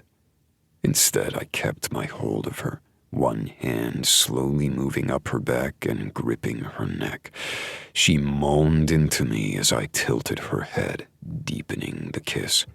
When her arms came down to pull at the bottom of my shirt, I realized that my other hand had been at the edge of her skirt. Pushing all thoughts of worry out of the way, I tugged up her skirt, finally meeting bare flesh. Were these stockings? I growled against her. I wanted to feel pretty. You're so fucking sexy. And then I kissed her again, nearly ready to push her on the bed, shove up that skirt, and taste the sweetness between those thighs. A knock sounded on the door. I cursed, both of us freezing in our actions. It's our bags, I whispered against her lips. I know. We pulled away, staring at each other. Her lips were swollen, her eyes dark, and all I wanted to do was ignore the bell service and take her. But this was just a fake relationship, and fake feelings could get in the way. Though I adjusted myself, watching the way that her eyes widened at the act, and went to open the door. And hopefully, by the morning, I would be able to forget what had happened, even though I knew I was clearly lying to myself. Chapter 8. Lexington. So, you see, when I brought my daughter into the business, we truly catapulted ourselves into the next generation. Without family, without knowing where you came from, how can you ever know where you want to go? I nodded along as the man who held the future of a major part of our business droned on and on about family without his family in the room. Gia and Samuel had gone off to dance on the patio area, with fires and fairy lights warming and lighting up the place. Snow drifted from the sky, not quite accumulating over time. Maybe overnight we'd get an inch that would be melted by mid-afternoon. Just enough time to get through an early morning conference and head home. And as I stood there, drink in hand, I tried my best not to look at the woman beside me. And yet I couldn't help but do so. He said a whole lot and yet nothing at the same time, Mercy whispered beside me. I leaned down so I could hear better, since she was over a foot shorter than me, even in high heels. Doing so meant I could feel the heat of her more, and I swallowed hard, reminding myself that I was an adult, and I could handle being close to Mercy. What the hell was wrong with me? I had spent most of my life being the brother who smiled and laughed, but the one you could count on. I had even been the one to push many of my cousins into finding their perfect match and taking a leap when it came to romance. And all I had wanted was that of my own. a fraction of what could be. All I wanted for so long was to settle down like my family had. And then Carly had left. And then Gia. Well, it wasn't as if I was against relationships. I just knew if I gave in, it would be far more complicated. He's not wrong about family, but our company doesn't solely base who we work with on the company's relationship status. Exactly. However, if this is going to be good for the Montgomerys, I'm here. When will we know about the bid? As Gia's father looked over, I reached out and finally let myself touch her. I slid my fingers over her wrist, and she stiffened for a moment. When her mouth parted as it had after I had kissed her, I swallowed hard and prayed that my dick wouldn't betray me right then. No matter what, though, using Gia's father as an excuse to touch Mercy was probably all kinds of wrong. Montgomery, enjoying yourself? I slid my arm around Mercy's waist and smiled. Since my other hand carried my drink, I didn't have to bother reaching out to shake his. For some reason, I knew if I did, it would be giving in to something. That man was all about his power games, hence why I had a damn fake fiancé at my side. I've always loved hearing about the Montgomery family. You guys have been strong in your beliefs and your connections. You truly know your values. I held back a snarl at that, because I had a feeling his values wouldn't be the same as ours. After all, I had more than one set of aunts and uncles in poly relationships, and those weren't exactly the values that some people liked working with. But our family knew how to say, fuck you to the rest, and we weren't hurting for it. I just didn't know exactly where this man stood, and that meant there was more research to go with, because Gia hadn't been a bigot. In fact, Gia was bisexual and had been dating a woman before me, and I knew her family had welcomed it. So, maybe I was just thinking too hard when he said family values. Well, my family likes owning businesses. We just tend to have a wide array of them. I hear that. Of course, we tend to do the same, just more real estate. My family did real estate too, but not quite what this man was saying. We weren't worth the multi-millions that he was. However, he took good care of his companies and his people. I didn't know why he was suddenly rubbing me the wrong way. Anyway, I'm really excited about what you have planned for the estate. I've looked over your bid. I think we need to talk a little bit more on it, but you have great ideas. And frankly, my wife, who couldn't make it here tonight because of a head cold, is at home listening to your girlfriend's voice and loves the books, so that helps too. He winked as he said it before walking away to talk to someone else. My hand squeezed Mercy's hip, and I let out a deep breath. Did that just happen? I thought I heard a soft laugh escaping her mouth, but I could be wrong. I think it's time to call it a night, before he realizes that my day job consists of me sitting in sweats and talking to Mr. Darcy. My lips twitched, but I nodded, then drained my drink before setting it down on one of the empties trays. We made our way upstairs, and my mind went in a million different directions. I pulled her to the side of the room where no one could overhear. Mercy, we nearly have the project. I can feel it. This account could catapult us into where we wanted to be as a company. Every single one of my core members wanted to work on some part of that estate, and I have the numbers of multiple other projects that could cement us into our future. Because while we are in the black, we aren't as solid as the rest of the companies in our family. We are younger, newer, and still figuring things out, but this would be a huge milestone. I hadn't meant to spill all of that, but it had been going on repeat in my mind for days. Months, if I were being honest, because the team needed this. She gave me an odd look as she studied my face. You put so much pressure on yourself, Lexington. Merce. Someone called my name, bringing us out of the moment, and we went back to the reason we were at the JW to begin with. The reason we were here, together.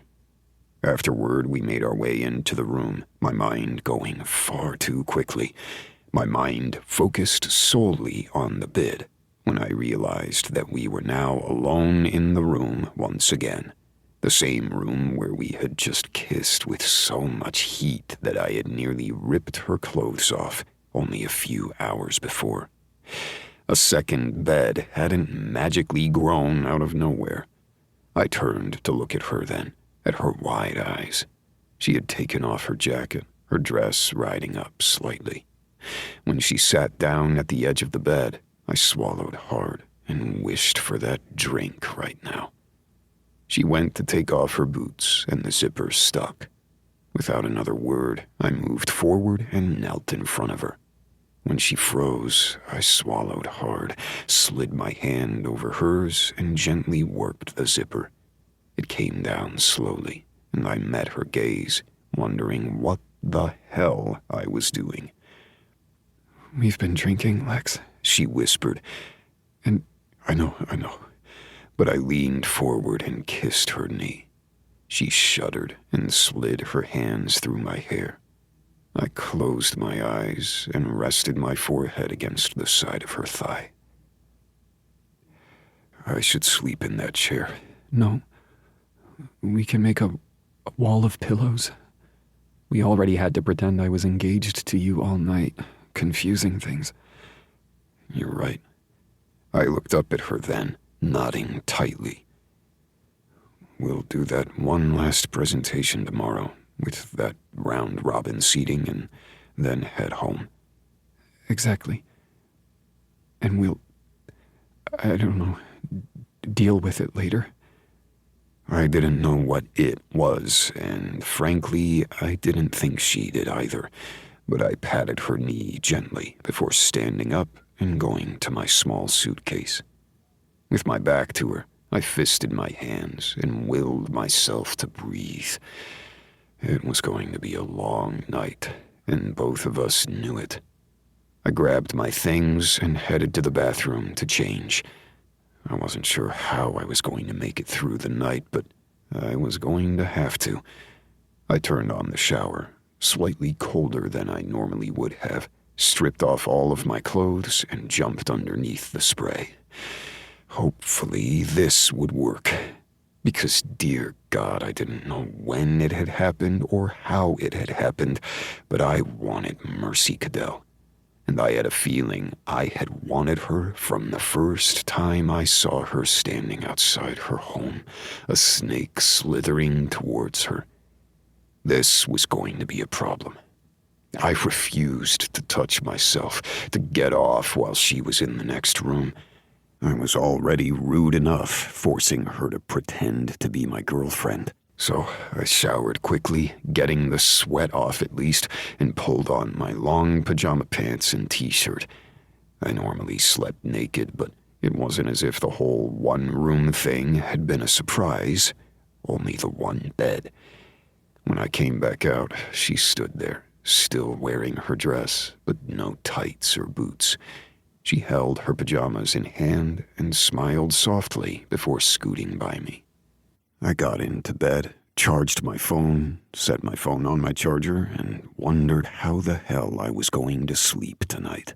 So I slid down under the covers, turned off my light, and shifted so my back was to the bathroom door. So when she came out, I didn't say a thing and pretended I was asleep. The bed shifted as she moved in beside me, and I let out a breath as she turned off her light. But neither of us set up that pillow wall, and I had a feeling that neither of us slept. "So, how did it go? Tell us everything." Jamie bounced from foot to foot, planner in one hand, coffee in another. I narrowed my gaze at the coffee in her hand. What cup are you on? that's not important now. I'll take that, Brooklyn said with a laugh as she took Jamie's coffee from her. I'm an adult. I can handle my own coffee intake. Jamie frowned as we all stared at her. Fine, I'll go drink water. I don't know why you're saying it like that, as if you don't have your full water bottle at your desk that you've already refilled once today. How many fluids are you getting a day? Dash asked as he walked into the main conference room of our building, Reese right behind him. I don't think that's any of your business. Jamie lifted her nose. Brooklyn snorted. Seriously, though, how did it go? Her phone chimed for a text, and she held up one finger. Hold on, it's Duke. Oh, yes, let's stop our work conversation to talk about your boyfriend, Dash drawled. We have 4 minutes until the meeting starts, and I promised I would text back right away. That doesn't sound controlling or anything, Reese bit out as he headed over to the coffee machine. He pressed a few buttons and a latte started up. I raised a brow as the man added caramel to it, but sighed as I realized he was making a second cup. This one, just black coffee. Without another word, he handed the caramel latte to Brooklyn, who just beamed at him. Thank you.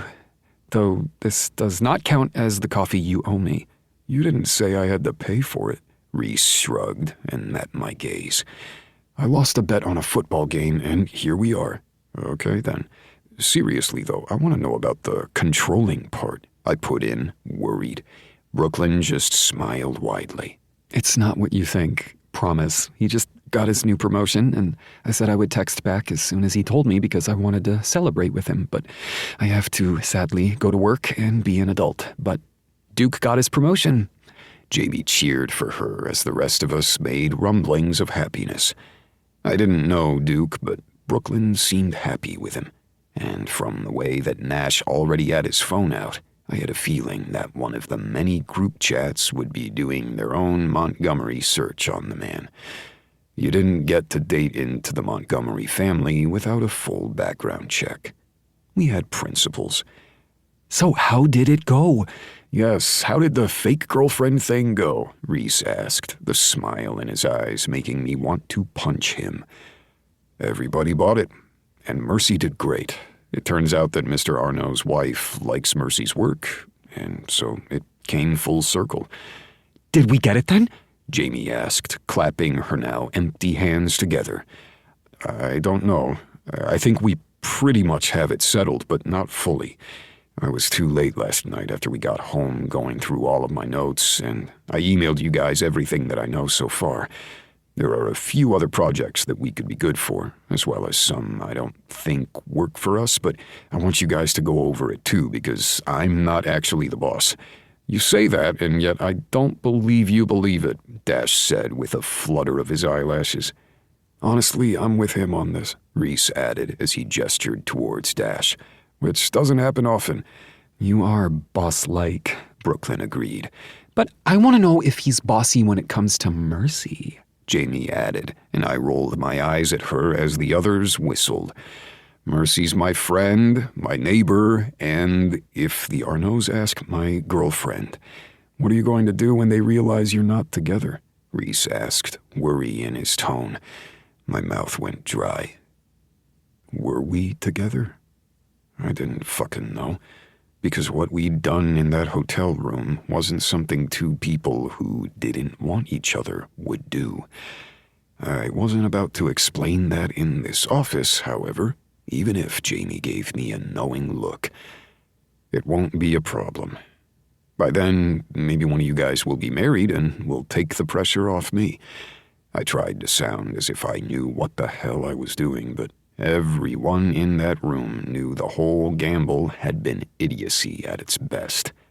An awkward silence settled over the group, and I had no idea what the hell to say. We'll go over everything that you learned at the event, Brooklyn said. And we'll table everything for Q1 and Q2 when we're ready. Yes, because in addition to this, I guess we do have to celebrate the holidays, I said dryly. Are you guys hosting a New Year's party? Reese asked before he took a sip of his coffee. I looked down at my now cold cup of coffee and shrugged. I don't know, are we? I don't think there's a set one. Everyone's just doing their own thing. The Christmas party was a lot. Jamie answered. I nodded. But Reese, if you need someone to celebrate with, you're welcome to join us. We're just going out for part of the night, but planning on celebrating midnight at home. We'll see, Reese answered. I rolled my eyes. I love that "we'll see." You have it down like my mom did. A mom's "we'll see" is the best out there. But thankfully, I mean we'll see. What are your holiday plans? I asked as we settled into our seats. Nothing much. Same old, same old. Not all of us have a stadium full of cousins. Well, you're welcome to come hang out with us. Brooklyn beamed. Mom and Dad and the twins always go all out. Not to mention Duke will be there too. For Christmas morning? I asked, surprised. I hadn't heard when he'd met the family, but things seemed to be progressing. Brooklyn looked like she lived on cloud 9 as she bounced in her chair. Yes, Mom and Dad already love him. You don't need to take care of little orphan Reese, he said. Brooklyn rolled her eyes, not taking the man's usual grouchiness to heart. I didn't know if Reese was an orphan or if he had any siblings or any family. I knew he was single, just because the man had mentioned it recently and had no kids from what I knew. But Reese was a coworker, and it wasn't as if I was going to pry completely. Do you know what Mercy's doing for Christmas? I shrugged, though I'd already had the idea on my mind. Trying not to think about Mercy at work was starting to become a full-time job, one I was clearly failing. I don't know. We didn't talk about that. So, what did you two talk about? Dash asked. I flipped him off, ignoring his laugh. Enough, let's get to work. I have questions, Jamie teased. I ignored the group calling after me as I headed back to my office. I answered phone calls, went through paperwork, and worked on a few sketches, but the phone never rang with the one I wanted. Not a single call from the Arnauds. I knew it was the holidays, and I probably wouldn't hear anything until after the 1st, but still, I wanted to know if all of that lying and stress got us our dream bid. Made my way home, before the others did, to finish working on sketches, and I knew it was not that big of a deal. It was rare that we all worked underneath the same roof anyway in this line of business. Music blaring, I tried to figure out exactly what the hell I was going to do. Because all day, while trying to think about the stress of the project and the actual projects we had on hand, I couldn't help but think about that kiss and Mercy. Damn it. I pulled into my driveway, only to see the object of my traitorous thoughts standing in her front yard, frowning at her mail. I got out of the truck, and I knew if I went inside and ignored her, I'd be a dick. And frankly, I didn't want to ignore her.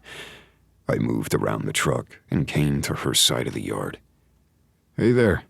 Mercy looked up, her frown disappearing. Hey, why do they send so many bills that I have on e-delivery and automatic payment? It scares me that it's like they're going to shut off my heat or something. I think they enjoy the stress, even if they can't see it. They're probably watching us right now, she teased. I stood too close to her, and we both knew it, but instead of moving back, I brushed her hair back from her face and then cupped her cheek. Hey, I repeated. She blinked up at me, mouth parting. Hey. And when I leaned down and captured her lips with my own, she didn't push me away. Instead, she put her hand on my chest and just let it rest there as I explored her mouth and her taste. It wasn't until I realized that probably every single neighbor in the cul-de-sac was watching me make out with my neighbor that I pulled away. Hey, I think we've got that down. She frowned at me. What was that? I have no fucking clue, but I want to do it again. So do I. And I think that should scare me. Does it? Not as much as it should. A wide smile spread over my face before I leaned down and kissed her again. Chapter 9. Mercy. How did one go through life wondering exactly what we come to next? Of course, I had no idea what the heck I was doing. In one moment, I was trying to understand exactly how I was going to pull off a fake relationship with someone. The next, I'm running my hands up and down Lexington's back as if we had been doing that for our entire lives. Now it was nearly Christmas Day, and I was trying to get ready for the holiday season. The holidays had crept up on me when I hadn't been looking. I'd been so focused on my projects, getting my house together, and whatever the hell was happening next door, I hadn't let myself think about what the holidays would mean to me, let alone what I'd be doing on my own. Even though I had gone to a Christmas party, it still hadn't clicked until just now. Because I would be spending Christmas Day alone.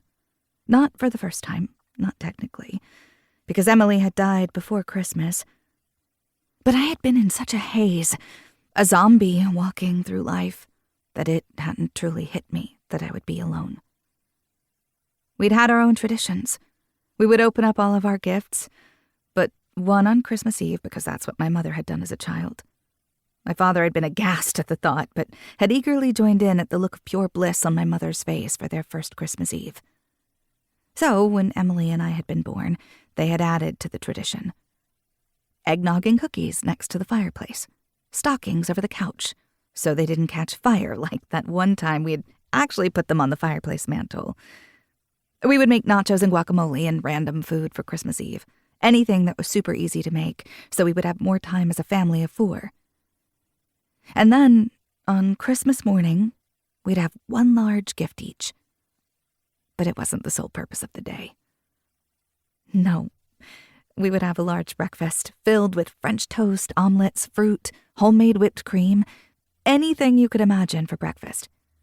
Going on walks, covered under blankets, and watching movies by the fire as the Christmas lights on the tree sparkled. Maybe it wasn't the fantastical Christmas that some people had, but it was our tradition. And then Mom and Dad had died, and Emily and I had tried our best to keep up with it. We had done the exact same things we had always done, just the 2 of us. When Justin and I had been together, we had followed both sets of traditions, always making sure Emily was a part of it. She had a serious boyfriend at the beginning of my relationship with Justin, but had been single by the time I had gotten engaged. But no matter what, my twin and I had been together. The first Christmas after the wedding, we had been in a hospital room, the sounds of the machines beeping through my mind. Emily had contracted pneumonia and had been on bed rest, hooked up to IVs and dozens of wires. But she had been alert and smiling as we opened up a single gift. Notebooks for each other. We hadn't even talked to one another about it, but we had bought nearly identical notebooks. Maybe it was the idea of the twin bond. Perhaps we were following Hamilton's very existence and riding like we were running out of time. The doorbell rang before I could let myself wallow too far into my thoughts, and I walked past Mr. Darcy so I could answer. Brooklyn and Mrs. Montgomery stood there, bright smiles on their faces, and I couldn't help but feel the pang of what I'd lost. I wasn't this person, the one who let those angry memories wrap around me so I couldn't breathe.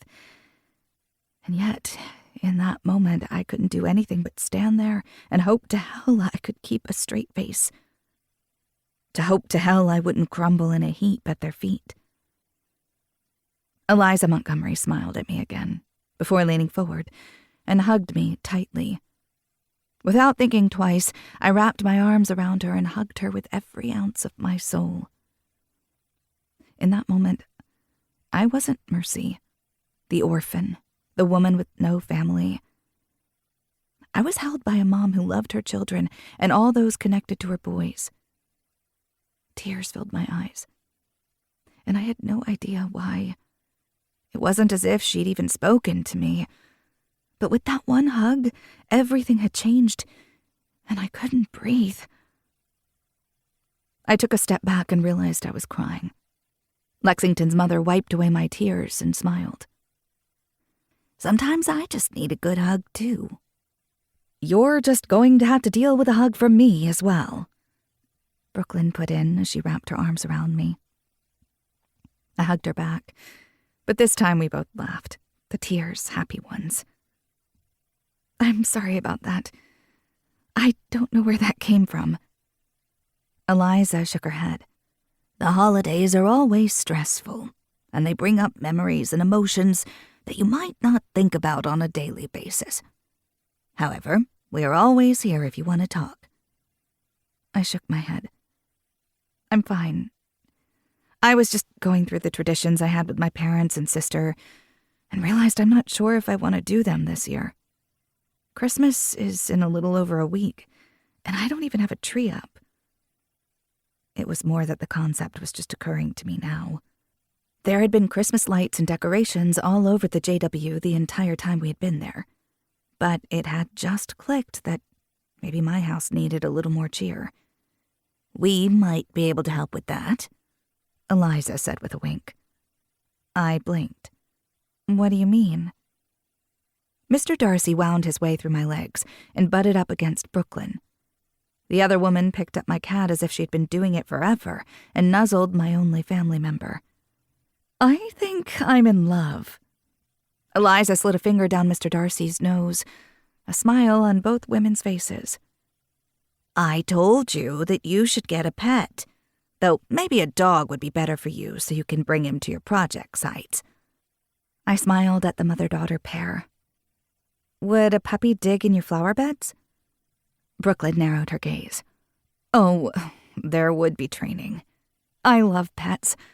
We had so many growing up, and my parents still have a few. It's just so hard to say goodbye." She looked at me and winced. "I'm sorry. That was insensitive of me."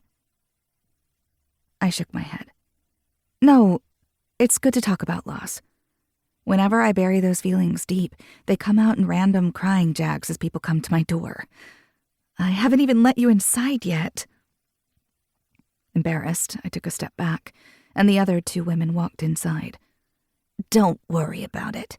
We were just happy to see you. In fact, we are about to kidnap you." Eliza smiled. I blinked. "What? Where are you taking me?" "Shopping, of course," Brooklyn said as she held Mr. Darcy as a baby, rocking him back and forth. The cat purred so loudly I could hear it from a few feet away. "Shopping?" Lex's mother nodded. "We still have a few gifts to buy for those in our immediate family. We do a Secret Santa for everybody else. That way we're not giving hundreds of gifts out every year. The list gets long." Eliza reached forward to pet Mr. Darcy's stomach, and while I almost reached out to stop her, the cat just nuzzled into her, and I glared at the traitor. "First, that cat never lets me touch his stomach." "He loves me already," Eliza teased. "What's the second?" "Second, the Secret Santa idea is utterly fantastic. I don't have gifts for anyone." My eyes widened. "I didn't even think about it." "Well, we have time, and we're taking you anyway." Eliza held my hand and squeezed. "I'm sorry, but you're about to get adopted into the Montgomerys, and we're going to make sure you get the holiday you want. It might be different than what we do as a vivacious family, but I'm not going to let you hide in your home. I'm sorry, I'm not wired that way." "You don't really have to do this," I whispered, an odd warmth spreading through me. This family, I just couldn't keep up. Whatever Lex and I had didn't even have a label, and they were acting as if I were already part of them. Then again, that kiss, those kisses, there was nothing fake about those. And in the 24 hours since that kiss, we hadn't spoken about it. Work had been in the way, but then again, I knew we both needed time to think. Only I hadn't let myself think about him at all. "We don't.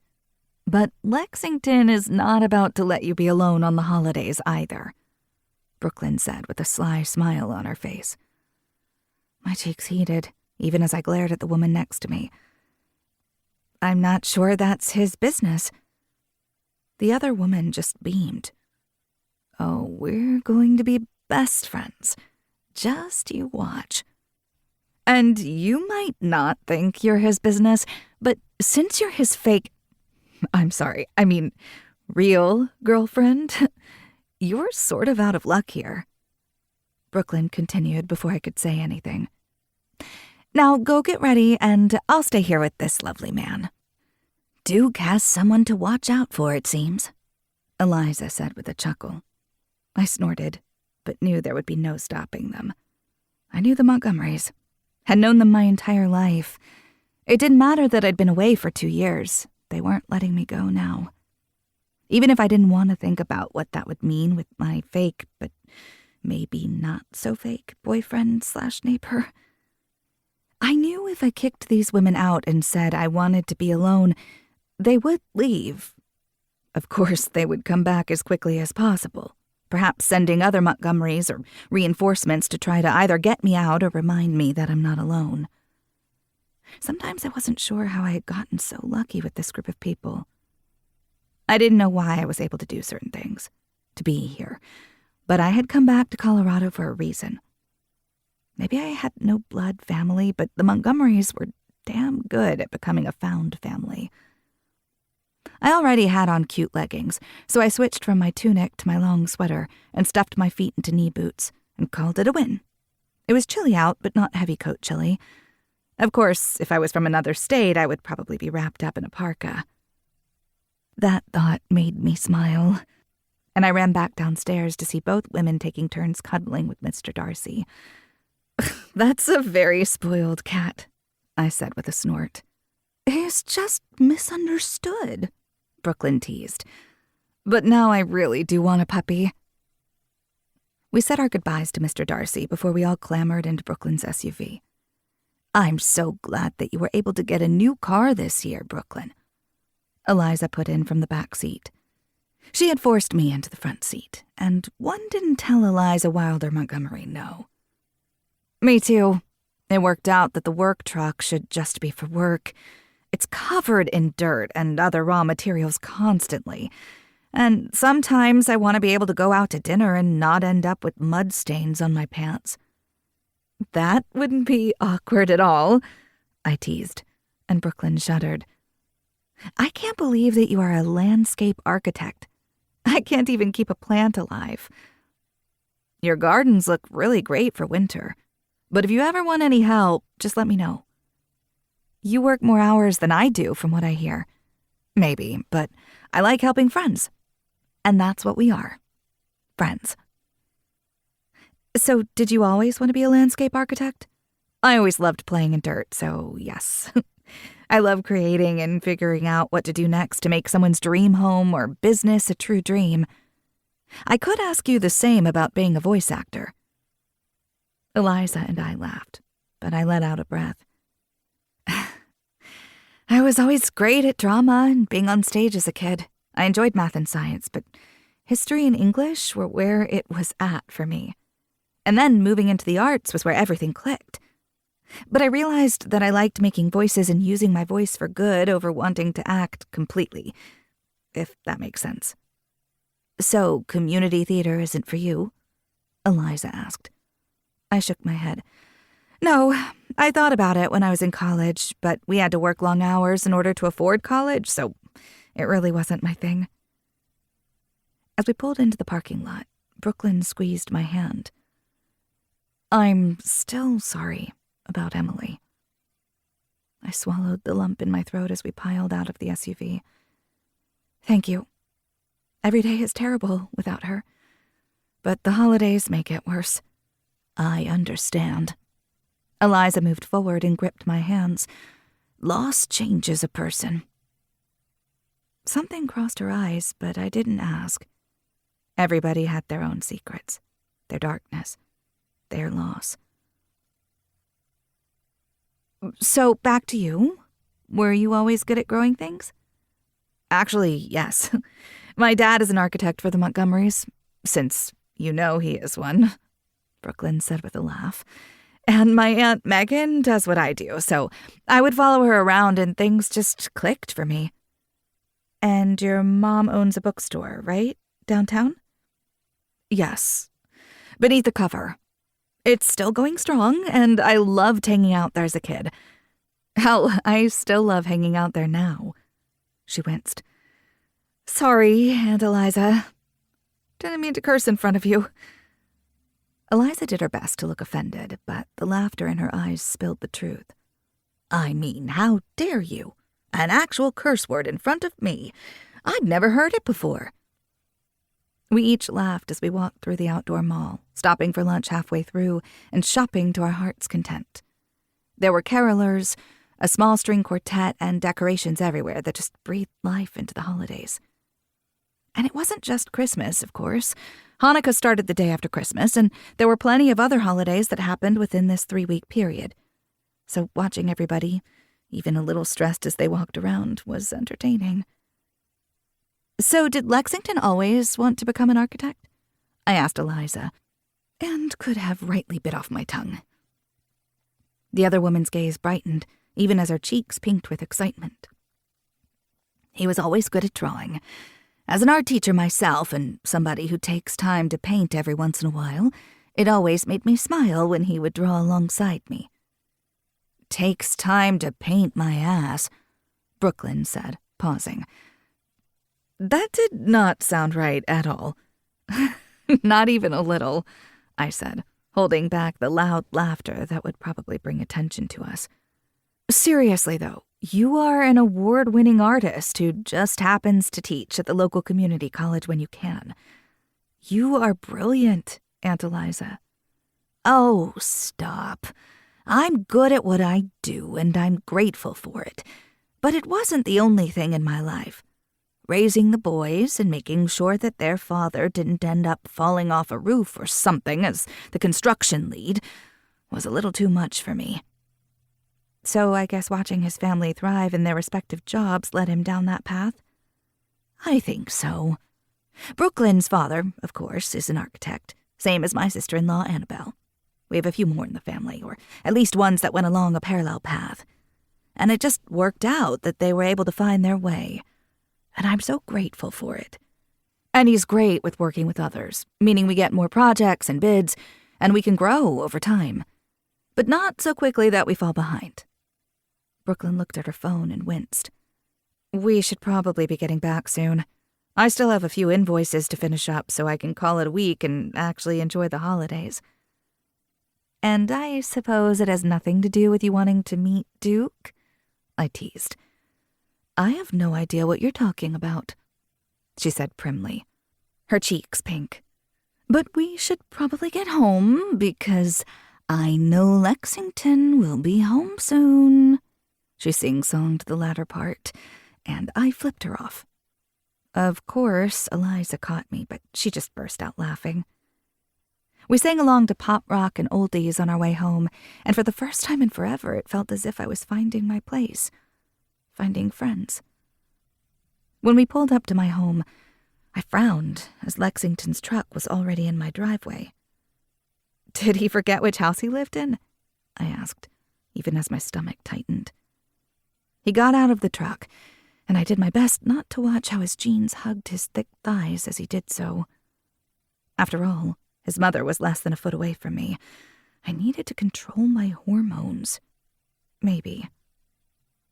No, he's right where he needs to be, Eliza said as we scrambled out of the car. Good timing, Lex said with a grin. I have one of your presents right here. I stumbled, my throat tight. A present? Of course I had gotten Lex a present, not that I had told the others who it was for. No, I had just been doing it because he was a great neighbor, and I really liked his kisses. Lex smiled and awkwardness settled in. Was I supposed to go to him, touch him, hold him, run away? I didn't know. But then Lex Montgomery did what he did best and took control of things. He rubbed his knuckle against my cheek and leaned forward, brushing his lips against mine. Have fun shopping? I blinked at him, wondering if he realized that he had just kissed me in front of his mother. But nobody said a damn thing. Instead, they opened the back of Brooklyn's SUV and proceeded to pull out my bags. "What are you doing here?" I asked, my voice soft. "I remember when you were growing up that you always had 2 trees in the house, if not more. And, well, the front bay window seems a little empty right now." That's when I realized the back of his truck wasn't completely empty. A medium-sized fir tree lay there, and my throat tightened. "Lex," I breathed. "It's not the best tree in the world. It's a little straggly since we're so close to the holidays, but we need to let the tree live to its full potential." I don't know what to say. Tears filled my eyes, and I blushed, ducking my head. Lex cursed under his breath before he wrapped his arms around me. "Did I mess up? I can put the tree in my house. I don't mind having 2. "No, you did good. I was just focusing on so many things that I was trying to let the holidays pass me by. But it seems your family's not letting me." "We Montgomerys are a little stubborn like that. So, I did okay?" I looked up at him then, and my eyes filled. "You did great. I love it." "Good," he said, letting out a relieved breath. "Well, let's get this inside. And I have a few things for you to decorate it with. I wasn't sure what you wanted to do with it." This time the uneasiness in his tone outweighed the happiness, and I went to my tiptoes and kissed his cheek. "I have a few things, but let's look at what you have. Starting new traditions is good." "Yeah, it is." And I took a step back before I did something silly, like kiss him again in front of his family. "Okay, how can I help?" "We've got this," Dash said, and I hadn't even realized the other man was there. He just winked at me, playful as always, and the 2 of them wrestled the tree into my house. Eliza went down on her knees, crawling underneath it to make sure it was settled, despite all of our protests. "Dad is going to kill me if he sees you there, taking care of things with me not helping." "I'm an adult. I can handle it," Eliza said. "Why the hell are you letting your mother do the hard work?" Beckett Montgomery said, and I jumped. "Sorry about that," Beckett said as he grinned. "The door was ajar, and nobody heard me knock." "Oh, it's okay. Come on in, Mr. Montgomery." "Call me Beckett." He gave me a tight hug and kissed the top of my head. "It's good to see you home, Mercy." I met Lex's gaze, and he just winked at me. Then I rolled my eyes and got to work on decorating. When Silas joined in, the 4 Montgomerys of their tiny branch laughed together, as if them standing in my home trying to make my house full of joy was a usual thing. Brooklyn had left soon after dropping us off because she did have work to do, and I didn't feel out of place, even in my own home. Silas carried Mr. Darcy around, surprising me, and I just looked at the family of 4 and how tight-knit they were. No, the boys didn't look like their parents, since they had been adopted when they had been babies, but they still had the same Montgomery mannerisms, and I knew that they had always felt like Montgomerys by blood.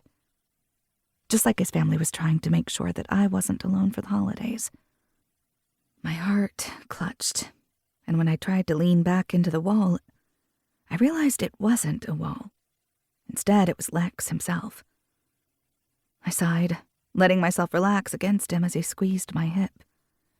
"You like the holidays yet?" he whispered. A new kind of holiday, but yes. So I settled in and watched how his family drew me to them, even as I had no idea what to do with the man currently holding me close. Chapter 10. Mercy. The next day, after working for 4 hours when I probably should have been cleaning my house or trying to relax, I stood in my bedroom, hands on hips, partially dressed, wondering what the hell I was going to wear later. Brooklyn would be over any moment to pick me up, and somehow I would have to look presentable. And by any moment, I meant an hour away from now. But it didn't give me a lot of time to get ready. My hair was already done, my makeup partially done. I just needed to figure out what lipstick to wear, and I would settle on my jewelry once I had my outfit. Seriously, though, I had no idea what to do for a girls' night out. It's not like I was used to girls' nights out. I hadn't done them since Emily had been alive. I put my hand on my stomach, letting out a breath. Babe, you were so much better at this, I whispered. And it was true. My sister was great with people. She had been a little quieter than me, but always fit in everywhere she went. She made people happy. I was usually the more outgoing one, or at least I had been before, well, everything had changed. So with the two of us together, we always found the perfect middle. Only now it was me alone, trying to find a way to settle down and be normal. Not that anything felt normal these days. My doorbell rang in that moment, and I froze. I was still wearing sweats and a tank top, but no bra, and looked like a mess. However, when I checked my phone, it wasn't Brooklyn. I put my hand on my stomach once more and let out a breath. "You can do this," I whispered.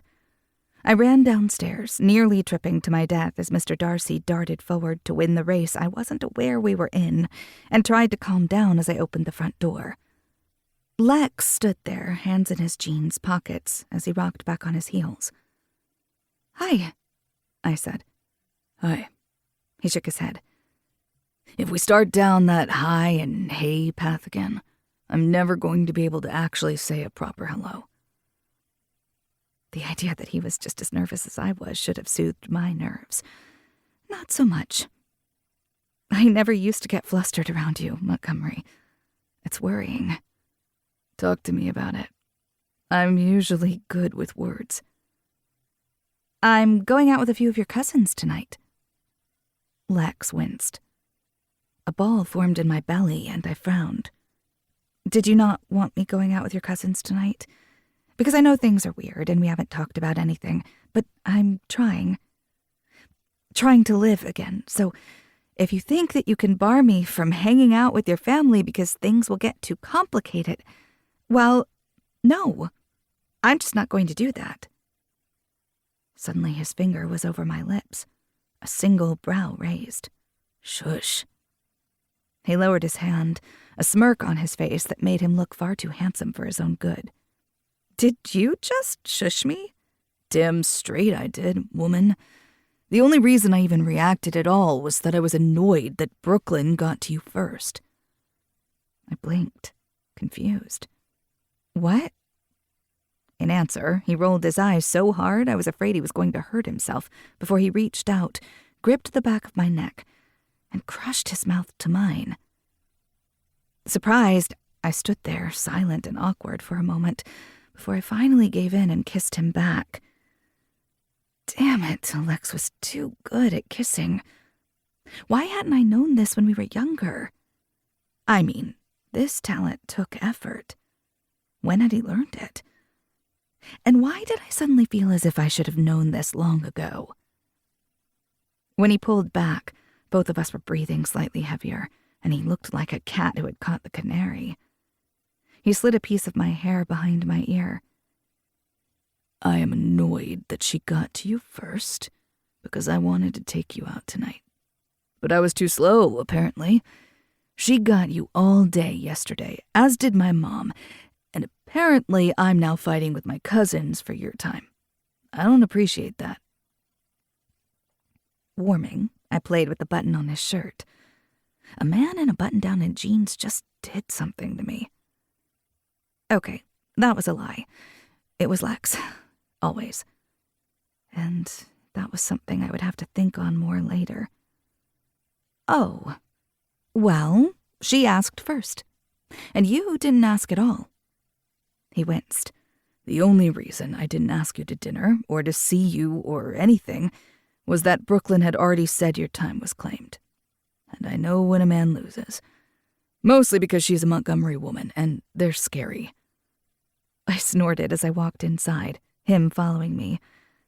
Mr. Darcy sniffed at Lex for a moment before he pranced away and over to the catio.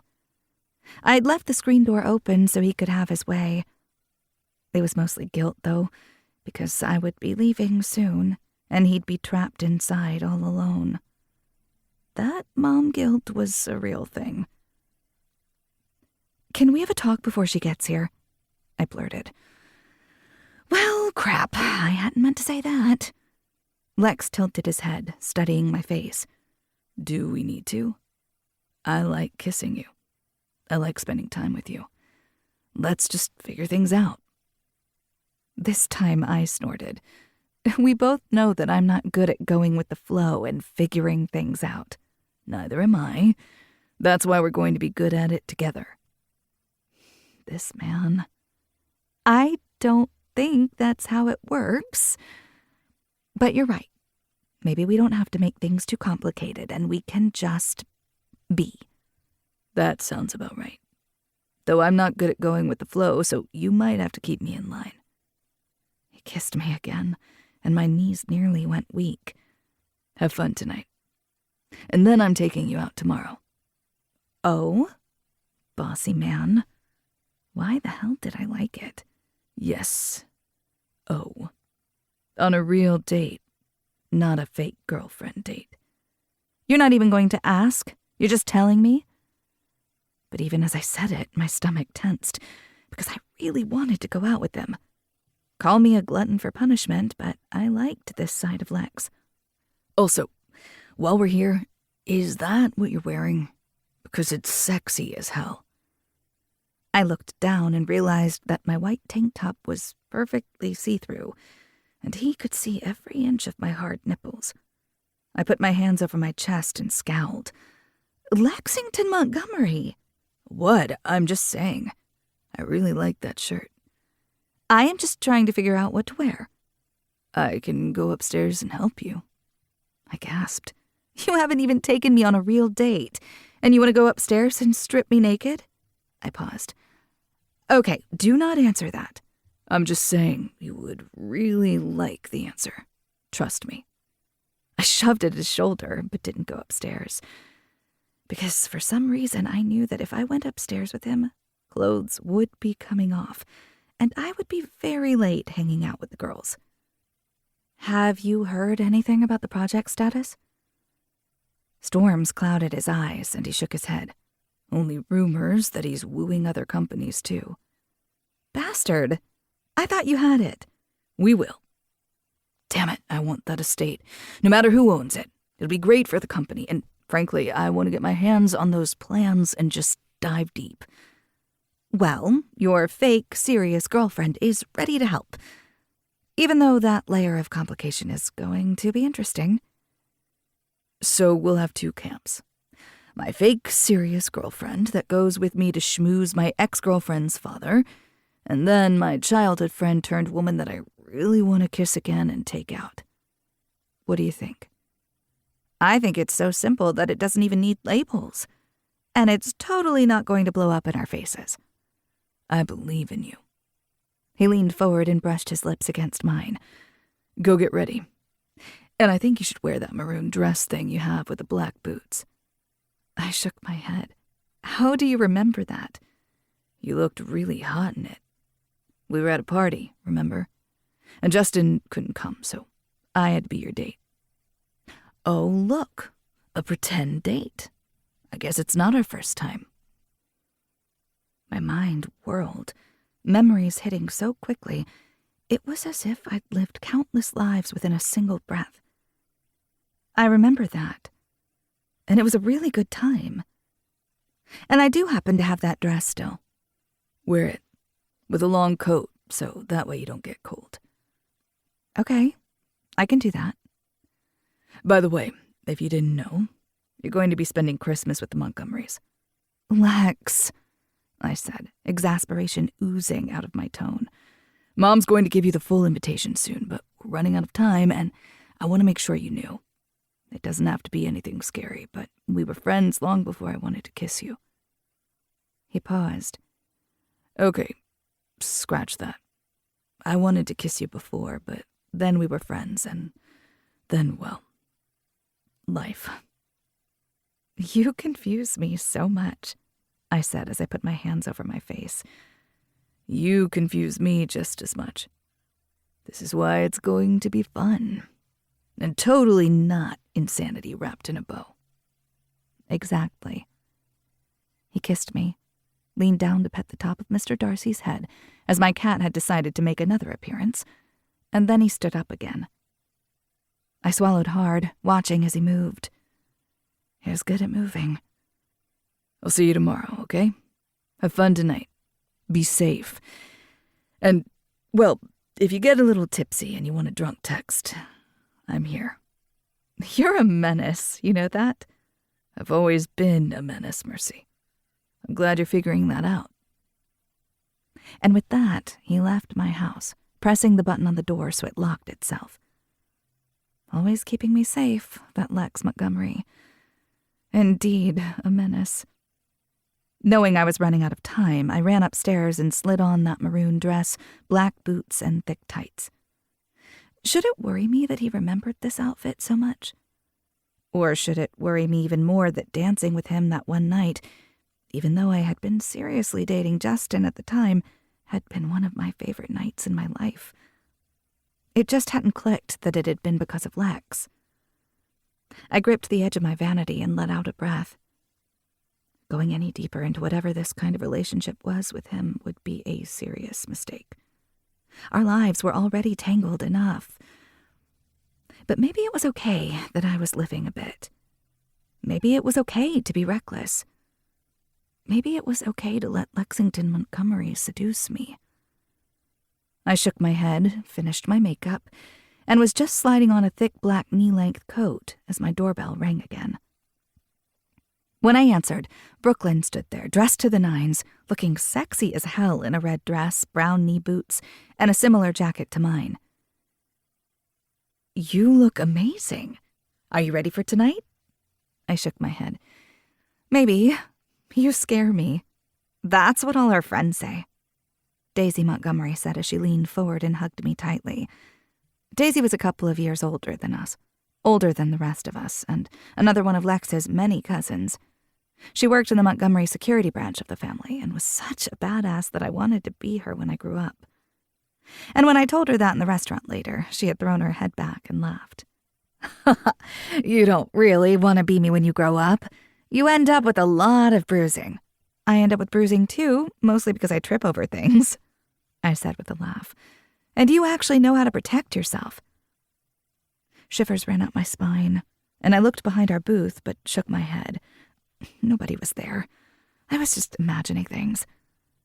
Of course, I couldn't help but remember that time in the grocery store, when I had overreacted because a man had dared to shop at the same time as me. If you want to take self-defense lessons, I can help. She's great at it, Brooklyn put in as she poured us more wine. We were a large group tonight, but I didn't know the other women very well. They weren't Montgomerys, but friends of Brooklyn and Daisy. Sasha, Mercedes, Clarice, and Justine had introduced themselves, but were all quieter than the Montgomerys. I was grateful to meet new people, but I worried I'd forget names by the end of the night. Jamie, one of the others who worked with Lex, had wanted to come out, but she had a last-minute emergency. She was fine, but hadn't been able to make it. And my bestie, Posey, hadn't been able to come either, because she was out of town with Cullen on a road trip to see each of their families. I knew there was a story there, and I would have to wait until she got back until I heard it. Maybe self-defense training would be a good thing. It's weird being a woman living alone, and I only have a cat to protect me. Mr. Darcy is amazing, but yes, you should. And we can put in an alarm if you want, Daisy answered. You can go over and look at Lex's and see what we did. It's subtle. So, does everyone know that Lex and I are neighbors? I asked, putting emphasis on the word neighbors. Sasha laughed. As in the two of you are maybe dating? Yes, word spreads fast in the Montgomery network. That's a little jarring. I forgot about that aspect. We're a small town in ourselves, Brooklyn answered. It's annoying, but sometimes it's nice, because you always have someone to lean on. Her gaze brightened as her phone buzzed. She looked down and started to text back quickly. I thought we said no phones, Daisy teased. I'm not allowed to date my beautiful British husband with the accent that makes me want to faint, and you're not allowed to date Duke, the man that puts that look on your face." Brooklyn nearly swooned in her seat. "I'm just texting him an update. I won't be long." "I'm going to need to hear all about this Duke," I said, finally leaning into the whole girls' night thing. "Oh, don't get her started. She's going to go on forever," Sasha teased, though her eyes were filled with laughter. I sat back and listened to Brooklyn talk about every aspect of the man she was falling for. In her own words, she usually dated losers. But Duke was in finance, worked his ass off, and was actually a good guy. And the more I asked about Duke and Hugh, Daisy's sexy British husband, maybe they wouldn't ask so much about Lexington. It was a win-win for me because I had no answers for them, let alone myself. We went to 3 different bars for tapas and wine. While the others had all gotten ride shares to bring them here, Brooklyn had only had 1 glass of wine and then water for the rest of the night since she'd be driving us home. I felt a little buzzed, a lot happy, and was ready to call it a night when someone slid his hand over my mouth. I screamed, kicking out, but the guy shoved me to his chest. "Quiet." I stepped on his foot with my high-heeled boot before he let out a groan.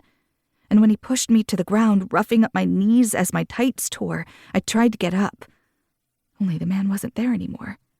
Instead, Daisy was there, and in a blink, he was on his stomach, arms pinned behind him, her knee pressed tightly between his shoulder blades. "Are you okay?" Brooklyn helped me get up as I leaned into her, my eyes wide. "I'm fine. Your knees are bleeding. Is someone calling the cops?" Daisy asked, her voice no longer slightly buzzed, but all business. "On it," Brooklyn said.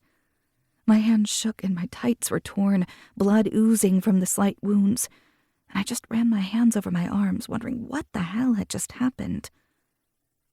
By the time Brooklyn dropped me off, we had already given our statements to the cops, and the man who refused to speak was in custody. I didn't know what would happen then, as I didn't understand the justice system at that point, but I was exhausted. I just wanted to be home.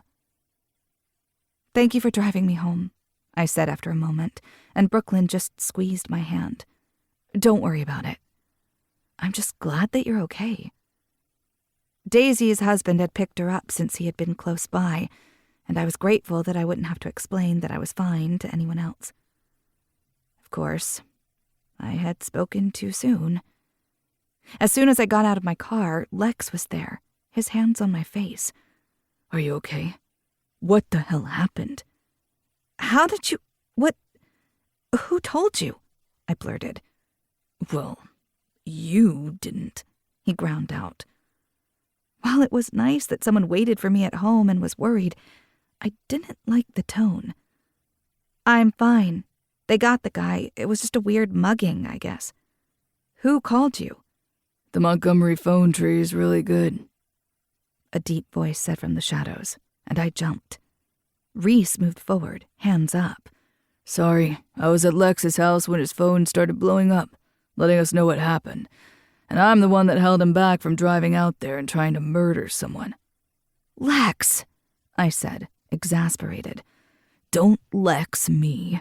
Why didn't you call me?" "Because we were handling it. And I was going to tell you, I promise. It just didn't occur to me to text you right away. I'm sorry." "Lex, ease up," Brooklyn ordered before wrapping her arms around herself. Daisy was really good at her job. "I don't like it," Lex growled. "Well, I don't like it either, but I'm sorry that you're offended I didn't call you. But it seems like your family took care of it for me. I'm not used to having an emergency contact anymore. Sue me." I spat. Reese whistled between his teeth before he moved forward. "Brooklyn, can you take me home?" She raised a brow. "Where's your car?" "Doing just fine in his driveway. But you're not driving home alone." "Okay, Daddy." "Don't call me Daddy, girl, or I'm going to call Duke and have him deal with the fact that you were nearly attacked too." Brooklyn blushed. "Don't you dare." The two began to argue as they got into Brooklyn's car, and she drove off.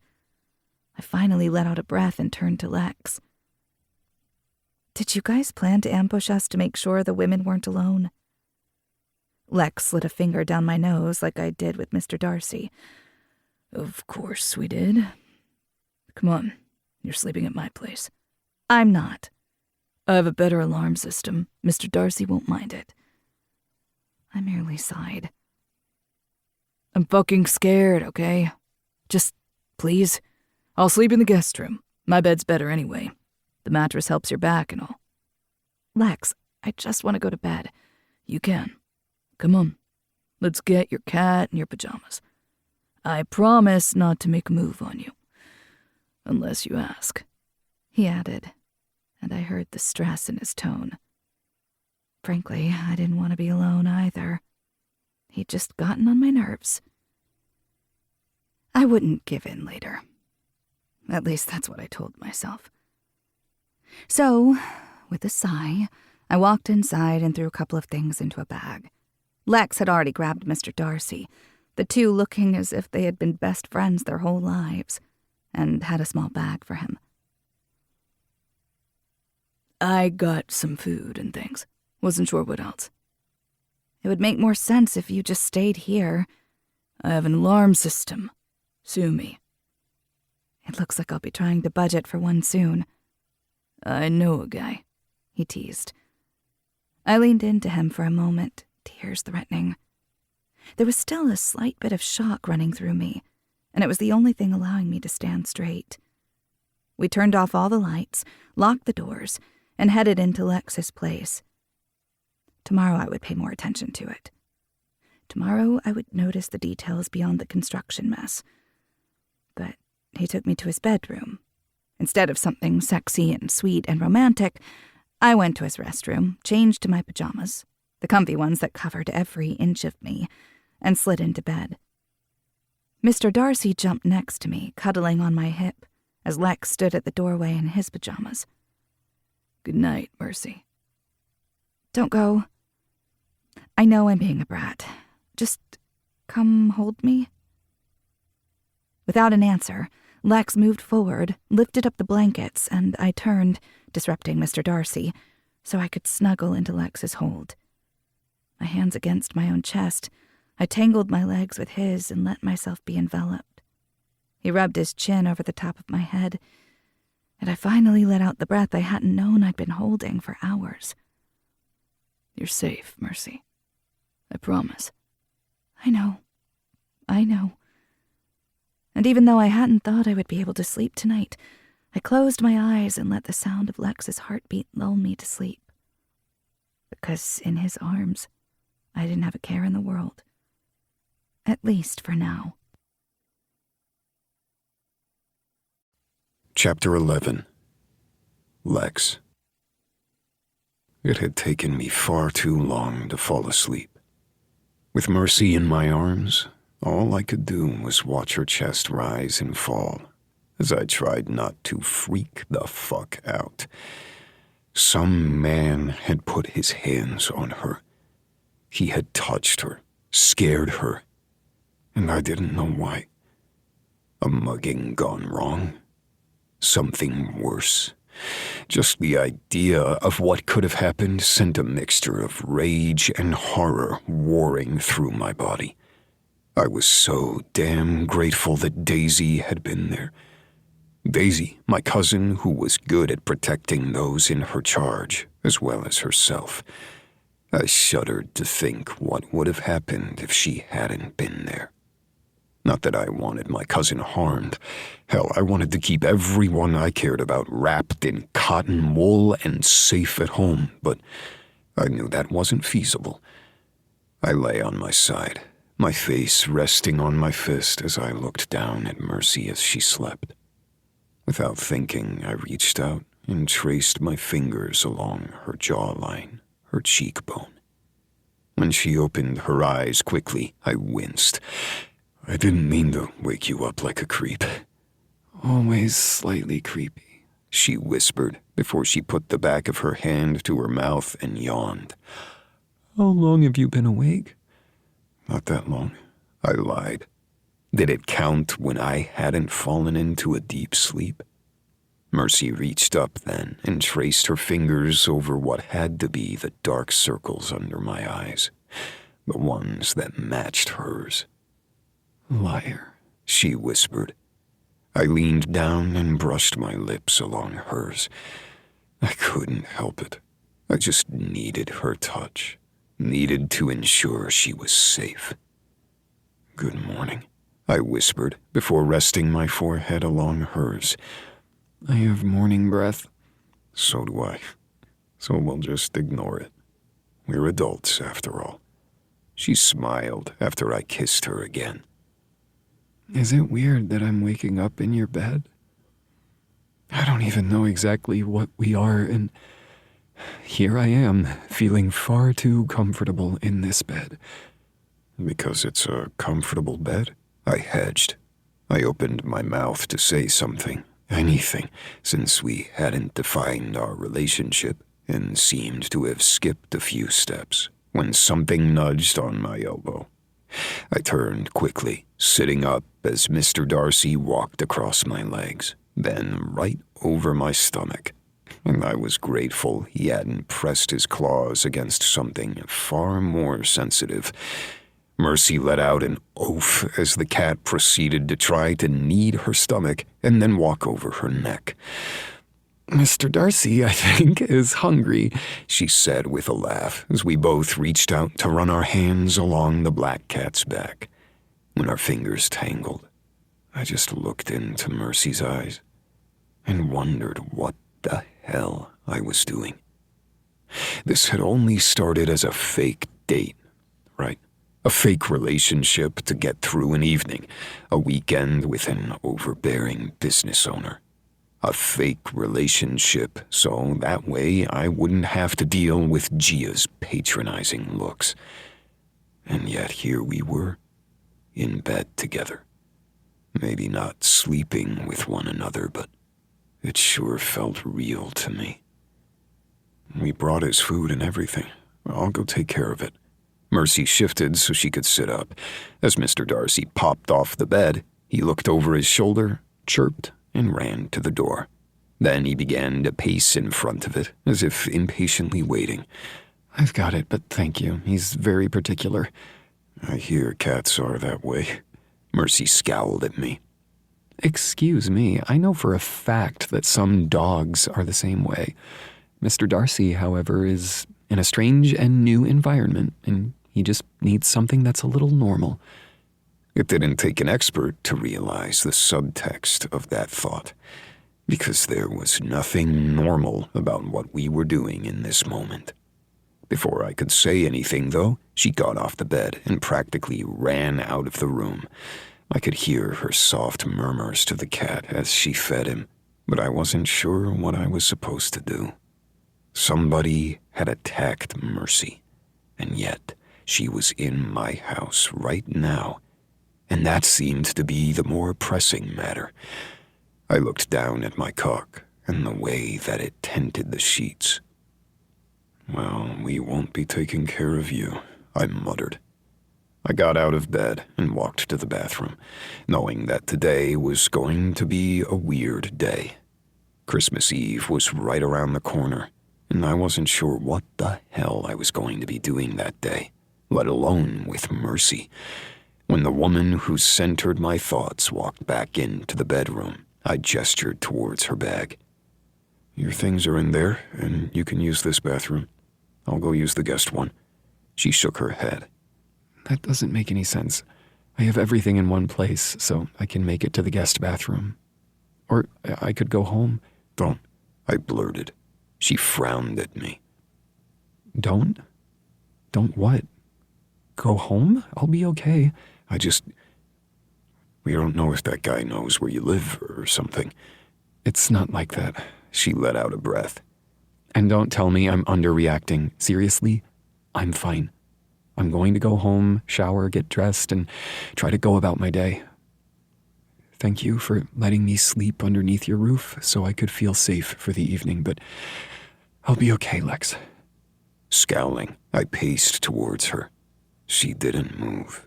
In fact, she stiffened as I leaned forward and cupped the back of her neck. Stay. I don't want you over there without a security system. You don't get to tell me what to do, Lex. Fine. Please stay. How's that? It still feels like an order, she mumbled. It's not. Though I wanted it to be. Just, Daisy's going to be over later to go over things. Can we just wait for her? I'll make breakfast. You have all you need to shower, right? Just stay, okay? And does that mean you're actually going to talk to me about what the hell we're doing? She asked, her brows raised. In answer, I squeezed the back of her neck and used my thumb to tilt her chin up. When her mouth parted, her pupils dilating, I held back a growl. Maybe. Just let me have this, okay? Fine. Just for now. I nodded and pressed a hard kiss to her mouth. Before I could deepen it or press her back to the wall and have my way with her, I pulled back, my chest heaving. Go shower before I join you. Her brows raised. And you think I'm just going to let that happen? From the way that your nipples are pressed against your shirt right now, I think it's a possibility.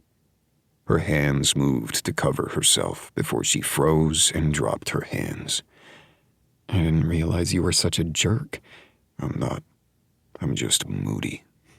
What can I say? She rolled her eyes before she leaned down and picked up her bag.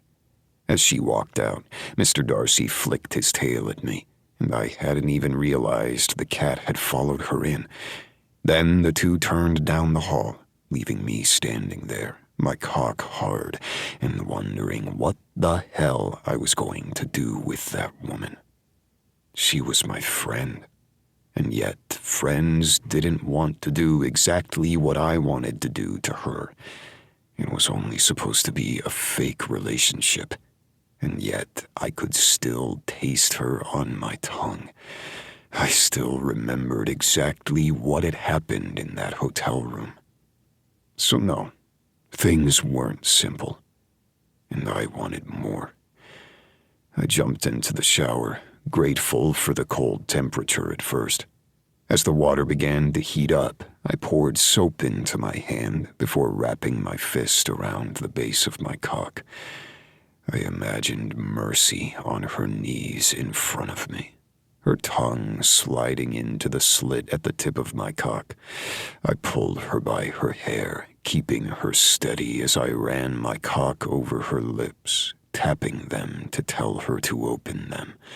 Then I'd slide between those plump lips of hers, all the way down to the back of her throat. She'd gag, but she'd take it. Then I'd keep moving, sliding in and out of her as she bobbed her head, taking more and more of me with each thrust. I'd make her show me how wet she was by sliding her hand between her legs and then lifting her fingers for me to taste.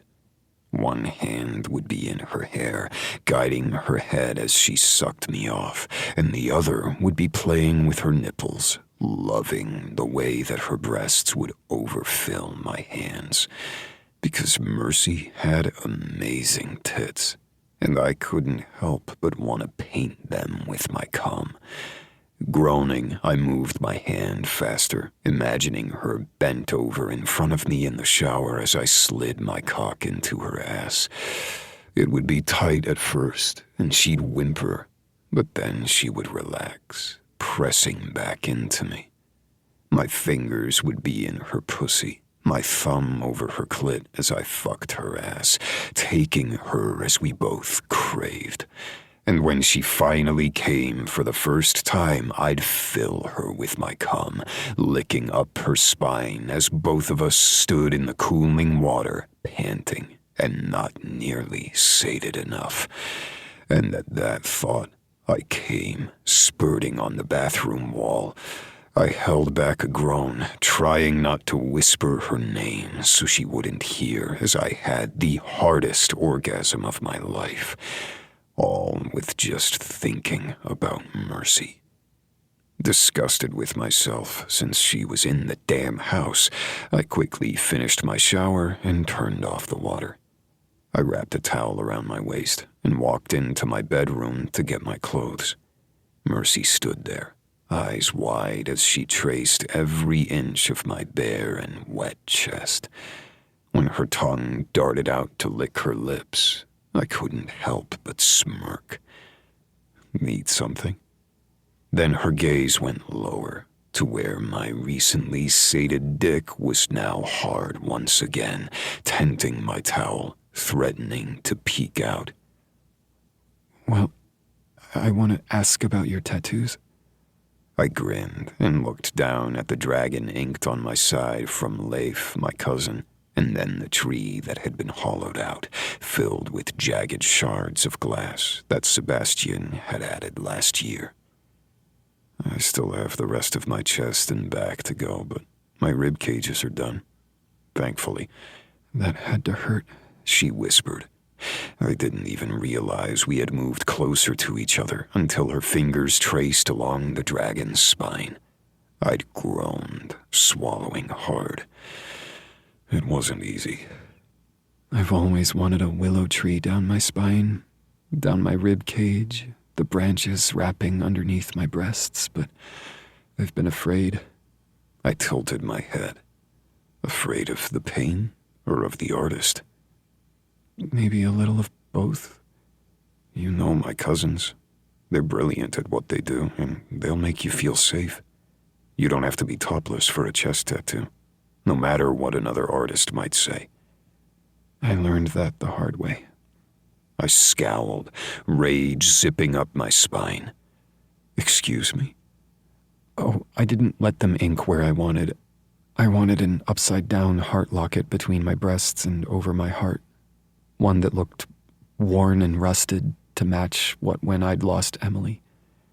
But the man wanted me topless for it. I froze. Is he alive? If so, I can fix that. She snorted.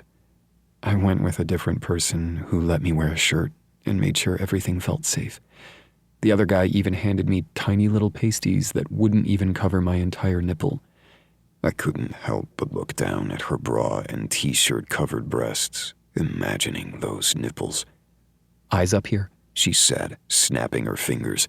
So says the woman that was just staring at my cock. Your cock is currently pressing against my stomach, so I don't think you have a leg to stand on. Maybe a third leg. She let out a groan and rolled her eyes. Seriously, that's the joke you're going with? My cock is touching you right now, and it's really hard to think. I leaned forward, sliding my hands through her wet hair, and brushed my lips against hers. Want to see more of my tattoos? I thought we both had work to do today before we take time off for the holidays. We do, but I can't help but want to taste you. When Mercy's head fell back, I licked up her neck, biting her jaw. She shivered, and when I went to slide my hand up her shirt to feel those nipples she kept talking about, my doorbell rang. With a groan, I cursed my cousin's timing. Do you think that's Daisy? Mercy asked as she took a step back. My cock and I wilted in disappointment. Most likely. Let me get some clothes on. I really like what you're wearing right now, Mercy said with a laugh. See? I knew this would work. This? Mercy asked, her eyes wide. But before I could explain or even think about what this was, my doorbell rang again. I opened up the app on my phone and spoke through the camera microphone. You have the code. Come on in. Is the deadbolt not on? Daisy asked. I cursed. Damn it. Yeah, I locked us in to be safe, like usual. 1 second. I've got it, Mercy said as she scrambled away from me, her cat on her heels. I closed the app on my phone and quickly shoved into jeans, not bothering with underwear. I pulled on a dark blue Henley and padded downstairs barefoot, hating the fact that my cousin was so prompt and good at what she did. Because my morning of having breakfast by eating out Mercy and then making her a real breakfast was no longer happening. Daisy stood in my kitchen, her husband Hugh at her side. I hope it's okay that I brought Hugh. The kid is with my parents. The kid being her adorable stepdaughter we all loved. It's no problem. I tipped up my chin at Hugh, who just smiled. Did you find anything out on who that man was? Mercy asked. I moved forward, nodding my head in thanks as Mercy handed me a cup of coffee. Then I tangled my fingers with hers and didn't miss the knowing look in Daisy's eyes. "Why don't you take a seat?" Hugh said, his British accent soothing, though I heard the undertone of worry in it. I let go of Mercy's hand reluctantly and pulled out a seat for her in the breakfast nook. Thanks, she whispered. I took my seat next to her and wrapped my hands around my warm coffee mug. "Talk to us." Is it okay that I say all this in front of Lex? Daisy asked. It's not proprietary information, and it's good for him to know, but I also want you to have the choice. I scowled at my cousin, because of course I was going to fucking know. I needed to know what the hell was going on in Mercy's life. Mercy squeezed my knee before nodding at Daisy. You can talk in front of him. I know the cops said they'd call today to get in touch, so I wonder what you must have found so quickly. Did the guys say anything, or was it just a mugger? Daisy met my gaze, then turned to Mercy. She shook her head, and my whole body stiffened as Mercy's shoulders fell. The man has ties to a loan shark. I blinked, leaning forward. "I'm sorry, what?" Mercy cleared her throat. He works for a loan shark? Why the heck would he follow me? She turned to me. I don't even do scratch-off tickets.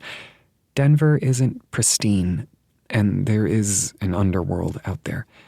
And the guy we picked up is one of the enforcers who tries to use family members in order to get what they want from clients. Namely, clients who are in debt to them. I have no idea why he would be targeting me, though. I don't have any family. But you almost did, Daisy said slowly, and I pushed back from the table, my chair falling. "What the hell did Justin do?" I growled. Is he right? Is it the man I almost married? That asswipe who cheated on me? If I was going to love her, if that was an option in whatever relationship we had, this moment was probably where it would have begun. Because that look on her face, it was everything. And it was probably the least likely time for me to even pretend I wasn't falling. It seems that Justin owes money. A lot of money. We're talking 6 figures. The loan shark that he worked through has mob ties and happens to be a cousin of a cousin or something like that to the head guy. It's not good. But why would he come after me? It's been 2 years. I don't even know where he lives. Florida, I growled. Mercy looked up at me. What? Justin lives in Florida with his brand new wife, I spat. You're right. He does. However, it seems that our least favorite person made a connection with another guy in Justin's new home, and Justin explained that he didn't have any money, but he knew who did. Justin believes you got enough insurance money from your family that it can cover his debts. And while I don't know if whoever loaned him the money truly believes that, they're going to take it out on whoever they can until they get paid. Mercy pulled back from the kitchen table and began to pace. That small-dicked little piece of shit, cheating asshole. What the hell was he thinking? Why would he need money? He's not great at gambling and picked up a lovely pain pill addiction, Hugh added. Mercy froze, her hand going to her chest as she blinked. I didn't blame her. Because what the fuck? No. Justin didn't even like taking Advil. There was a reason for that. Daisy whispered. You know what happened with his aunt? I nodded, remembering everything my former friend had told me about his family. She OD'd. It started with just normal pharmaceuticals and turned into something worse. Is that what's happening with Justin? Mercy came back to sit next to me, and I slid my hand over her shoulder, running my thumb along the back of her neck. She was so tense, I was afraid she was going to break something. But after a few moments of my touch, she relaxed, marginally. We're still looking into it. It's only been a few hours, but this is what we could scale off from the top. We have good people on our team. Daisy shook her head. I'm sorry. I'm going to let the authorities know exactly what we found because I'm sure they found something similar. But please let us put a security system into your home. You work from there. You're there often. Just let us help. I can't afford that, Mercy said, looking down at her hands. All of that insurance money went to Emily's debt for all the medical bills that we had. I'm still in debt. My hand squeezed around her neck for a moment before I forced myself to relax. Money isn't an object here, I whispered. You can't do this for me, Mercy said as she looked towards me, and my hand fell. Then let us do it for you, Daisy said calmly.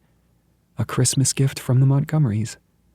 And if I need to break into your house in order to keep it safe, I will, she added with such a bright smile that it took me a moment to see the edge underneath. I cannot believe that asshole.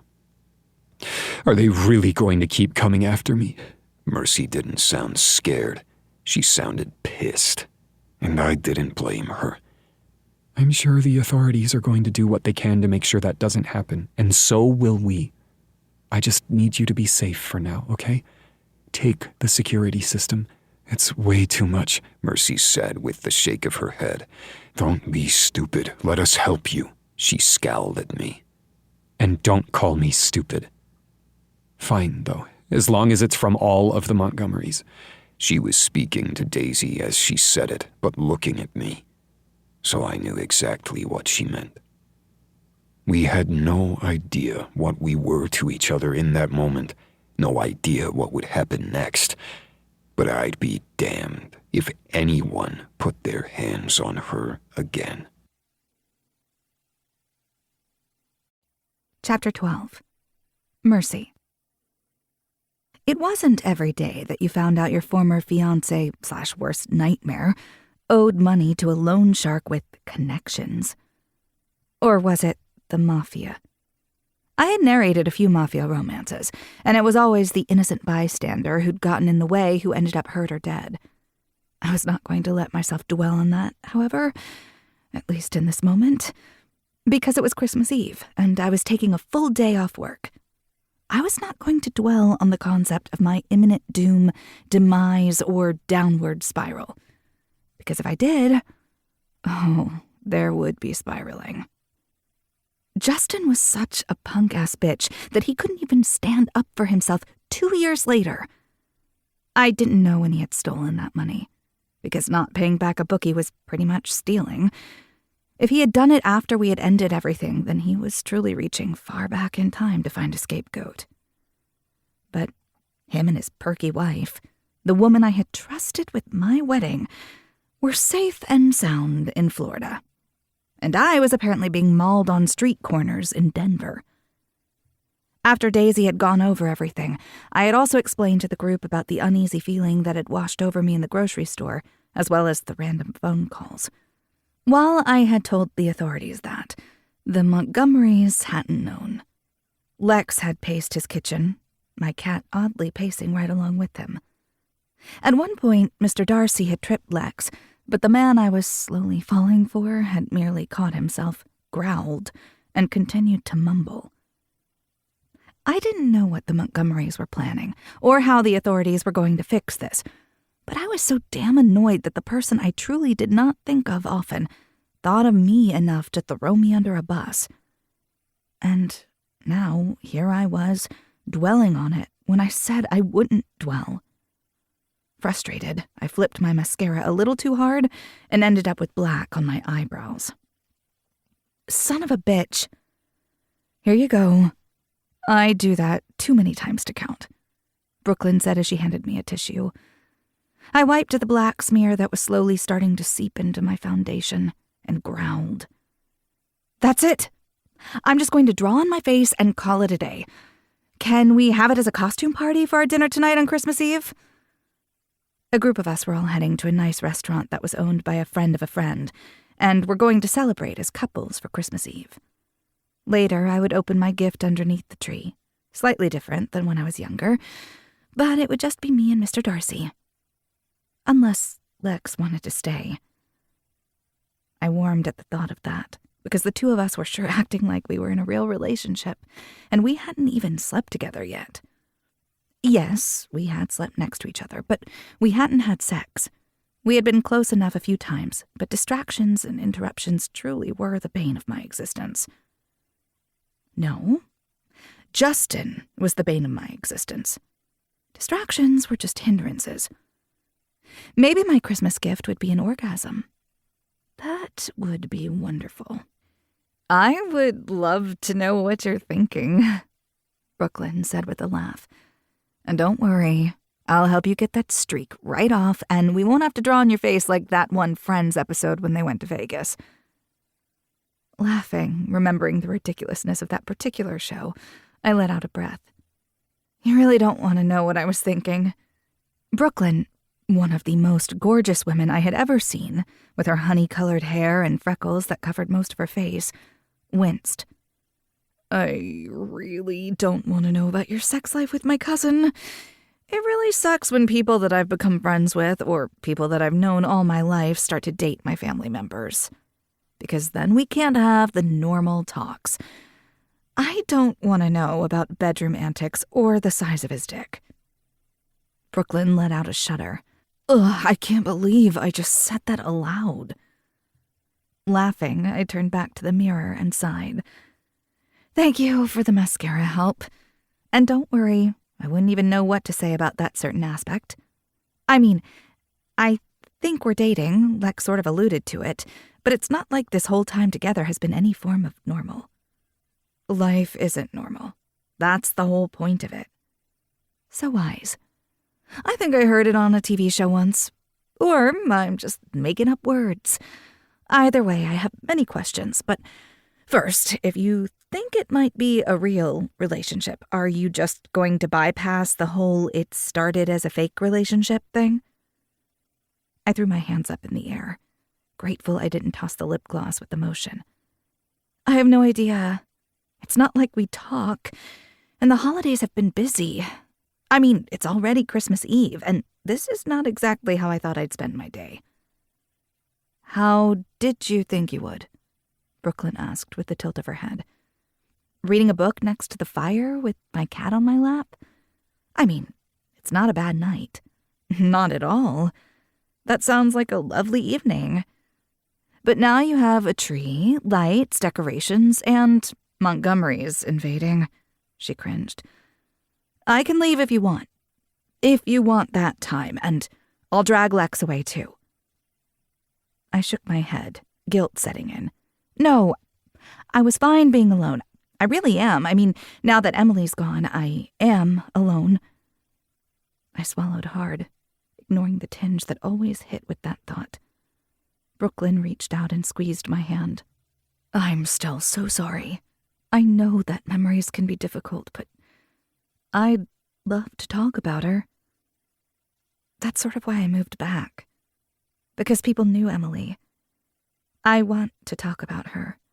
I want to talk about her laugh, how she was outrageous sometimes, but was the quiet one of us two. She was a hoot.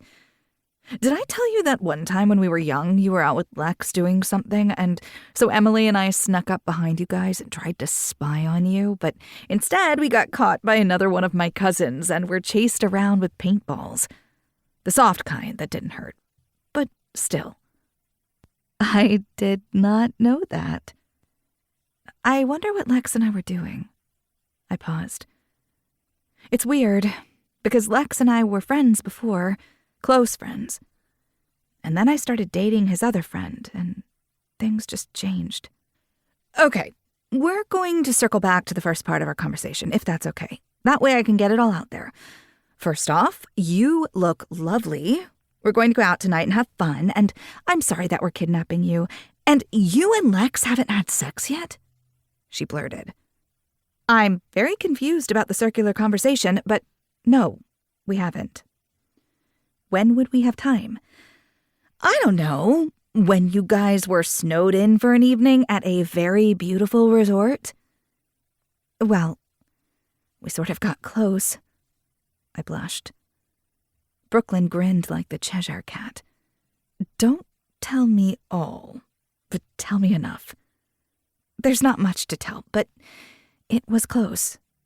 And that's when it went from I'll be your friend just to annoy Gia and make sure that you guys can get the contract to whatever this is. Like the fact that we spent so much time together and I'm texting him more than I'm texting Posey, and I text Posey all the time. My best friend was currently on a road trip of mass proportions that I did not even want to think about, but she was happy, safe, and I couldn't wait to hear her story with a certain friend of hers, all alone in a cabin. But that meant I would have to tell her what was happening with me and Lex, and I had no idea what that was. Well, I guess this means once the holidays are over, maybe you and Lex can just talk about it. Which is funny coming from me, because I'm usually the worst when it comes to talking about men and relationships. I leaned against my vanity, folded my arms over my chest, and looked at the other woman that was slowly becoming a close friend. Like I had told her, I had moved here for a reason. But I hadn't realized another reason had been needing relationships like this.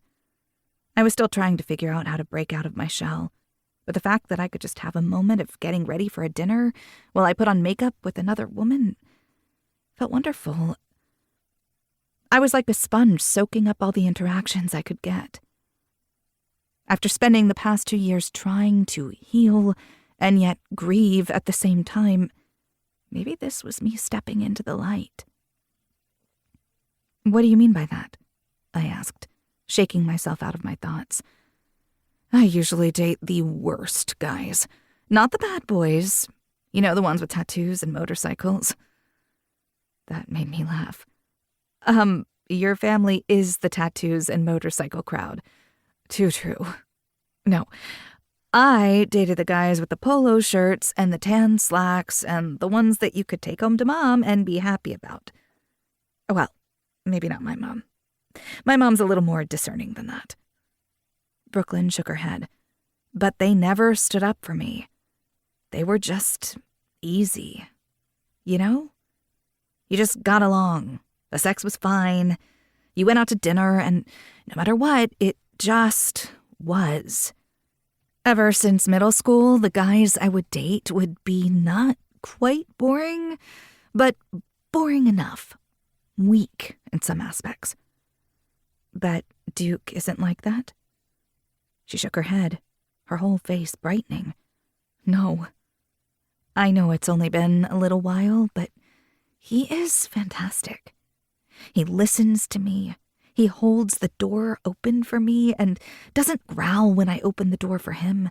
And when I walk, sometimes he'll lead me by putting his hands on the small of my back. He texts for no reason and sometimes just shows up with a cup of coffee, making sure that we know we're on the same page, even though our schedules don't always align. I mean, I work with dirt for a living. I'm messy. My hands are never beautiful. I am hell on a manicure. And he loves it. And you love him, I said, my heart practically sighing at the look of happiness on her face. I think I do. I mean, I think I really do. And, well, I'm really glad that you and him are both coming to dinner tonight because I want him to be friends with my friends. And I realize that a couple of work friends are coming as well, so it's not just a double date, but going out on Christmas Eve is nice. You sound so freaking happy. I am. And I want you to be happy too. Not in the condescending, I'm in love, so I want you to be in love sort of way that some people are. It's because I love Lex. He's one of the best people in the world, and I like the way you two are around each other. You butt heads, and yet you just melt into one another. You really think so? I know so. So we're going to pretend he isn't my cousin for a moment, and I'm going to tell you to ride that man for Christmas Eve. Enjoy yourself. And now he's my cousin again, so blech. She gave a full-body shudder, and I laughed as my phone buzzed. Posey. Merry Christmas Eve. Me. Merry Christmas Eve to you. Are you having fun? Posey. Oh, yes, I have so much to tell you. Me. Maybe about a certain man named Cullen? Posey. You'll see. She sent a photo of the two of them, and I let out a sigh. Wait, is that Cullen and Posey? Brooklyn said as she lifted her hands into the air and cheered. Finally! I know, right? The two of them have been dancing around each other forever. Cullen worked at Montgomery Construction, and Posey was one of my best friends. Another reason I had moved back to Colorado. They hadn't been dating at the Christmas party, and now, a little over a week later, they were spending Christmas Eve together. And I couldn't even comment on that because it seemed that Lex and I were on the same path. Before I could say anything, however, the doorbell rang, and I picked up my bag and practically ran to go answer. I might not know what the hell I was doing, but I was going to let it happen. For now. Because there was enough to be fearful of, especially when it came to whoever the hell was after Justin, and therefore me. But I wasn't going to let any other fear enter my life, at least for the night. I leaned into Lex, laughing at something Dash was saying, when I noticed a couple walking toward us. I squeezed Lex's leg, and he looked down at me, his eyes dark. Well, I had squeezed a bit high on his thigh, but thankfully he must have seen the panic on my face because he looked up and put on a broad smile.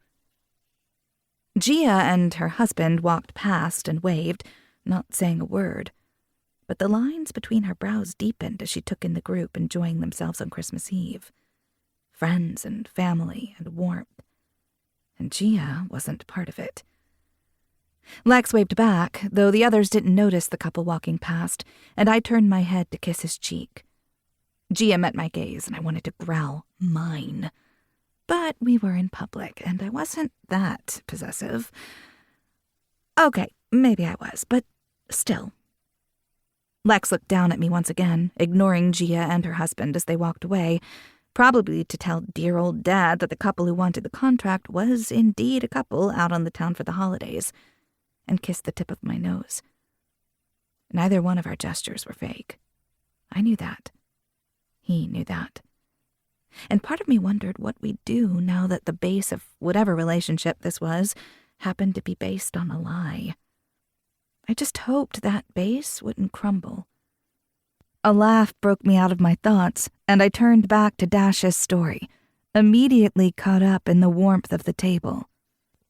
Gia, long forgotten, though the lie still lurked beneath. No, really, green hair, Dash said as he leaned back into his chair, wine in hand, with purple stripes. I looked over at Lex, grateful for the distraction, and raised a brow. How did I not know this? I asked, warm with my single glass of wine and full after a wonderful dinner. It was only for a weekend, and it was very, very temporary dye.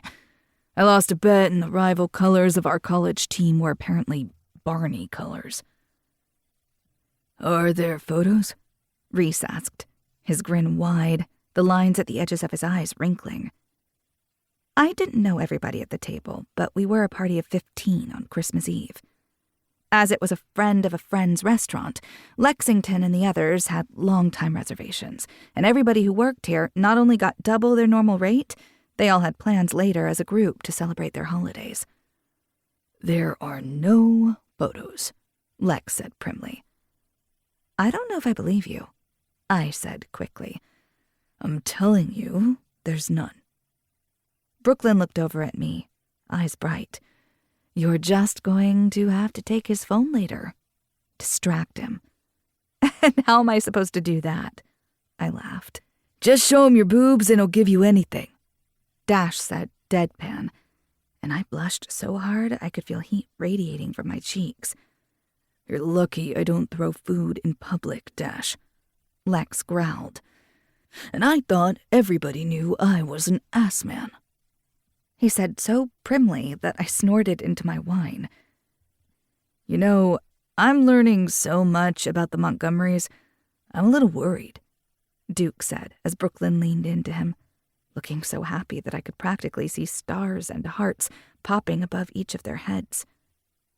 "You know, it's getting late and I should probably get home," Reese said after a moment, and I turned to the man I didn't know as well as the others, mostly because he wasn't dating a Montgomery and just happened to work with them.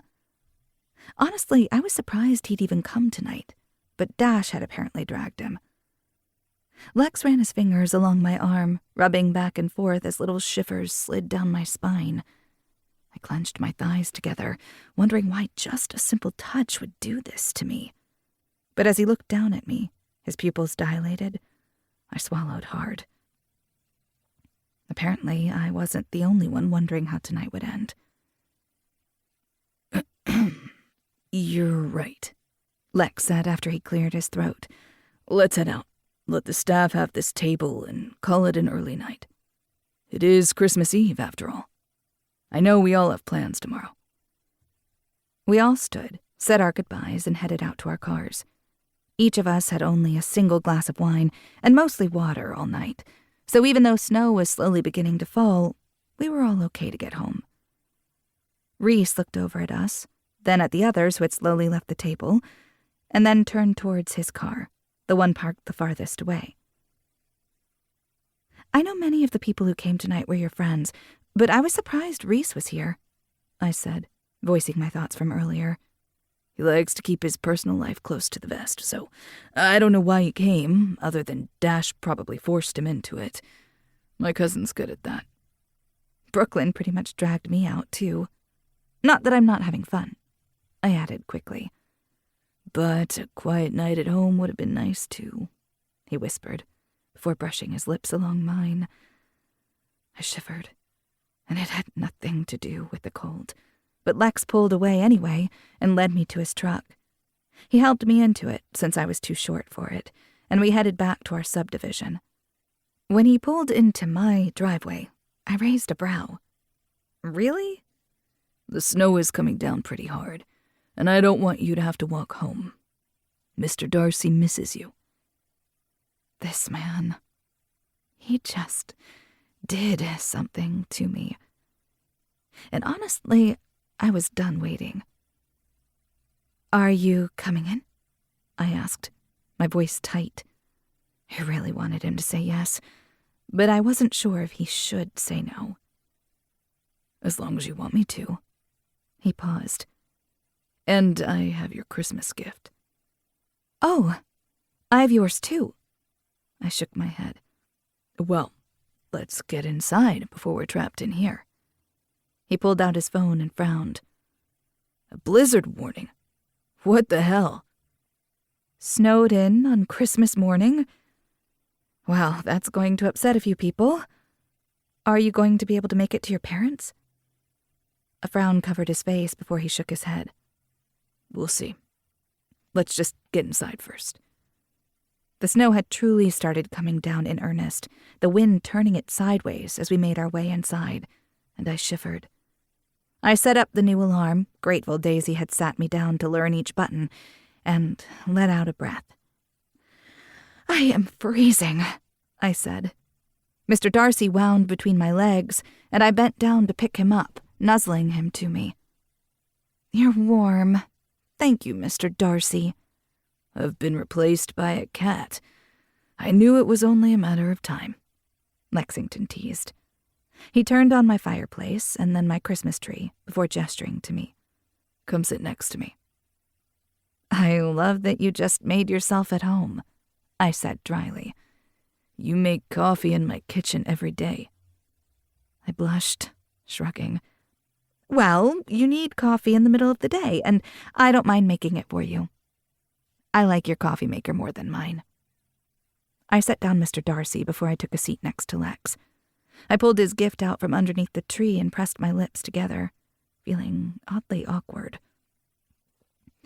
I sat cross-legged, the small, delicately wrapped box on my lap, and let out a breath. It's not much, but, well, I'm really not good at this.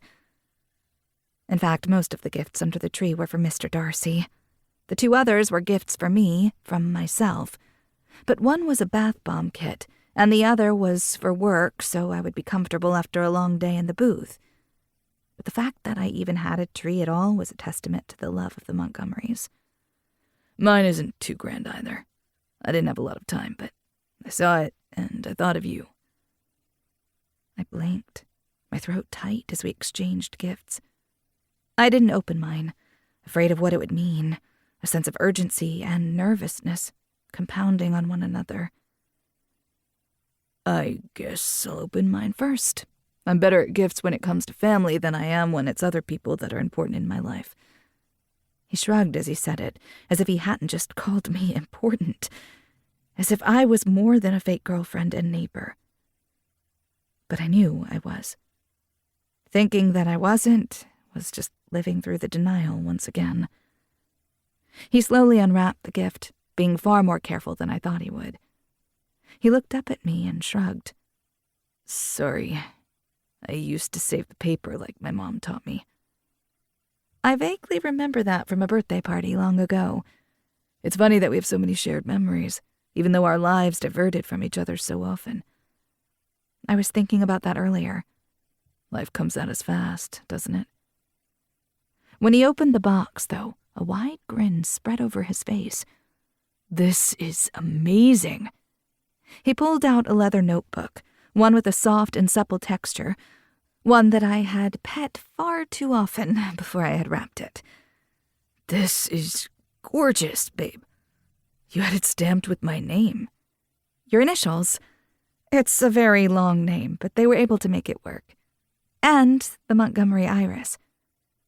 He pulled up the side of his shirt and pointed to the tattoo on his side. I tried not to swoon. I love the fact that all of us Montgomerys, every single one, including my grandparents, have this brand, this logo, this tattoo on our bodies.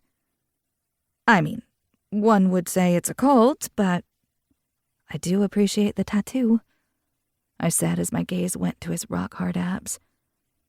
He winked at me, and I blushed. So the notebook is so you can draw while on the go and constantly add papers or photographs or inspiration pieces to it. And also in the box should be pencils that the lead is special or something for that kind of paper. I know you do a lot of your things digitally, and you can fit a tablet in here easily, but I also know you like drawing. Thank you. He leaned forward and brushed his lips against mine. I sighed into him, knowing what was coming next. At least after I opened his gift. Well, now I hope you like mine, he mumbled. I frowned at him, but slowly unwrapped his gift, giving him a knowing look as I ripped the paper. Oops. My mother won't be pleased, he teased. But I ignored him as I looked down at the large black velvet box in my lap. My heart raced as I traced the edge with my finger. I don't know what to say. He tilted my chin up with his finger so I met his gaze. You haven't even opened it yet. I promised I didn't go overboard. His cheeks pinked, and the part of me that had tensed at the idea of something so serious relaxed. Nervous, I slid open the lid and smiled wide, tears threatening. The leather charm bracelet was gorgeous, lying on black velvet, and was the perfect mix between luxury and simple. I lifted up the jewelry piece and met his gaze. I see we were both on the same page when it comes to leather. Well, if you would like to wear leather at some point so I can try to peel it off you, we can try that. I burst out laughing. Really? I'm just saying, you in a leather corset with your boobs up to your chin. Amazing. Didn't you just say you are an ass man? Maybe. I can like both. I like every part of you, he said with a shrug, as if he once again hadn't thrown me off kilter. This man. I shook my head and froze as I looked down at my tiny charms. He cleared his throat, nervousness sinking into his tone. I know you don't like too much jewelry, but this one you can add or take them off as you like. I slid my finger over the first one, a tiny gold snake. I'm never going to live down screaming over a venomous snake, am I? I would have been screaming right along with you if I hadn't been blown away by seeing you again. I looked up at him, mouth wide. You are very good at that. Very good at what? Lines that aren't lines and are from the heart that just make me think, make me swoon. And I don't use the word swoon often. Well, I think you should, he whispered. I swallowed again and looked down at the second charm, a tiny musical note entwined around a tree of life. I frowned, wondering how he could have found this. They just had this charm? It's so perfect. I was lucky to find it, but yes, I know you and trees. You would have them tattooed all over your body if you could. And you already do, I said with a laugh. True, but the musical note is for you. I love when you sing to me. Honestly, I was surprised you went into voice acting and not singing. Because singing is personal, just for me. But I like using my voice to bring others' works to life. See, I learn something new every day. I smiled even harder, and then looked down at the third charm, one that was slightly bigger than the others. If I made a mistake with this one, let me know. I frowned before opening the tiny locket. My breath caught, and tears threatened as I ran my thumb over one side filled with the image of my sister, smiling wide, and the other of my parents, not looking at the camera but at each other. Damn you!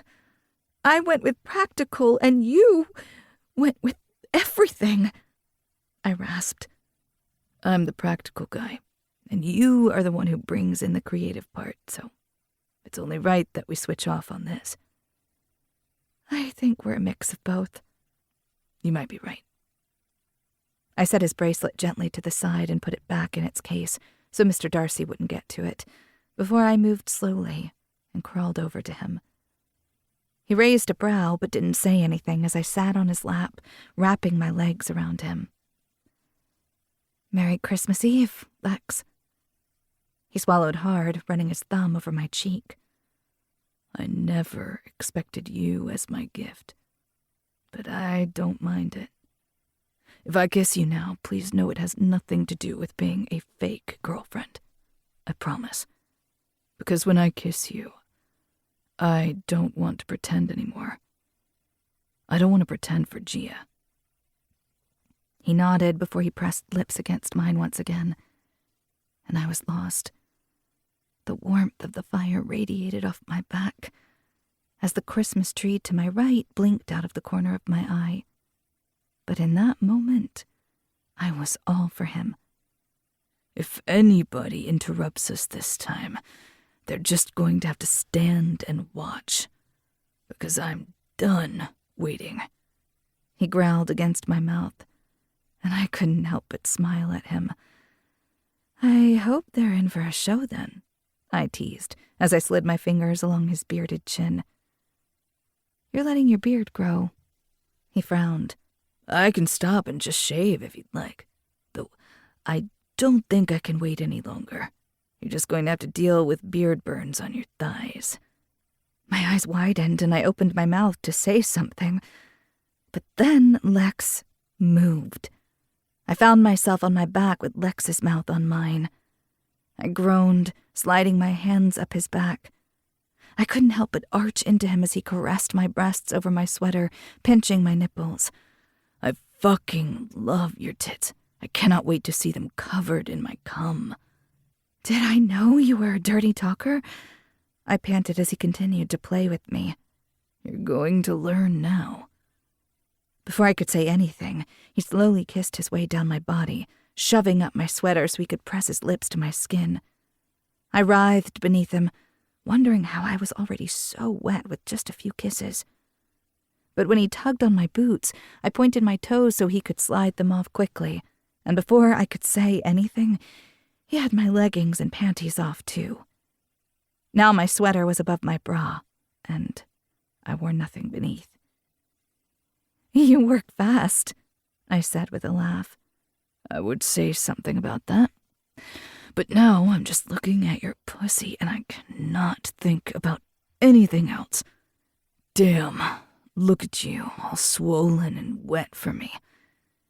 He knelt between my thighs, his thumb parting my swollen folds. "And look at this little nub, all pert and waiting for my mouth." He leaned forward then and sucked my clit into his mouth.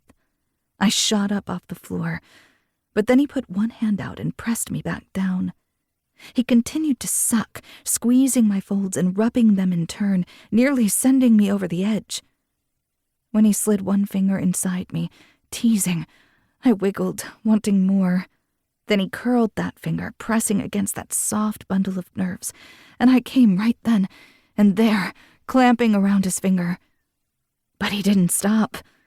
Instead, I looked down as he continued to suck on my cunt, and we met gazes.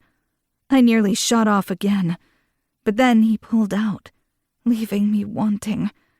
"Take off your bra and sweater. Now," he ordered. Swallowing hard, I did as he said, my breasts falling heavy in his hands. He molded them, squeezing them hard in between his fingertips. "Look at these, so pretty and begging for my mouth. You're so fucking hot. How am I supposed to think or work when I know that you're just next door? These breasts waiting for me." He sucked one into his mouth, squeezing the other nipple so hard that I tried to press my thighs together. Only he was kneeling in between me, and the feeling of his dark jeans on my inner thighs made me shiver. "I'm going to fuck these tits one day.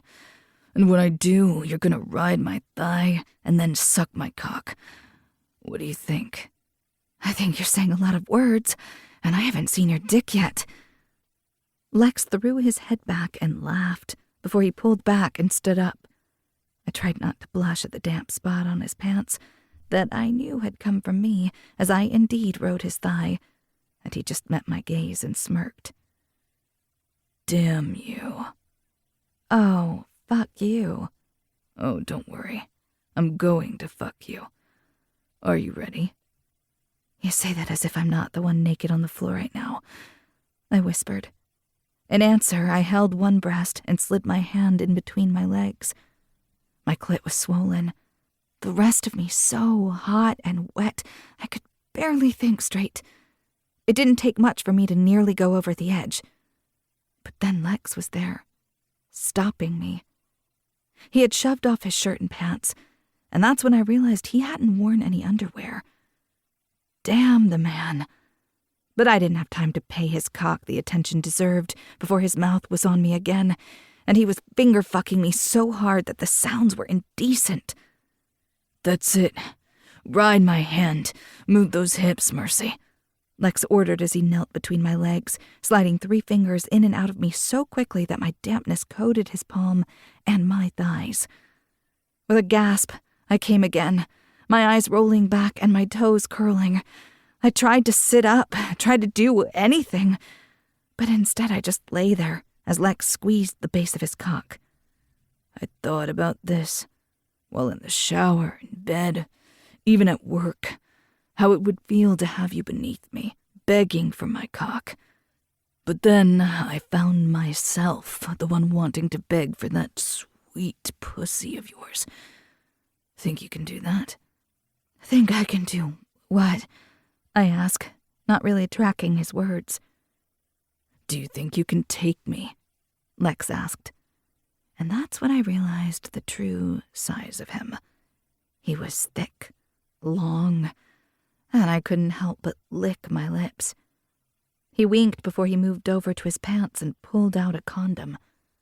"I have more in my bag," he teased. "And I have some upstairs. I wasn't really expecting to get fucked in front of the fireplace and my Christmas tree. "Merry Christmas to me," Lex said before he used his teeth to tear open the wrapper. He met my gaze as he slowly slid the condom down his length, covering himself. "Now, what do we do here?" Lex asked as he lifted one of my legs so my ankle was on his shoulder. He guided his cock to my pussy and slid the tip through my folds. "You're already so tight after coming. Tisk, tisk. We're going to see how well you take this teasing." "Stop teasing and fuck me already. I want this to be my Christmas gift instead." "Next time I'll tie you up just like a little Christmas present and see how well you like it." "I have so many questions with that, but I can't think straight." "Frankly, neither can I. Now, look between us and see how greedy your little cunt is. Look at it taking me. It's begging for me." I looked down as he slowly slid into me inch by inch. The pressure was nearly too much, his cock thick, stretching, but I couldn't help but suck in a breath as I did indeed take him in. He paused for a moment, not quite fully deep inside, and let out a shuddering breath. "I'm about to come like a teenager," he sighed. "You're so fucking beautiful." I swallowed hard, trying to breathe. "You are the one that takes my breath away. How the hell do you have an 8-pack? "You can use your tongue to count the muscles later," he teased. "Promises, promises," I said on a gasp as I tilted my head back. He pushed then, hard and fast, so he was fully seated in me, his heavy balls pressed against me. "Look at you. You took all of me. That's a good girl." My leg was still up high, but he leaned forward slightly, stretching me as he ran the back of his hand over my cheek. "Are you okay? You tell me if anything hurts, okay?" "I'm really okay, Lex. Please, just move." "That I can do." He kissed my ankle before he slid out of me, slowly. Oh, so slowly. I opened my mouth to complain, but then he slammed into me to the hilt, and there was no more thinking. He kept moving hard and fast, and as my leg fell, he leaned over me, taking my mouth. I tried to hold back, but the orgasm came once again, and I was groaning his name as I clamped down around him. Lex pulled out of me, and I curled into a ball, my body shaking from the aftershocks. But then he gripped my hips and flipped me to my knees. Before I could say anything, he slammed into me again, fucking me from behind with such ferocity that we moved with each thrust towards the Christmas tree. Afraid I was going to end up underneath the tree, I pressed back at him, arching. "That's a girl. You're so fucking hot. So beautiful," he muttered, continuing to say words that I wasn't sure either one of us understood. When I was close to orgasming again, I whimpered, not sure I could take it. But then he was moving us once more. He sat down and pulled me on top of him as we had been by the tree to start with, when we had been both fully clothed. "Slide on top of me, Mercy. I want to see your eyes when I go over, when I fill you." I shuddered, nodding. "And one day, I'm going to fill you completely. I'm going to go bare and fill you up with my cum. What do you think about that?" This man was a menace, and I was falling far too quickly. "I think you're once again all talk." I practically panted the words, and he smiled before sliding me down over his cock. I wrapped my arms around his waist as he slowly rocked into me, and we held one another, our gazes meeting. "Merry Christmas, Lex," I whispered against his lips. He held the back of my head, my hair fisted in his hand, and he just smiled. "Merry Christmas, Mercy." And then we were both moving, hard, fast, and when he came, I followed, loving the sound of my name on his lips. "Nothing fake about that," he muttered. And I grinned, feeling steady for the first time and yet completely tilted off my axis.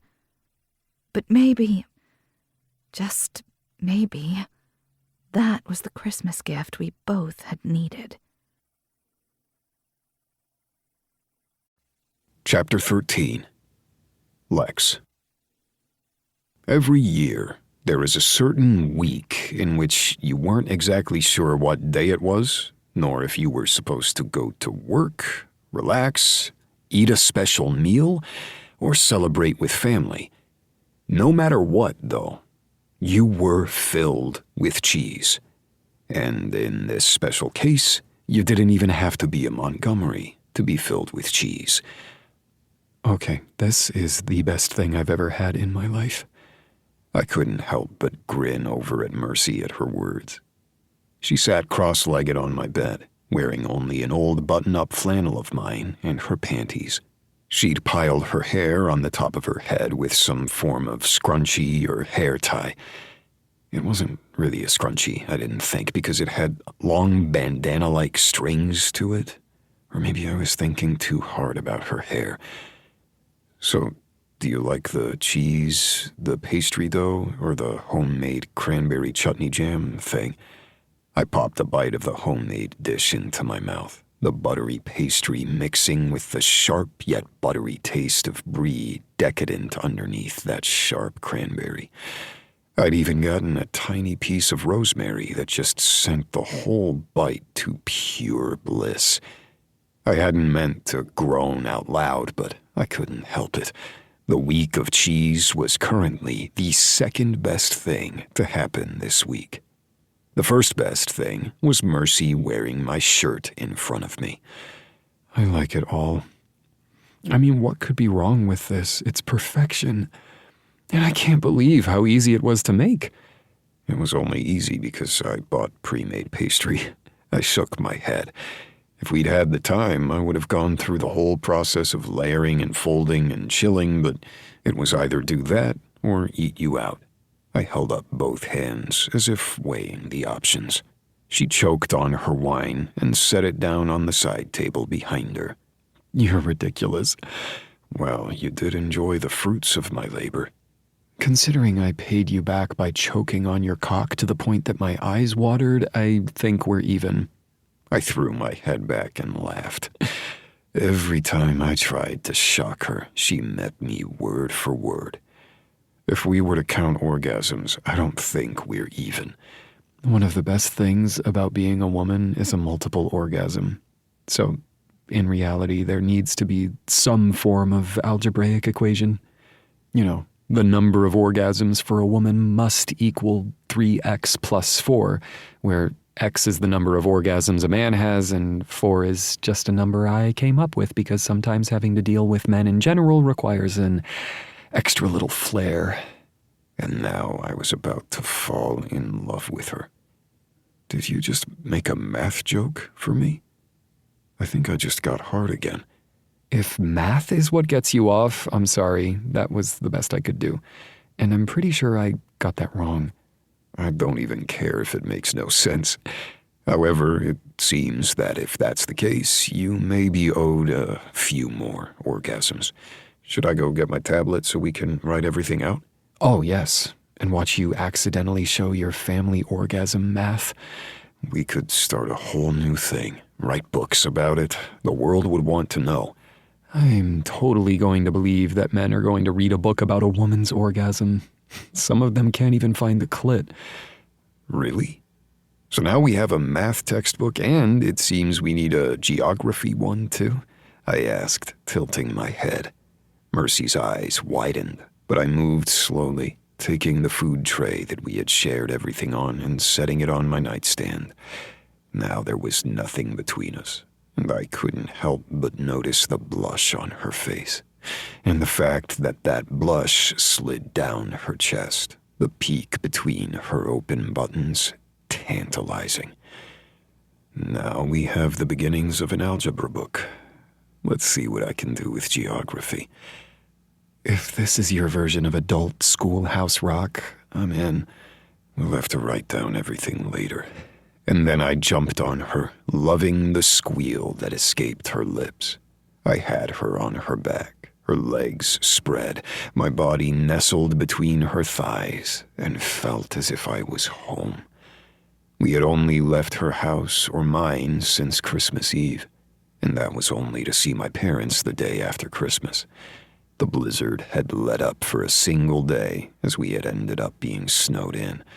Then, after we had gotten home on Christmas Day, the snow had returned, and it didn't make any sense to leave the house, so we each worked, and I was pretty sure we were going to have sex on every piece of furniture in both of our homes. I might end up with rug burn, but it was a sacrifice I was willing to make.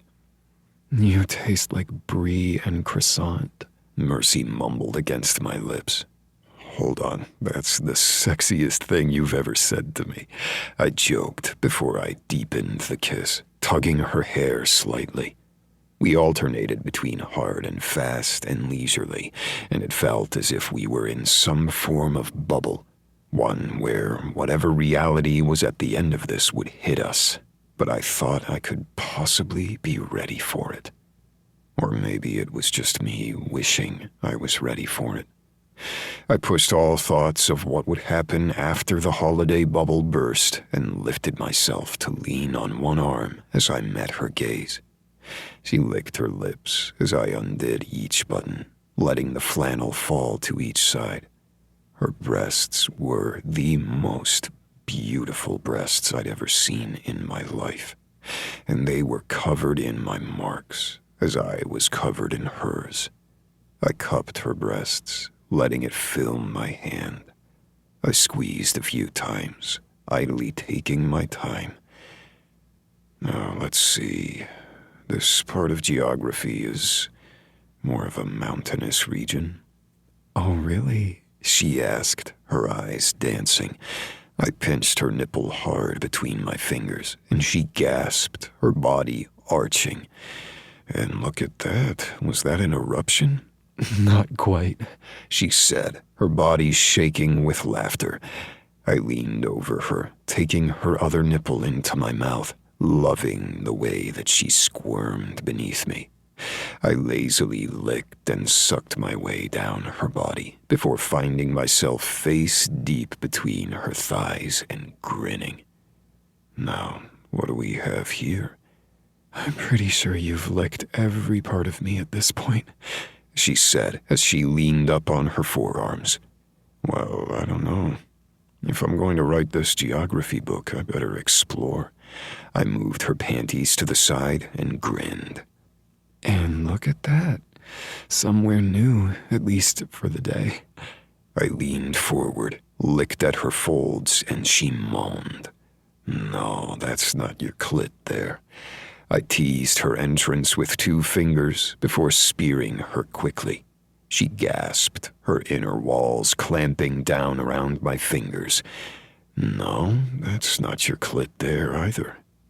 However, there seems to be a spot in here that we might need to explore later. I let my fingers rub against her G-spot and she nearly came. However, I eased off, keeping her close to the edge. Now, what is this?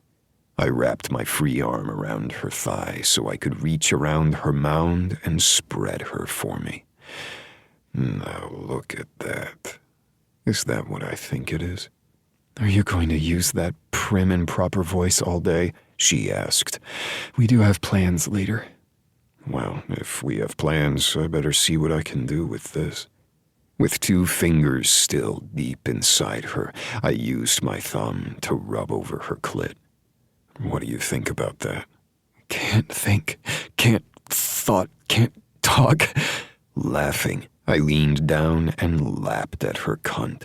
When she shot up off the bed, I used my hand to press her down and continued to fuck her with my fingers, licking and sucking every taste of her. And when she came, I continued to eat her out, kneading that orgasm on my face. Her body still shaking, she sat up quickly, and I removed my fingers from deep inside her. Knowing exactly what she wanted, I spread her wetness over her lips, and as she opened her mouth, I shoved my fingers deep inside. Lick it. Suck it. She did so, eyes on me, before she pulled back and licked her lips. My turn. My brows rose, and I let out a laugh as she shoved me to my back. As I was only wearing boxer briefs, it wasn't that hard for her to strip me naked. I kicked off my boxers so she would have easy access and watched as she knelt between my legs. Now, what do we have here? A new geography lesson? You're going to have to explain it later because I don't think I'm going to be able to talk soon. With a wink, she opened her mouth and swallowed me whole. I groaned, nearly blacking out as my head fell back. The tip of my cock reached the back of her throat, and she swallowed, taking me deeper. I nearly came right then and gripped her hair tightly. Are you ready for me? She nodded, humming along my cock. I began to lift my hips off the bed, making sure to keep it gentle at first. I wouldn't hurt her no matter what. Her fingernails dug into my thigh, even as she gripped the base of my cock, keeping us steady. We moved as one, having learned our rhythm, and when I was nearly ready to come, I tugged on her hair. I want inside that pussy. As much as I want to paint those pretty breasts or even your face, I want your pussy. How am I going to hang out with your family today knowing you say the dirtiest things? Please do not mention that right now. She opened her mouth to say something, but instead I just crushed mine to hers. We tumbled on the bed, each of us vying for who would be on top. I reached for the condom, quickly sheathed myself, and before she could say anything, I had her on her stomach, her whole body pinned and shoved into her. We both groaned, the sensation familiar, and yet not at the same time. When she tried to arch up, I shook my head and pinned her legs together. No, we're going to try this way. I'm so full this way. Exactly. I leaned over her, kissing at her neck, her shoulder, as I slowly rocked my hips. When she finally came, as she had been rubbing herself against the bed, I pulled out of her and rolled to my back. Ride me, woman. Is this your New Year's Eve gift, then? She asked, and I just smiled. Well, if we're giving gifts, I better work on that math problem again. She slid down my length, and we both groaned. I pushed her down towards me so I could lap at her breasts, paying extra attention because I couldn't help but taste every inch of her. We rocked into each other, slowly at first, then hard and fast. And when I flicked my thumb over her clit and she finally came again, I followed, groaning into her neck. Spasms shocked us both, and we just lay there, my cock fully embedded within her, and neither one of us wanting to end the afternoon. Well, I have to say you've just passed math and geography. I smacked her ass, loving the way that she gasped. Good thing I'm an overachiever. Gold stars all around.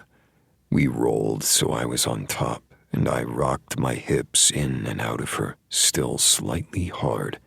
She was swollen, a little sore, so I knew I should be gentle, because I was just getting to know this Mercy, the woman that I had been falling for without knowing, the woman that I had tried not to want all those years ago.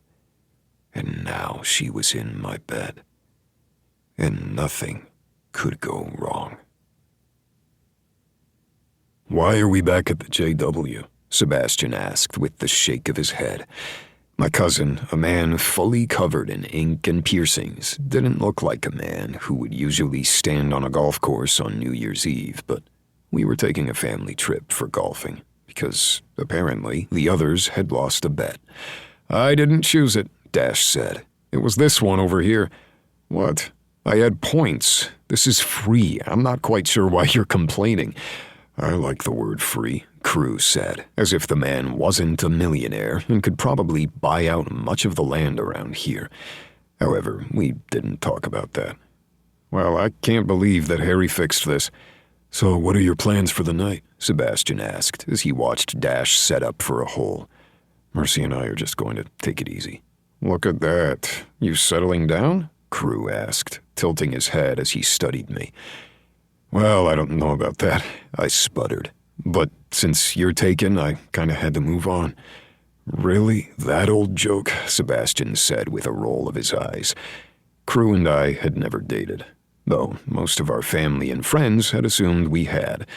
Instead, Crew had dated my cousin Daisy before he had eventually ended up with Arya, Sebastian's twin. Now the two were engaged and happy as can be. Considering I knew both of them had gone through hell, I was glad for Crew. Even the darkness that had usually settled into his gaze wasn't there anymore. Sometimes a grayness settled in, but not always. It was like the world was no longer on his shoulders, pressing him down into the ground. And considering Sebastian had literally walked through hell like Orpheus, I was just glad that my cousin was no longer looking back. In fact, the man was so happy it was a little startling. But he and Raven not only had Sebastian's daughter from his first love, who was now 8, they also had a 3-month-old at home. It was a little ridiculous how quickly my cousins were out there breeding. Hey, you and Arya ever think about having kids? We've been engaged for like a minute, so no. Crew shook his head. And frankly, I don't know if we're planning on having kids at all. Arya is always good at being the auntie, but she never played with dolls as the mom as a kid. She played the cool aunt, Sebastian explained. Aunt Autumn and Uncle Griffin never had kids, even with the rest of the family breeding like bunnies, so we have 49 cousins or some shit like that. They kept it real, Dash explained. You and Arya are already the best aunts and uncles that the kids could have. Other than me, of course, I added. So should I ask about you and Mercy then? Sebastian asked, being far too nosy. I blinked, my throat suddenly going dry. Not so nice when the shoe is on the other foot, is it? My cousin grinned. Seriously, you are the most meddlesome of all the cousins when it comes to our relationships, so we need to hear about you and Mercy, Crew put in. Wait, are we talking about Lex and his new true love? Dash asked, drawing out the word love. Once again, my mouth went dry, and I dropped my club. What? No, it's not like that. I mean, what? Fuck. Just, No, we don't know, Crew said slowly. 1 minute you're neighbors, the other minute you're spending the entire week together, and I have to hear about it because you didn't spend as much time with the family over the holidays that you usually do. And I'm not even a Montgomery. You're as good as, Dash corrected. Seriously, though, I thought it was all fake. I mean, so that way you could tell off Gia and make sure her dad knew that you were a nice family man, ready to settle down and make sure the company's good. Not that I agreed with it. It was an idiotic move, but it was real, right?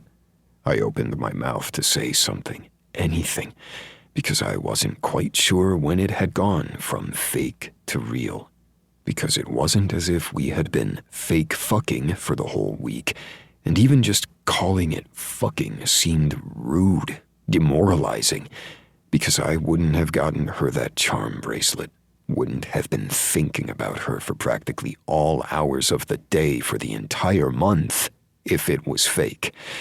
However, I wasn't able to say a thing because the blood drained from my face as I realized we weren't the only people on this part of the course.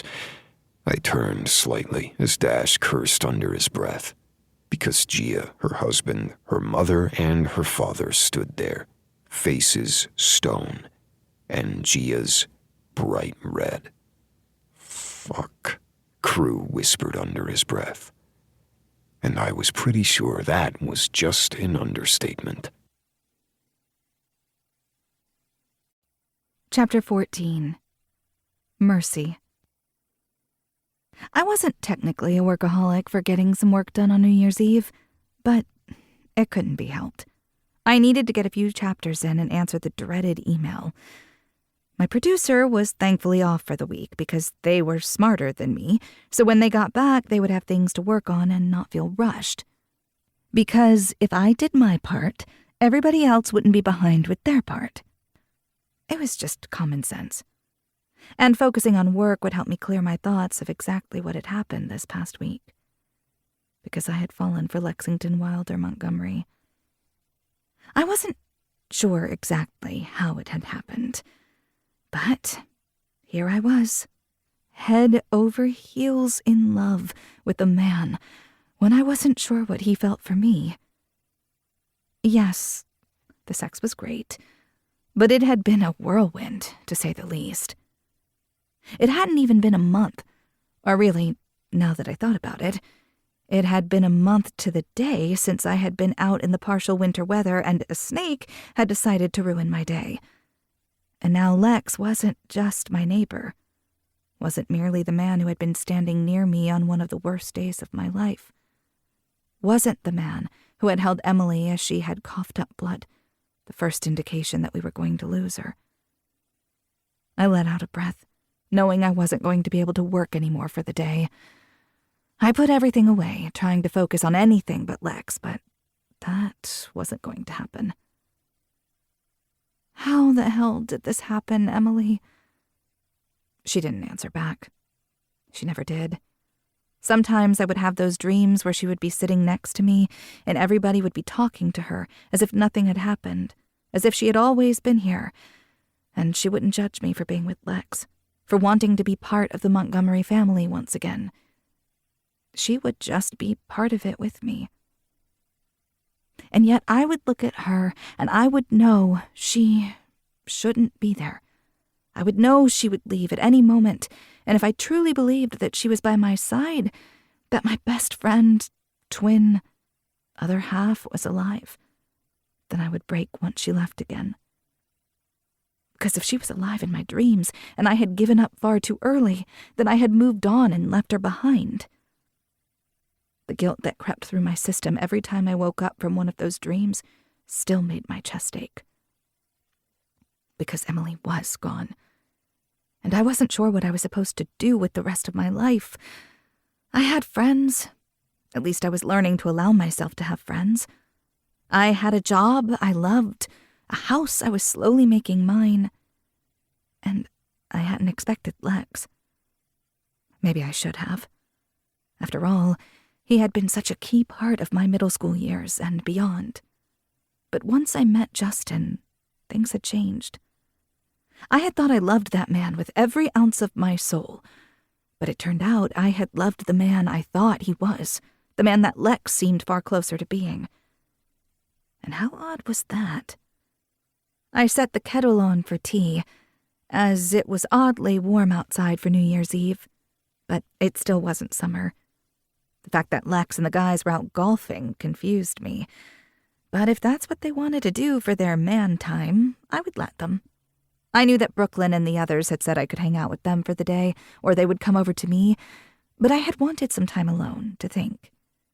And once again, maybe I was thinking a little too much, but that's what I did best.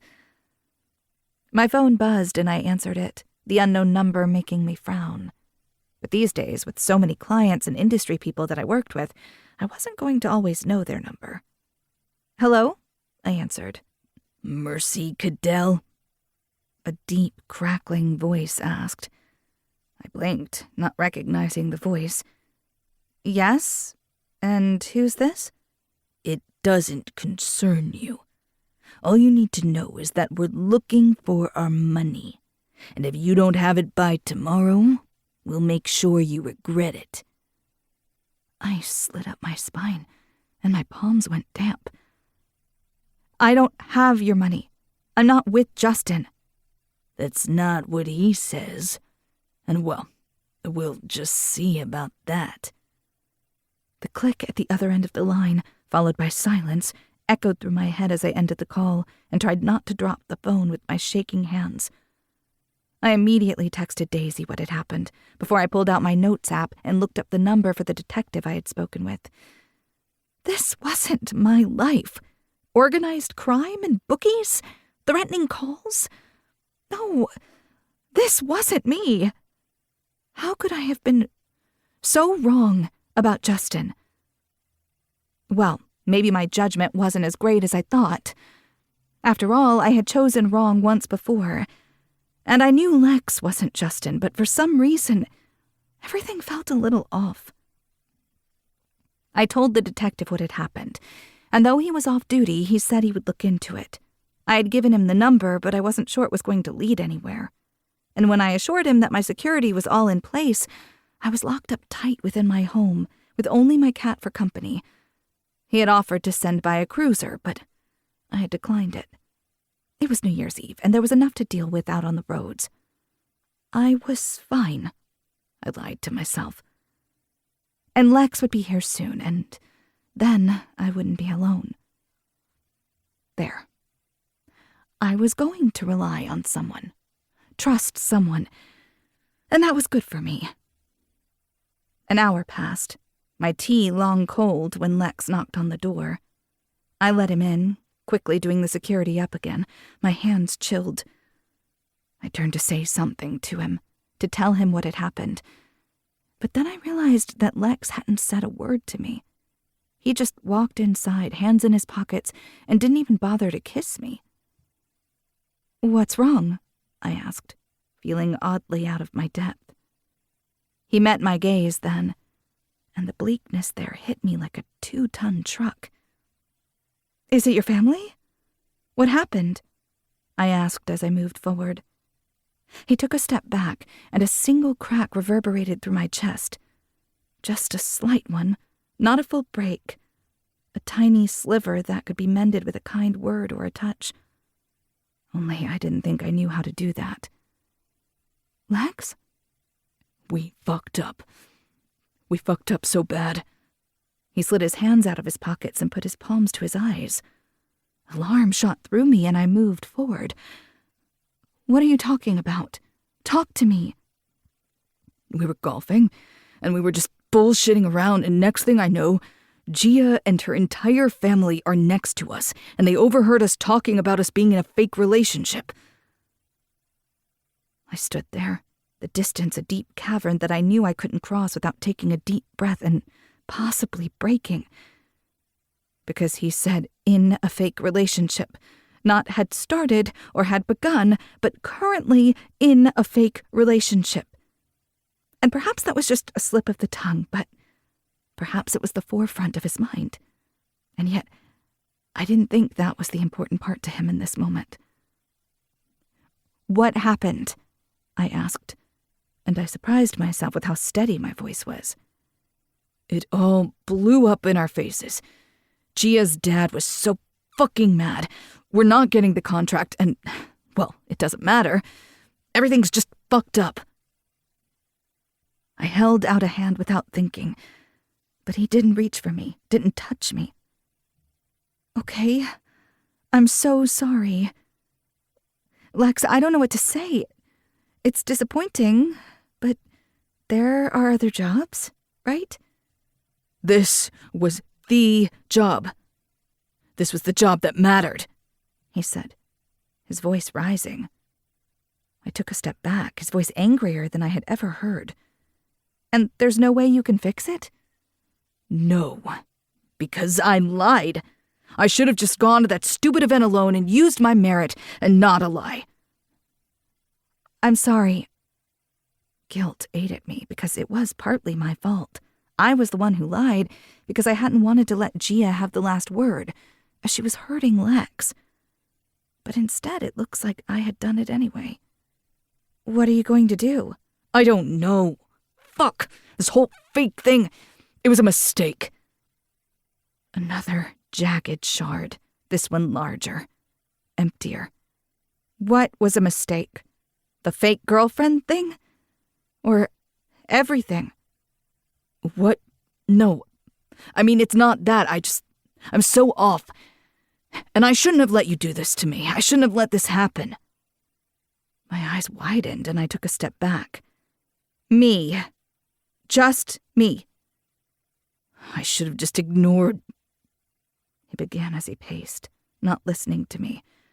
I should have just joked with you and then gone to the event alone. Gia would have forgotten about it and none of this would have happened. I'm sorry. I thought I was helping. Well, you weren't. He snapped, and I blinked at him, wondering what the hell was happening, because that wasn't anger in his voice. No, it was hurt. I made a mistake, I said, but you went along with it. Damn it, Mercy. I'm sorry for all of this, but damn it, I shouldn't have gone through with the whole thing. He shook his head. I need to fix this, somehow. Because it was all fake, I said, hoping he would correct me. Instead, he just stood there, staring through me. Maybe he was thinking too hard, trying to come up with a plan, but he didn't tell me that it was real. Didn't say a single thing. And this time another piece of me shattered. You need to leave, I whispered. Just get out. He blinked as if coming out of a trance, confusion etched on his face. What? Mercy, what? What did you say? I need you to leave. I would not cry. I would not break down. Maybe he was stressed out about more than one thing, and yes, I had been the one to blurt something stupid, but he wasn't denying anything.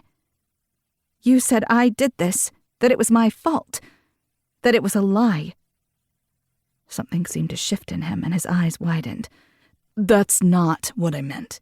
But that's what you said. Mercy, no. This job was important to you. I understand that. More important than me. You should go. Fix that. What I fucked up.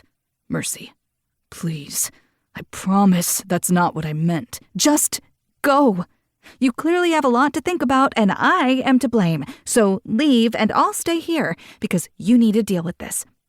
I shook my head. Alone. His face fell, and I wasn't sure what I was supposed to feel. But with just a few words, he'd already hurt me. I didn't want to chance that again. Not when this already hurt so much. I just need to think. He reached out for me then, but didn't move forward. Instead, I turned, opened the door, and stood there, not looking at him.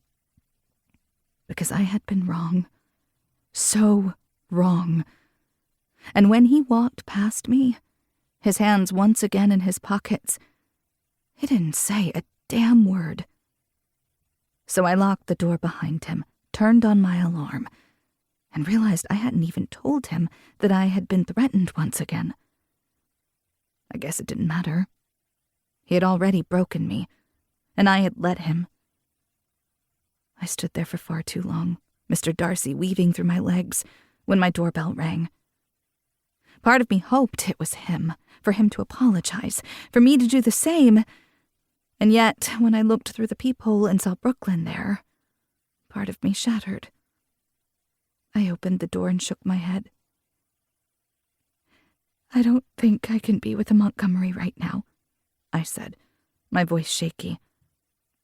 Fine, I'm not a Montgomery right now. I'm your friend, and I have ice cream.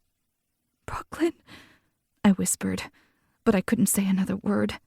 Instead, I burst into tears, and my friend, one of the few friends I had let myself have in this new life of mine, closed the door behind her and held me in her arms. I hadn't truly cried in far too long. I hadn't cried at the saying goodbye to Emily until later. I hadn't cried at the wedding, because I'd been so busy trying to make sure everyone was okay that I hadn't broken into tiny pieces. I hadn't let the tears come, but I couldn't stop them now. So I let Brooklyn hold me, and then as the tears racked my body, not just for what I had nearly lost a few moments ago, but for everything in the past few years, I let my friend hold me. Later, Brooklyn drew me a bath, gave me a pint of ice cream and a spoon, and kissed my cheeks. She didn't say a word, and I knew that was probably for the best. Brooklyn should be with her boyfriend right then, with her family, with her friends. But instead, she was helping sad little Mercy, who had probably overreacted and broken everything, and yet he had just left, walked away without a fight. Maybe I wasn't worth fighting for. Self-pity was new for me, and I didn't like it, but the tears I had been holding back since Emily had first coughed up blood broke through, and I laid there in the tub, scraping at my cookies and cream ice cream, and knew I had broken a promise to myself. I had lost the second family I had ever had, but it wasn't just because of a single lie. No, because we could have come clean or changed everything in a heartbeat. I had broken everything because I was scared, and if I had just let myself tell him that I was falling for him, maybe he would have fought. Or maybe it would have hurt more in the end. Only with the way that my chest ached right now, I didn't know if it was possible. The thing was, he had left. He didn't fight, so maybe it was all for nothing. And maybe I had lost them all and had broken myself anyway.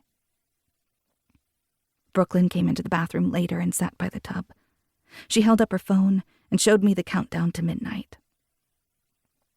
I just stared at her, wondering what right I had for this woman to be so kind, even though I didn't know if I was worth this type of friendship, this type of caring. The clock struck midnight, and I might not be alone in this room, but yet I had never felt more lonely in my life. And it was all my fault. Chapter 15. Lex. Give her space, give her space. Those were the 3 words that Brooklyn had whispered to me when I had gone over to Mercy's place right after the ball had dropped, because I was such a fucking idiot that I had waited too long. And that meant I couldn't see Mercy. She didn't want to see me, because Brooklyn had opened the door, shook her head, and said to give Mercy space. So I hadn't walked back over there. And she wasn't answering my calls. Fuck. I paced my office, trying to pretend I could focus on work, but nothing was coming to me. Not only had we lost out on the estate with the Arnos, but I had also been avoiding my family and their most likely obvious displeasure about the fact that I had lost such a potentially huge contract for us. All because I hadn't been able to stand up for myself. Or keep my personal business out of what the hell was going on at work. Or even stand up for Mercy. I ran my hands over my face and looked down at my workboard. My desk, usually pristine and organized, was a mess. Crumpled up pieces of paper, charcoal pens, everything was sprawled out. And not just in my workspace. My gaze landed on the leather binder that Mercy had given me for Christmas, and I let out a breath. I needed to fix this.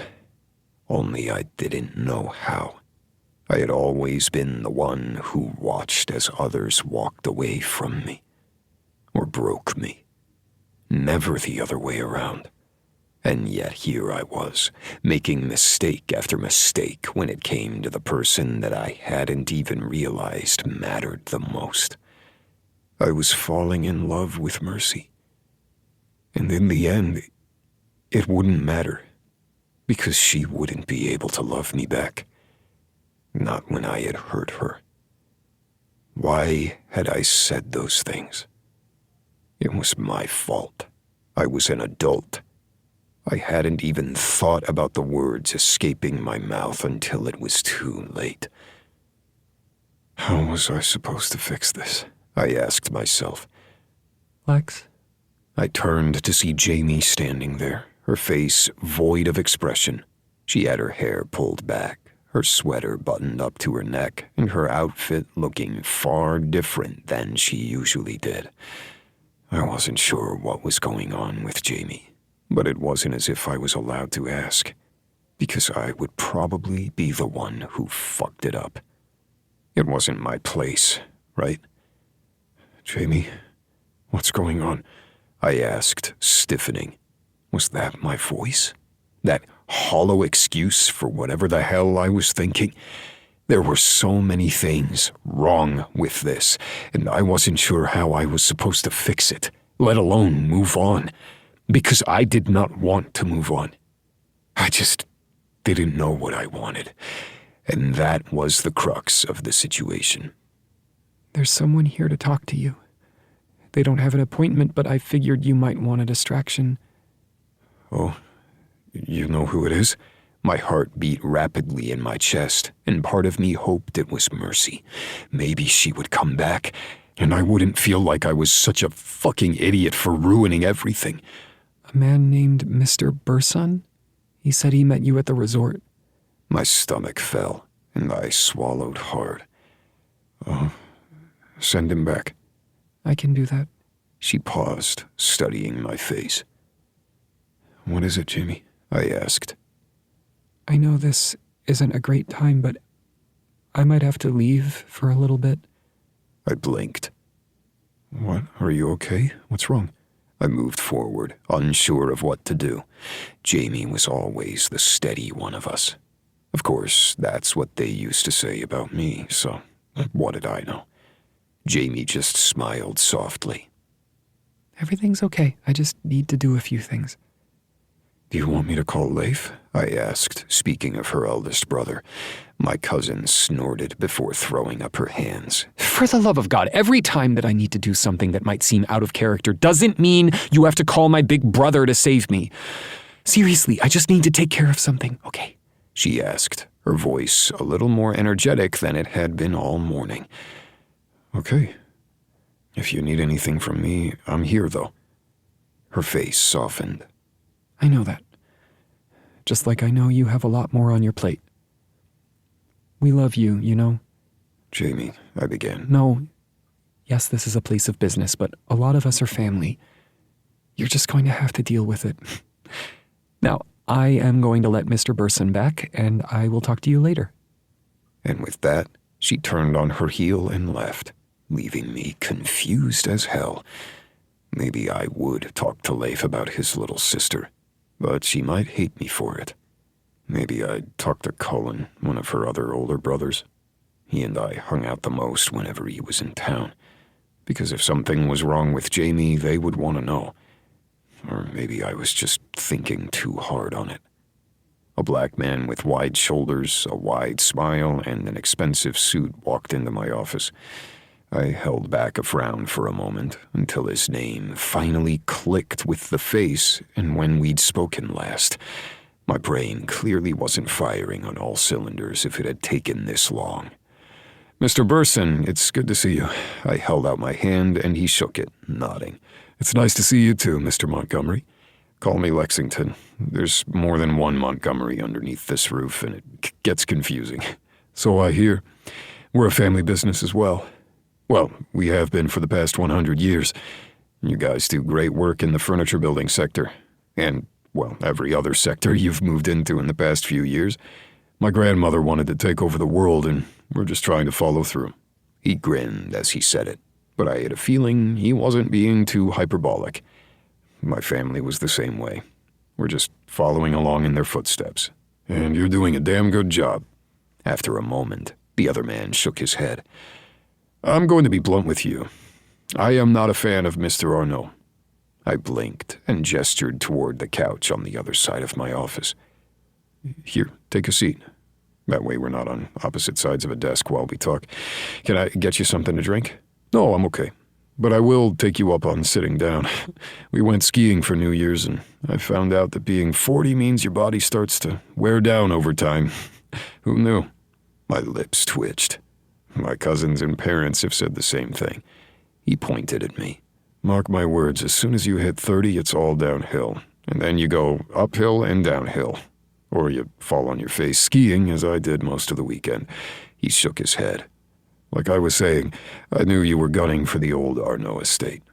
A lot of people were, and you would have been the best for the job. I'm not surprised, though, that Arno went another way. I winced. What's he saying around town? He raised a brow. He likes to badmouth everybody, even if he's doing it with a Cheshire Cat smile, so most of us don't tend to believe a word he says, so it doesn't matter what lies he's telling, even if some of them might be true, because he doesn't matter in the end. I sighed. I have a problem believing that his opinion wouldn't matter in our field. He believes his opinion matters. And he owns a lot of strong businesses that I know overlap with both of ours. But he's not the only one in the game. I have 4 estates that are of historical relevance that I had been waiting to work on for a while now. And I want to work with you. We talked a little bit at the JW, but I want to talk more. My whole body stiffened for a moment, wondering how the hell this windfall had just fallen on my lap. Because Mr. Burson's properties were legendary, and nobody outside of their family was allowed to work on them. I hadn't even bothered to put in a proposal because I hadn't known they were on the table. I wasn't aware that you were searching for a company. I'm sorry that I didn't know. We're always searching, we just don't tell anyone. The older man smiled softly. But I like your family business. And, well, I like Mercy. My throat went dry. She doesn't work with us. She's a family friend. And that was a damn lie. She was so much more. And yet I wasn't sure how to make sure she understood that. So it wasn't as if I was going to mention that to this near stranger in my office. The other man just raised a brow. Yes, I know she's a family friend. Whatever happens in your personal life is not my business. Just like what happens in our personal lives is not your business, but she made my wife laugh hysterically when others were ignoring her. And I know your work. You're one of the best in the business, and I want to see what you and your family can do with my family business. I rolled my shoulders back, knowing I once again owed Mercy everything, just like I owed my family everything. I'm honored. Now, what can I do for you? Let's talk. I'm all yours. If I couldn't fix anything else in my life, I could at least fix this. I hoped. By the time the other man had left, Dash, Brooklyn, and Reese were in my office, shaking their heads at me. "Can you believe that just happened?" Brooklyn asked. "Fuck the Arno estate. This is a huge thing." I couldn't help but smile at her enthusiasm. If anyone ever needed a moment to breathe and find joy, it would be Brooklyn. It is. I can't believe he just walked in and offered it. Dash grinned. "We're going to have to work our asses off, but damn it, Lex, this is brilliant." And it sure as hell didn't feel real. Yeah, I guess it is. "And if you don't stop blaming yourself for what happened with Arno, you can just fuck right off," Brooklyn said so politely that I blinked when her words finally caught up to me. Reese barked out a laugh, and I narrowed my gaze at the other man. What she said. I realized that I'm not part of the leadership of the company, so I'm grateful I was invited to this meeting. "Excuse me, you have tons of experience, and one of the estates is pretty much going to be under your purview with the damage to it," Brooklyn explained. Reese tilted his head. "Again, I'm grateful to be part of this. And the Arno estate was going to be a pain in the ass to work with anyway. You know they micromanage more than even you do." He gestured toward me, and I held back a laugh. "That is very true," Brooklyn added. I resisted the urge to flip them off because we were in an actual work meeting. Reese gave me a look that told me he knew exactly what I was thinking. And on that note, I have work to do, and we should leave Lexington alone to brood. "He's really good at brooding," Brooklyn said with a wink. "Come on, kids," Reese said, gesturing for the door. "Not a kid," Brooklyn sing-songed before she stomped out of the office, leaving a laughing Reese in her wake. Dash just grinned at me, shaking his head. "This is good for us, you know. You did good." I winced. Perhaps, but it didn't feel real. Nothing felt real until I figured out what the hell I was going to do when I got home. That was more important. This was an accident. Everything I was working toward got fucked up. So you say, but I think for once, you should probably give yourself a break. And, I don't know, go see Mercy? No, I'll go deal with real work. You mope in here, or brood, or whatever we want to call it. Dash held up both hands before walking out of my office backwards, nearly running into Jamie. Before I could even comment on that or wonder what the hell I was going to do next, my office was filled once again. I looked up, ready to growl, and froze. Mom, Dad, Silas, why are you guys here? My younger brother closed the door behind him, leaving me alone with my immediate family. I think it's time to talk, son, Beckett Montgomery said, and I slid my hands in my pockets. I frowned. About what? I'm sorry I wasn't around too often during these past couple of weeks. I'll make it up to you. Mom shook her head. That's fine. We see you often. And I got to see my baby on the holidays. Everything's okay. At least with us. My mother moved forward, cupped my face, then said, Well, what the fuck are you doing, Lexington Wilder Montgomery? Silas barked out a laugh while I just stared at my mother. Did you just curse at me? Why are you acting as if I don't curse as much as the Montgomerys? I'm a damn Wilder. And I love you more with each passing day, my dad said as I stared at my parents, wondering what the hell was going on. I don't understand why you guys are here. Mom took a step back and put her hands on her hips. You put so much pressure on yourself that you don't see what's right in front of you. I don't know what you're talking about. My parents always saw too much, and frankly, I was a little afraid right now. Yes, you do, my dad corrected. I know how much work you put into that proposal. And I'm sorry it didn't work out, but from what I hear, you're kicking ass in everything else, other than your personal life. Heart racing, I held up both hands. Stop it, please. That's none of your business. I beg to disagree, my little brother said. I narrowed my gaze at him. That's enough out of you. Silas just shrugged and went to go sprawl on my couch. Mom gripped my hand, pulling my gaze back to her. You try to carry the world on your shoulders, Lex. Why can't you see what's right in front of you? I don't know what you're talking about. I repeated the lie. You know exactly what we're talking about, my dad added. You keep thinking you need to do more than we ever did, that you don't want to stand in our shadow. But you couldn't be further from the truth. I stood there, wondering how the hell I was so surprised that my family understood me. We were close for a reason, but I didn't want to hear these words. Baby, my mom continued, we need you to be healthy. That's it. And I want you to be happy. I am happy, I lied. She gave me a look that spoke volumes. You have already done so much for us, with everything that you do, but you put so much pressure on yourself for things that aren't as important. I'm fine, I've got this handled, I said softly. My mom let out a breath. I know you wanted this contract. I know that Mercy worked with you on it, but there's so much more out there. She's out there. Mom. No, listen to me. Do not break the one thing that could be amazing for you. That could be everything. Because you're scared. And you hurt that girl, Lexington Montgomery. You hurt that girl, and you need to fix it. My mother, the one who would stand in front of a bear, a gun, or an angry mob for me, narrowed her gaze at me. And I stood there, confused as hell, and knowing I'd fucked up even more than I'd imagined. My dad moved forward. I hurt your mother once because I was scared too. I'm not going to ever do that again. But I don't want you to do it either.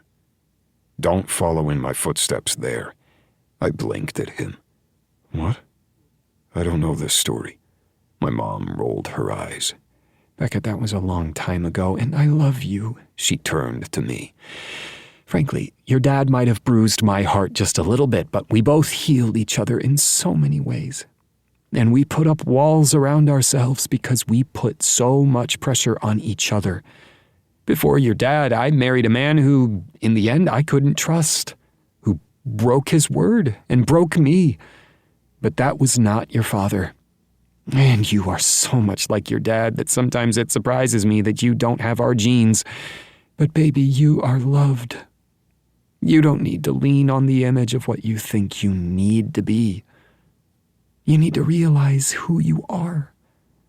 You are brilliant, you are caring, and you are worth everything. Now go stand up for what you could have with mercy. How am I supposed to do that? I asked. Grovel, Silas said as he stared at his phone. Say you're sorry, do something about it so she knows you're sorry, and fix it. You gave her time, you gave her space, according to Brooklyn, so now, fix it.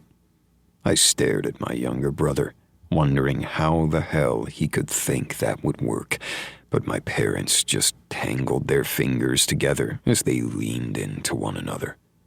Mom leaned forward and took my hands. I don't know why you thought pretending to be in a relationship would work, but from what I've seen, it was real.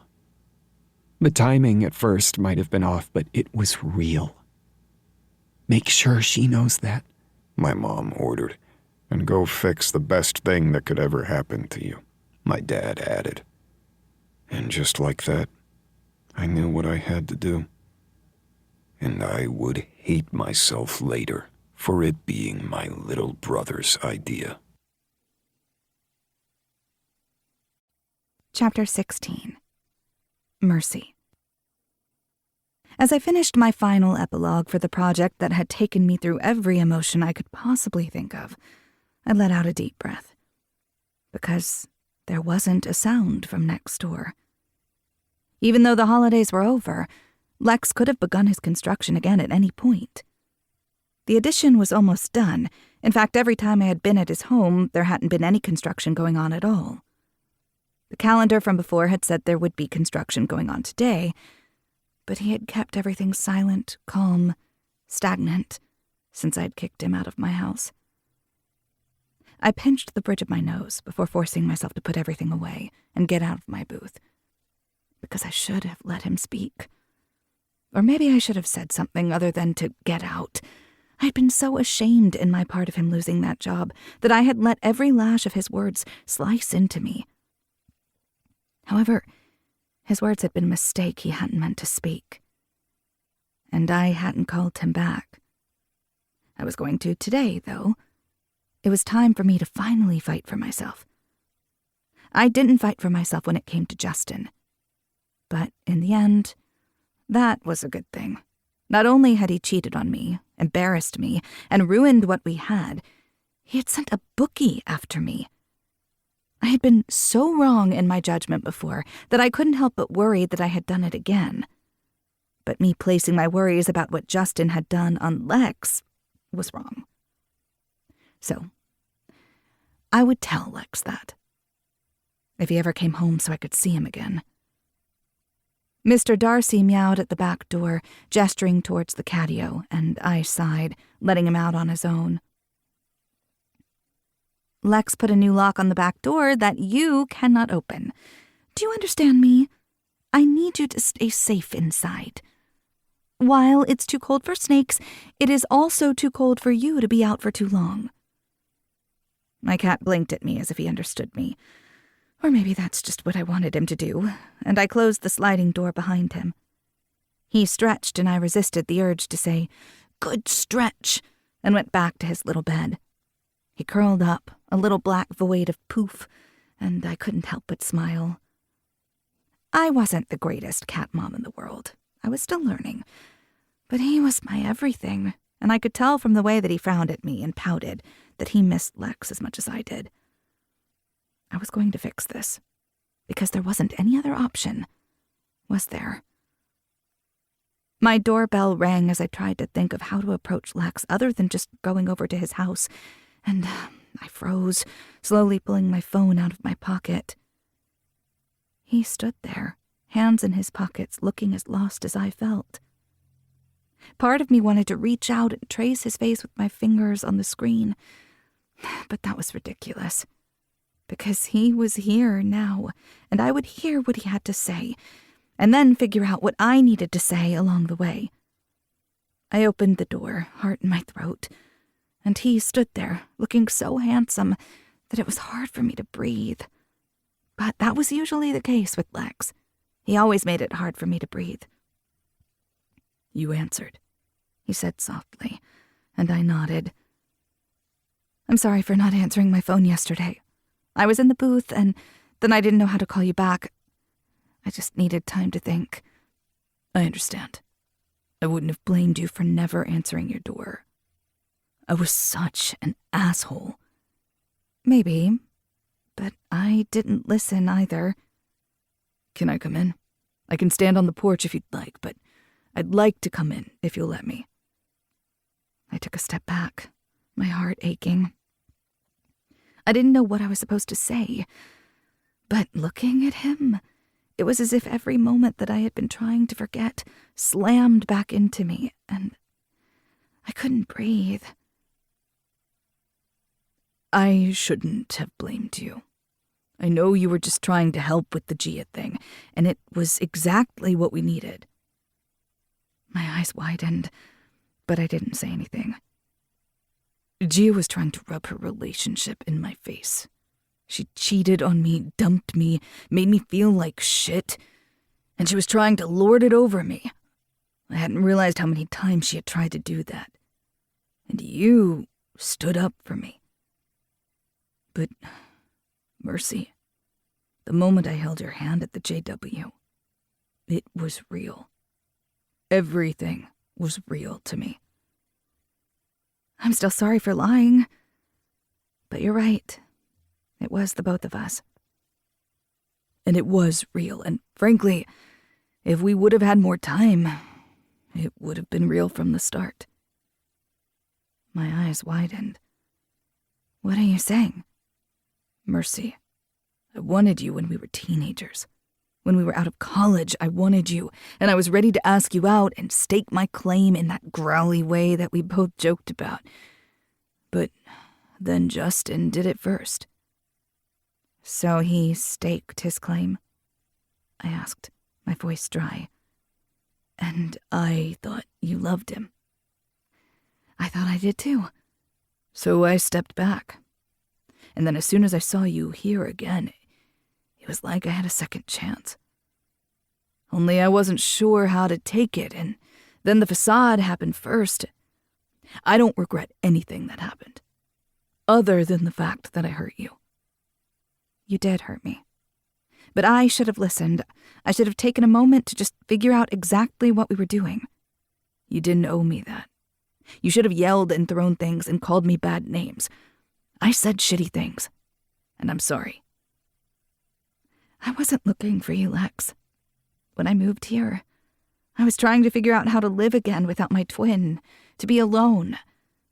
And I don't know how to do this." He moved forward then, cupping my face. I sucked in a breath, his touch warm, familiar. "I love you, Mercy. I didn't mean to fall this fast, but I don't regret it. It would have been inevitable because I fucking love you. And I know I'm not the easiest man to be with. I work too hard, I'm sometimes too far into my head, and my family is ridiculous. But I love you. And I want to be with you. I want to figure out how to live in this new world of ours together. And I don't want to forget where we came from. I don't want to forget Emily. I don't want to forget what we've lost. I love you. So please take me back. Forgive me. I'm an asshole, an idiot, a stupid man. But this stupid man loves you." I hadn't realized that a tear had fallen until he wiped it away, and I shook my head. His eyes went wide in that moment, and I realized he took the shake of my head wrong. "I'm sorry, and of course you're forgiven. I was going to forgive you as soon as I saw you next, because we just needed to talk. something that neither one of us is very good at when it comes to each other. We're both great at listening to others, but not ourselves. Damn straight. But I'm figuring it out, with you. I love you. And it was always real to me, Mercy. You have to believe that. I do. And I love you too. He smiled so wide then I couldn't help but kiss his chin. I hadn't realized how long I've been waiting for those words. Well, I'm just going to say it, and you're going to have to deal with the fact that I am ridiculous sometimes. Same. And my family's even worse. I don't mind. Something scratched at the glass door behind us, and I turned to see Mr. Darcy there on his back feet, meowing loudly at us. I guess we should let him in, and I know he thanks you for fixing the door, I said with a laugh. I see how it is. You just love me for my handyman skills. Well, that's part of it. He brushed his lips against mine, and then we went to let Mr. Darcy in, and I couldn't help but laugh as the cat wove his way around Lex's legs before nearly tripping us both. I see how it is. I'm not forgiven by him, am I? Probably not, but I don't think I'm forgiven for breathing either. Again, sometimes I feel like I don't know what I'm doing. So, you're just going to have to coach me with this whole falling in love and wanting to be with someone thing, okay? The last time I loved somebody, it turned out they were a lying snake who decided to send people after me. So, yes, let's work on this whole being together thing together. Deal. And when he crushed his mouth to mine, I melted into him, because I hadn't meant to fall for Lexington Montgomery. But if I was honest with myself, I knew it had always been inevitable, because he had always been the one there for me, even when I hadn't expected it. And now there was truly nothing fake about this, and there was never going to be again. Why is it that you wearing my shirt and nothing but my shirt while cooking me brunch is the sexiest thing I've ever seen in my life? I moved the eggs off of the burner and turned to Lexington, raising a brow. I feel like you telling me you like me barefoot in the kitchen means you want to get slapped. He rolled his eyes and then moved so he pressed his front to my back, hands on my hips. I groaned. I couldn't help it, considering what exactly was pressing against my lower back. I just like you near me. Sorry, I can't help it. You do know I'll cook for you anytime you want, as long as you're naked. Oh, that's nice. He licked up my neck, biting down gently. I shivered, grateful that I had already turned off the stove. Brunch is going to get cold. I think we'll be okay. He slid his hand between my legs and froze. You are not wearing any panties. You just said you liked me wearing only your shirt. When was I supposed to put on panties? He groaned. Woman. Before I could say anything, though, he speared me with 2 fingers, and I let out a gasp. So fucking wet for me. Do you hear yourself? Do you hear the sound of your wetness on my fingers? Your pussy is just calling my name. Before I could even think, he had me twisted so my back was to the other counter, and he was on his knees. Lex, I gasped. But he didn't say anything. Instead, he lifted one of my legs, set it on his shoulders, and licked up my cunt. Sweet, tart, a perfect appetizer to brunch. My head fell back as he continued to lick and suck, biting down on my clit ever so gently with his teeth. And when he continued to finger fuck me, licking at my clit, I arched into him, pressing my pussy to his face. When I came, he laughed at me, sucking every single ounce of my orgasm, and I barely kept standing. I need you, he growled. Lex, I gasped. And then I was pressed over the counter, ass in the air, and he slammed into me. No warning, just his thickness stretching me as I went to my tiptoes, pressing back into him. Mercy, I can't think. Every time I'm inside you, my mind goes blank, and all I can do is go deeper, harder. Mercy, tell me you want this. Tell me you need this. I could have said something sarcastic, something funny, anything to lighten the moment. And yet all I could do was lean back and ache, because this was Lex, my Lex. And what else could I say? I love every moment of it. That's my girl. He leaned down and bit at my shoulder after he pulled his shirt back. With a crack of sound, he slapped my ass, sending my eyes rolling to the back of my head before he moved. We arched for each other as I met him thrust for thrust, but it was hard to keep up as he pounded me into the counter. We would probably both end up with bruises, considering how we had continued to use every flat surface in both of our houses for the past couple of days. But it didn't matter. I just needed him. When he flicked his fingers over my clit again, I came, clamping down on him. I love you, he whispered. And then he came, his hips rocking. Warmth spread deep inside, and it was so different than before. Fucking you bear might break me, Merce. I don't think I could go back. I looked over my shoulder, and he kissed me softly before pulling out of me. I love you too. And you're right. It was different. I liked it. He kissed my shoulder before pulling his pajama pants back up his hips, though he was still not wearing a shirt. Then he kissed me softly on the mouth. Go shower first.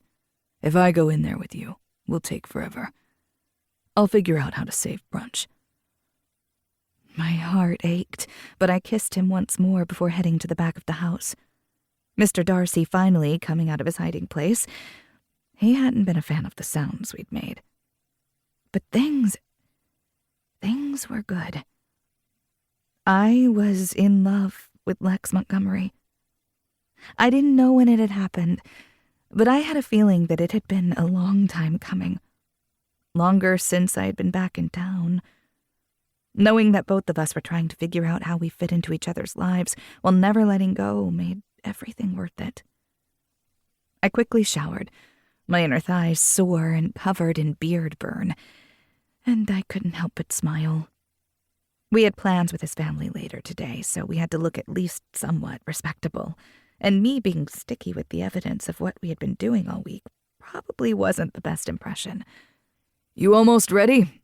I sort of saved the eggs, Lex called out. I'm sure we'll make do, I called back. The doorbell rang, cutting through the moment. Knowing Lex's family, honestly, it could be anyone. My phone was back in my office, so I didn't bother checking the readout to see who it was. I've got it, he said. And I just shook my head at the fact that it was so easy that he could answer my door, as if he belonged here. Because he did. Lex had pulled on a shirt, and I frowned at the way his shoulders stiffened. Can I help you? Mercy Cadell? That deep voice. I knew that deep voice. Lex! I called out. But it was too late. Though Lex had kept the chain on the door, it wasn't strong enough. Two men kicked it down and pushed at Lex. Lex staggered back as I moved forward, and he ducked at the first fist that came at him. Get out of here, Mercy. Call the cops. Lex! I'd have to pass them to get to my phone, but I couldn't just leave him like that. I had never seen Lex move so quickly, nor did I know he had any of those moves, because he punched out, getting the first guy with a fist to his chin. You don't have to make this hard. We're just here for the money from that dumb bitch, the second man said. There's no need to get your face broken. Just sit still. The bookies. They'd found out where I lived, or followed me, or... I don't know. I wasn't a criminal mastermind, and I could barely think with the pounding in my head. Justin was a dead man when we got out of this, because we would. There was no other option. We don't have your money. I screamed as Lex punched the first guy again. But now there were 3 of them, and Lex was severely outnumbered. I did the first thing that I thought of and picked up the egg pan. When one guy got free of Lex and came at me, I shot out, slamming it over the man's head. He groaned and went down to his knees. "Get out! We have nothing for you, bitch!" He grabbed my ankle and pulled. My legs went out from beneath me and I fell back, slamming my head to the tile. Stars shattered behind my eyes as Lex shouted from in front of me.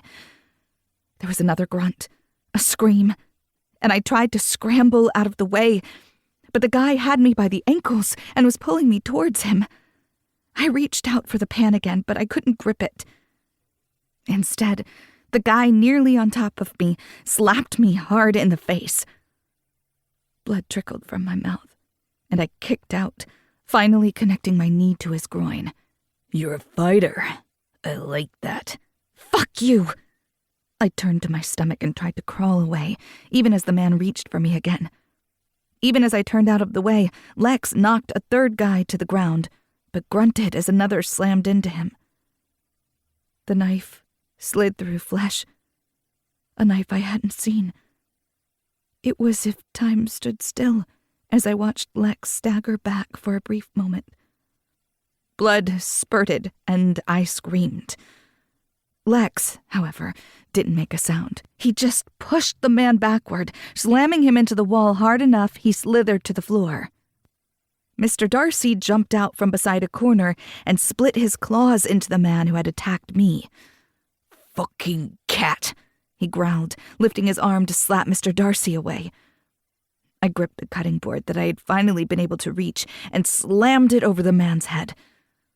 Mr. Darcy hissed and ran to the other side of the room as the man fell to the ground in a heap, blood covering his forehead. I tried not to think too hard about that as I tried to make my way towards Lex, but he stood there, 2 men on the ground in front of him, and his arm covered in blood. "Cops are on their way," Lex said as he gestured toward the security panel. I would care about that soon.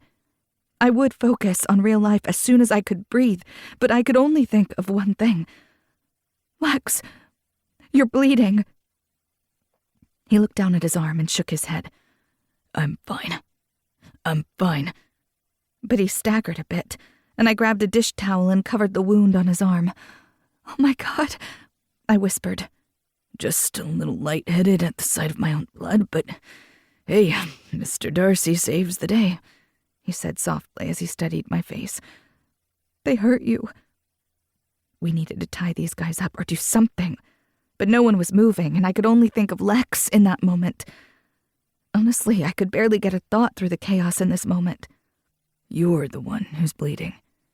He uses his free hand to touch my forehead.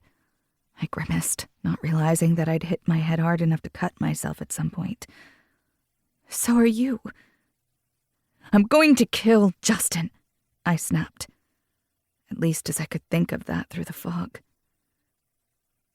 "We're going to have to wait in line," he whispered, and I knew we were both finally coming down from the adrenaline high. And so, as Mr. Darcy stood in front of us, back arched and hair raised, I held the towel to Lex's wound and tried to figure out exactly what the fuck had just happened. The man that I loved was bleeding, and there were 3 large men knocked out and bleeding on my floor. And that's when my knees went weak. Lex caught me, and we sank to the floor as sirens rang in the distance and the neighbors began to pile into my home. They took in the scene and helped secure what they could before I could even say a damn word. I just let Lex hold me, my heart beating so loud I could practically feel it in my ears. "I love you, Mercy. You're okay. We've got this." "I love you too. Just don't let me go, okay?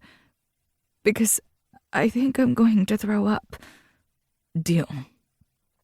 Oh, I might throw up with you." And that's how I found myself laughing as the cops stormed in, and I could only imagine the sight before them. I couldn't think about anything else except for the fact that Lex was bleeding, and both of us could have died.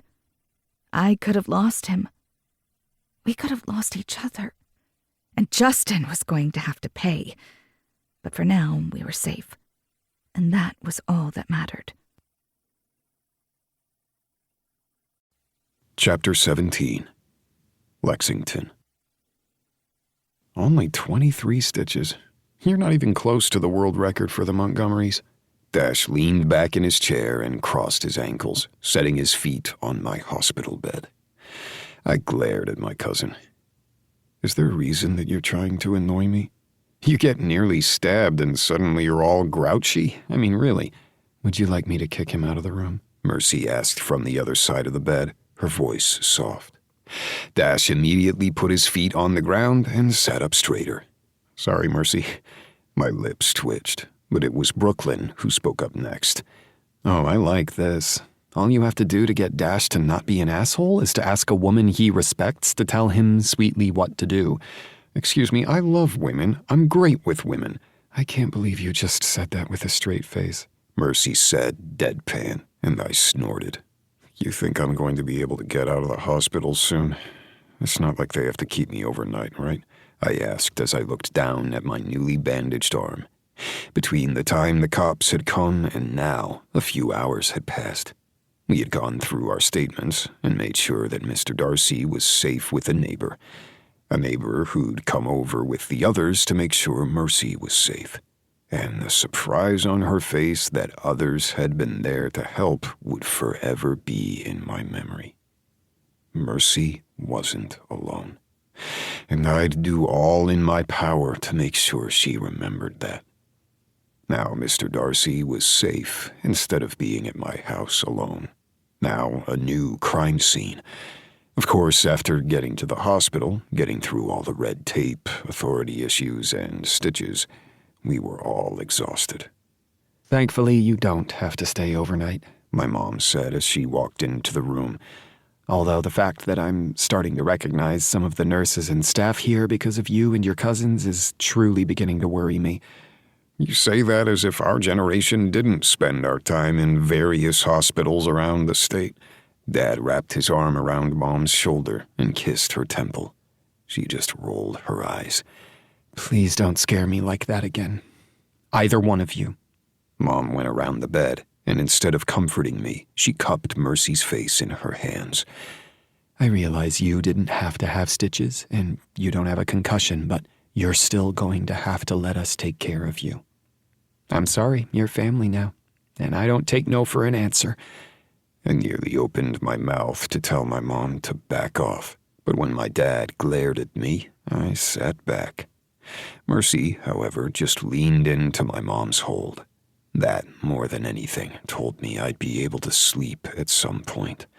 Because if she could lean on my mom, the image of her bleeding on the floor wouldn't be the only thing on my mind. The love of my life smiled softly up at my mom. After the day we've had, I'm okay with you guys taking care of me. I kind of miss the whole mom thing. If possible, my mom smiled even brighter. Well, you're stuck with us now. And if I can't step up to the plate, one of my various sisters-in-law will. She kissed Mercy's temple and then gently touched underneath her eye. You're going to end up with a black eye there. I know. I'm not looking forward to the array of colors. Mercy cringed. However, I think the other guy is worse, which I can't believe I get to say that. I thought I only got to narrate things like that. Please don't remind me that you had to fight for yourself, I growled. Excuse me, Mercy snapped, though her eyes were filled with worry. You are the one who took down 2 guys. I only took down the one. And Mr. Darcy helped. Dash leaned forward, reminding me that he and Brooklyn were in the room. You know, it took me a really long time to remember that Mr. Darcy was your cat and not the guy with the hand flex in that one movie. Oh my God, the hand flex is the best thing that's ever happened in cinema, Brooklyn said as she clapped her hands with each syllable. Mercy, however, rubbed her temple, and Brooklyn winced. Sorry, I'll be quiet. Mom rolled her eyes like she had when we'd all be children. You should all give them time to rest. Honestly, I'm surprised that Mercy isn't admitted now. I'm checked out. Mercy put in. Now we're just waiting for the paperwork for Lex, and we can go home. She scowled. Well, Lex can go home. I have blood on my carpet. We'll take care of it, my dad said, his voice low. Between our two companies, we've got it down. Hell, I think Reese is already talking with the authorities to see when he can get in there. He's had experience with this sort of thing. Mercy glanced at me, and I shook my head. Not my story to tell. I have so many questions. She rubbed her temples, and I reached out to grab her hand, running my thumb along her palm. But mostly I want to know if Justin is going to get in trouble for any of this, she asked, her teeth digging into her lower lip. I squeezed her hand, annoyed I was still on the damn hospital bed. My stitches were in, and we were allowed to go home. I just needed the damn paperwork. I don't know if they can do anything about it, but I'm sure they're going to try.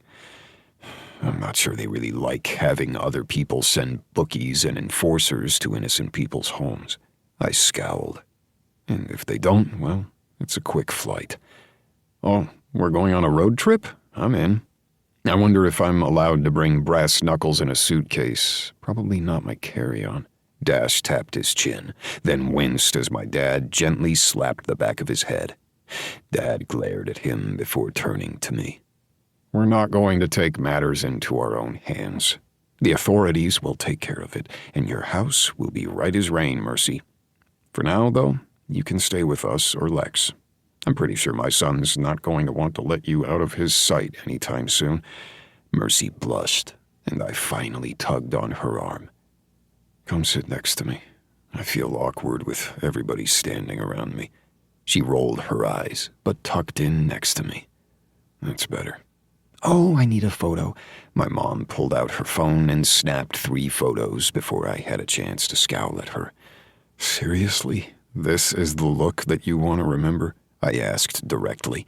I have a lovely photo of your dad and his brothers all with black eyes for some tussle or another framed at the office. You know that. I want to know the story behind that, Dash asked. Ask your father, my dad said dryly, and then tilted his head towards the door. Come on, folks. Let's give these two time to talk. And seriously, we're taking you guys home. Even if it's Lex's home, you're not getting rid of us anytime soon. You scared the shit out of us, okay? Beckett Montgomery just shook his head and practically dragged my mom and the others out of the room after they all said their goodbyes. Then it was just me and Mercy sitting on my hospital bed, waiting for paperwork. And finally, I could breathe. I have never been so scared in my life, I said after a moment. I turned in the bed so I could face her.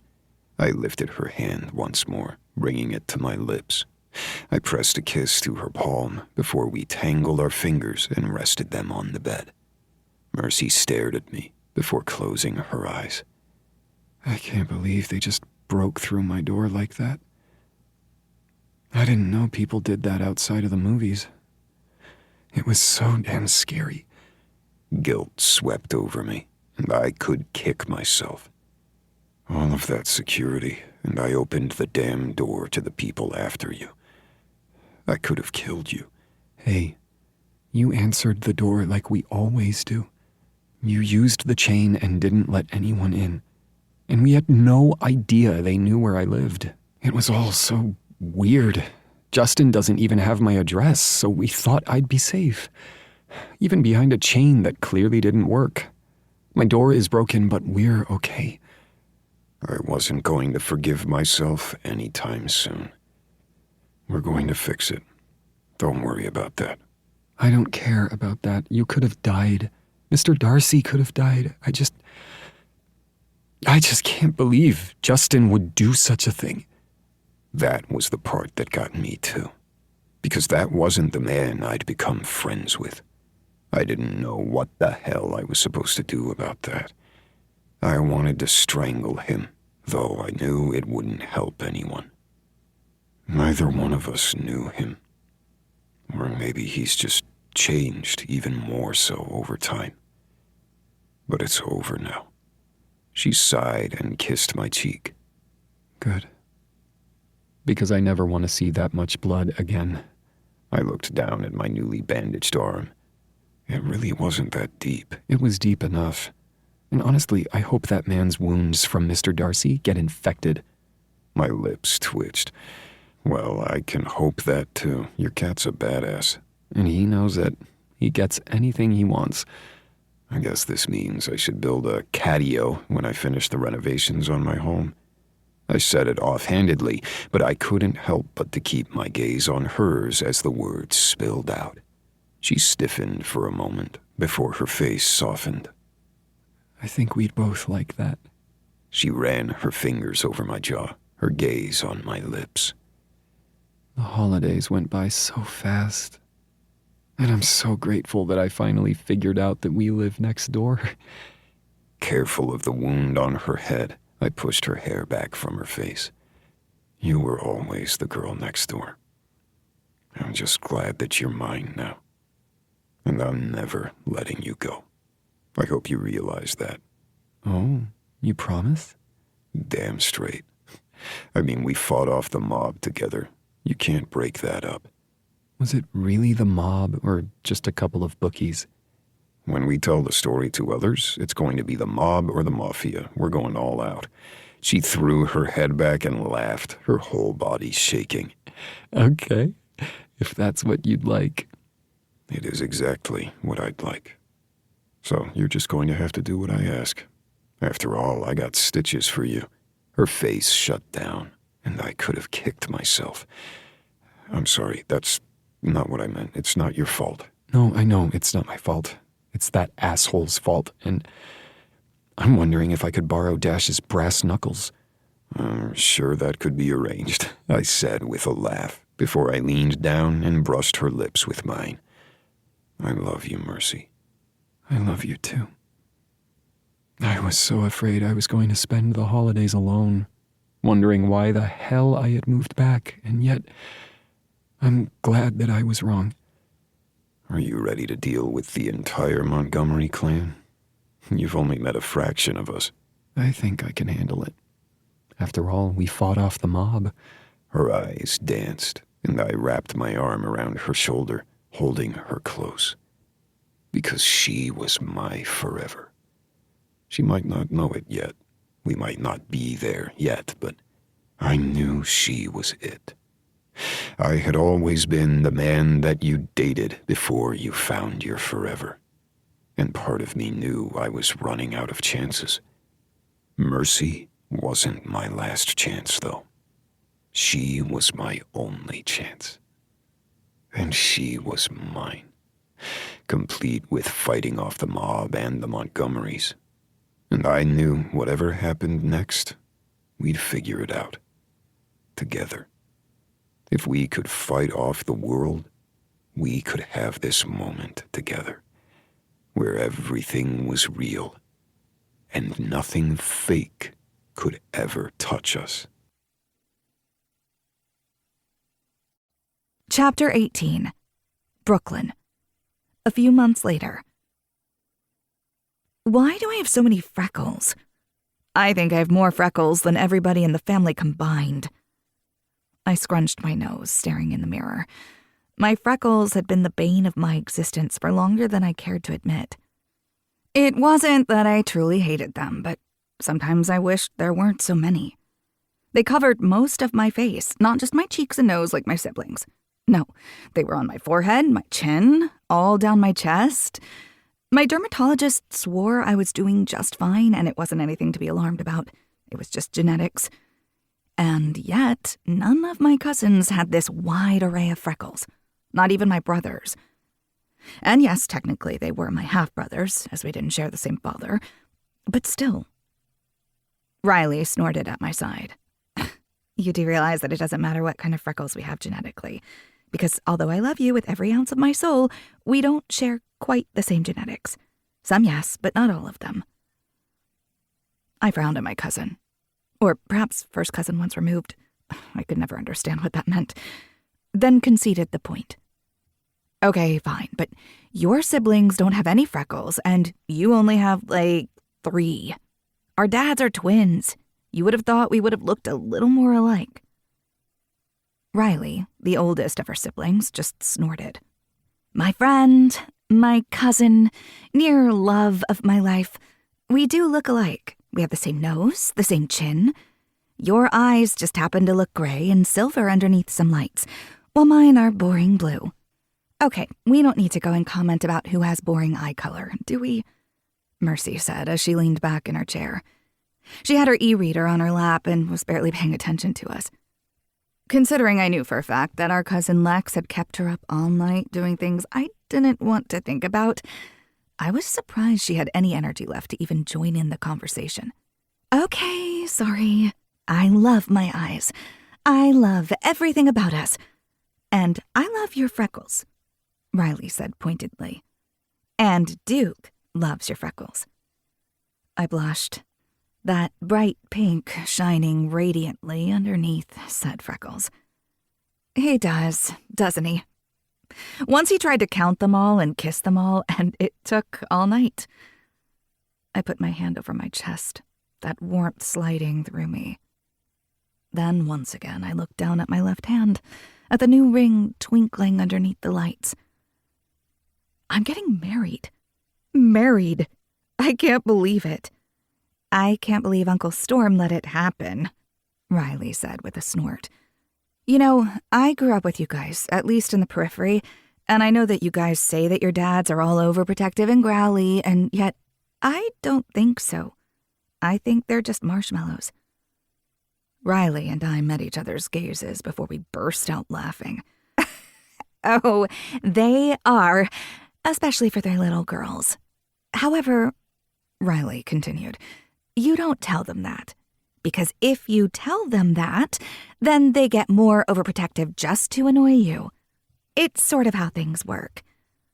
Do you think Lex will be like that when he's older? Mercy asked. Duh, Riley and I said at the same time. Then my cousin and I met each other's gazes and burst out laughing. I loved my family. I loved the depth of it, the immense number. Even though we all saw each other often, we were also smaller units, meaning many times the only family that I had and got to see every day were my parents and my 2 older brothers. And Nate and James had that twin thing going on. So sometimes it was just nice to be surrounded by women, the girls I had grown up with. Of all of my cousins, I suppose Riley and I were the closest. We were the same age, had gone through all the same classes, and, of course, our dads were twins. And in a family where twins ran rampant, it meant many connections. I was just sad that Riley hadn't decided to come work with me. Instead, she had gone to organize and practically run the Montgomery Art Gallery by herself. However, our other cousin, Jamie, until recently, was making sure that Montgomery construction didn't blow up. I frowned, wondering what we were going to do now that Jamie was gone.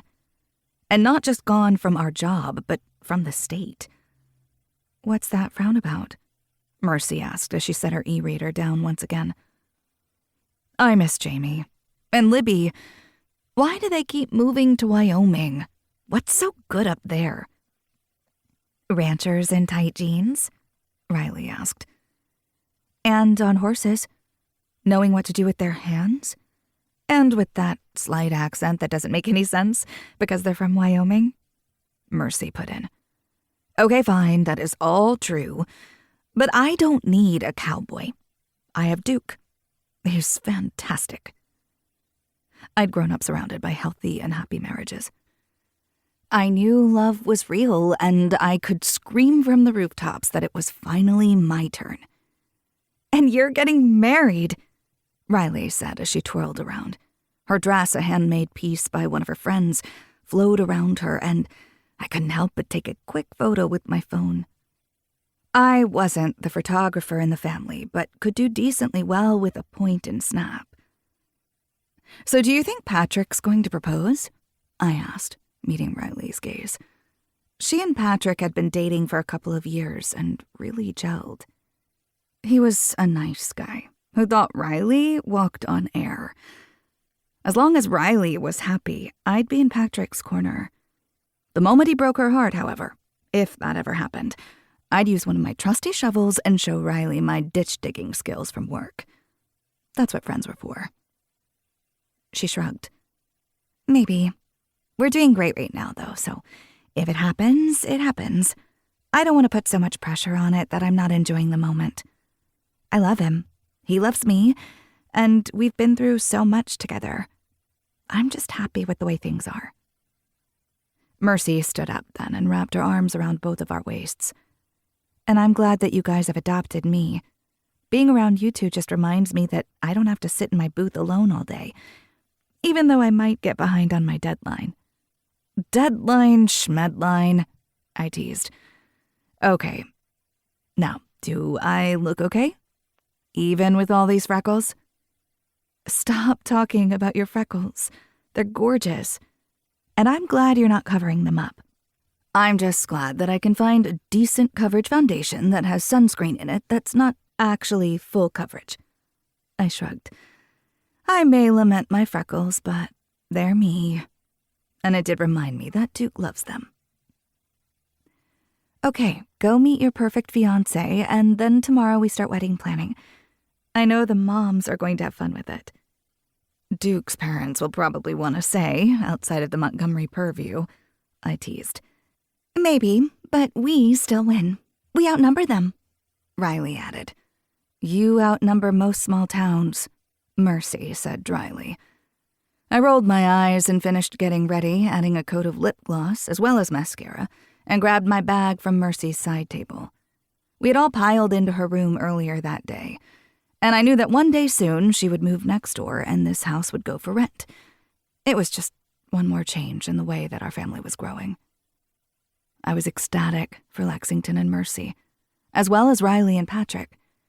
And now I had the man of my dreams. Before Duke, I'd been the person who dated the wrong guy. All through middle school and high school, I dated the guy who wouldn't stand up for me, or even himself. I didn't mind being the strong one, the most vocal of the relationship. I didn't mind being the one to always voice my opinions and stand up for us. But just once it was nice when they stood up for me. And Duke did that. I made my way downtown, parking behind my mom's bookshop. I was grateful for that space since there was no other parking around, and I walked the 2 blocks to the restaurant. There were tons of other places to go closer to us, but Duke's favorite place happened to be a steakhouse by his work. When I got there, the hostess quickly took me to where Duke was seated, and the love of my life stood up and wrapped his arm around my waist. There you are. I've been waiting for you. He brushed his lips against mine, and I sank into him. I loved everything about this man. His kind eyes, the way that they crinkled at the edges when he smiled because he laughed so much.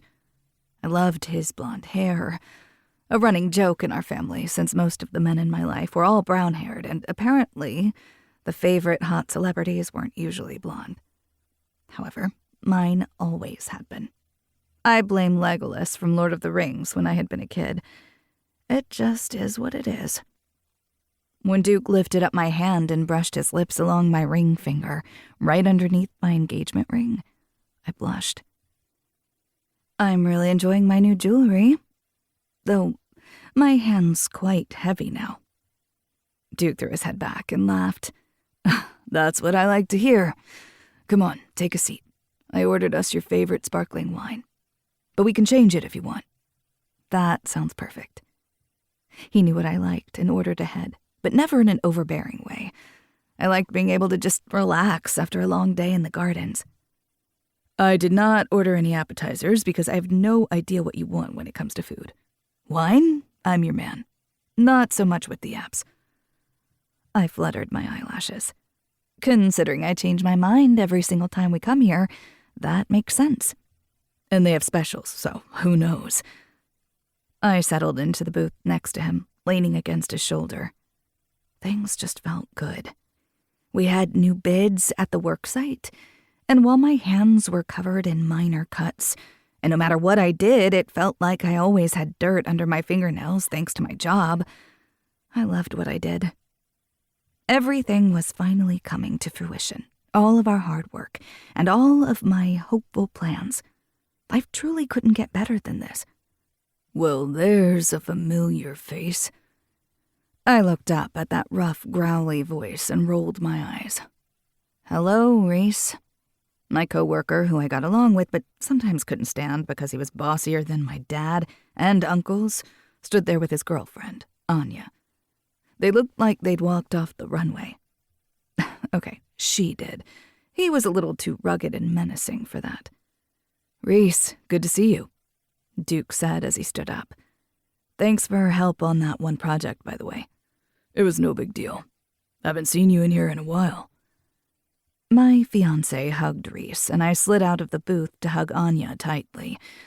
I knew Reese and Anya had been together for a little while, though I didn't know her well. It wasn't as if Reese brought her to work, and she rarely came to work parties, as she had a full-time job that took her out of the country often.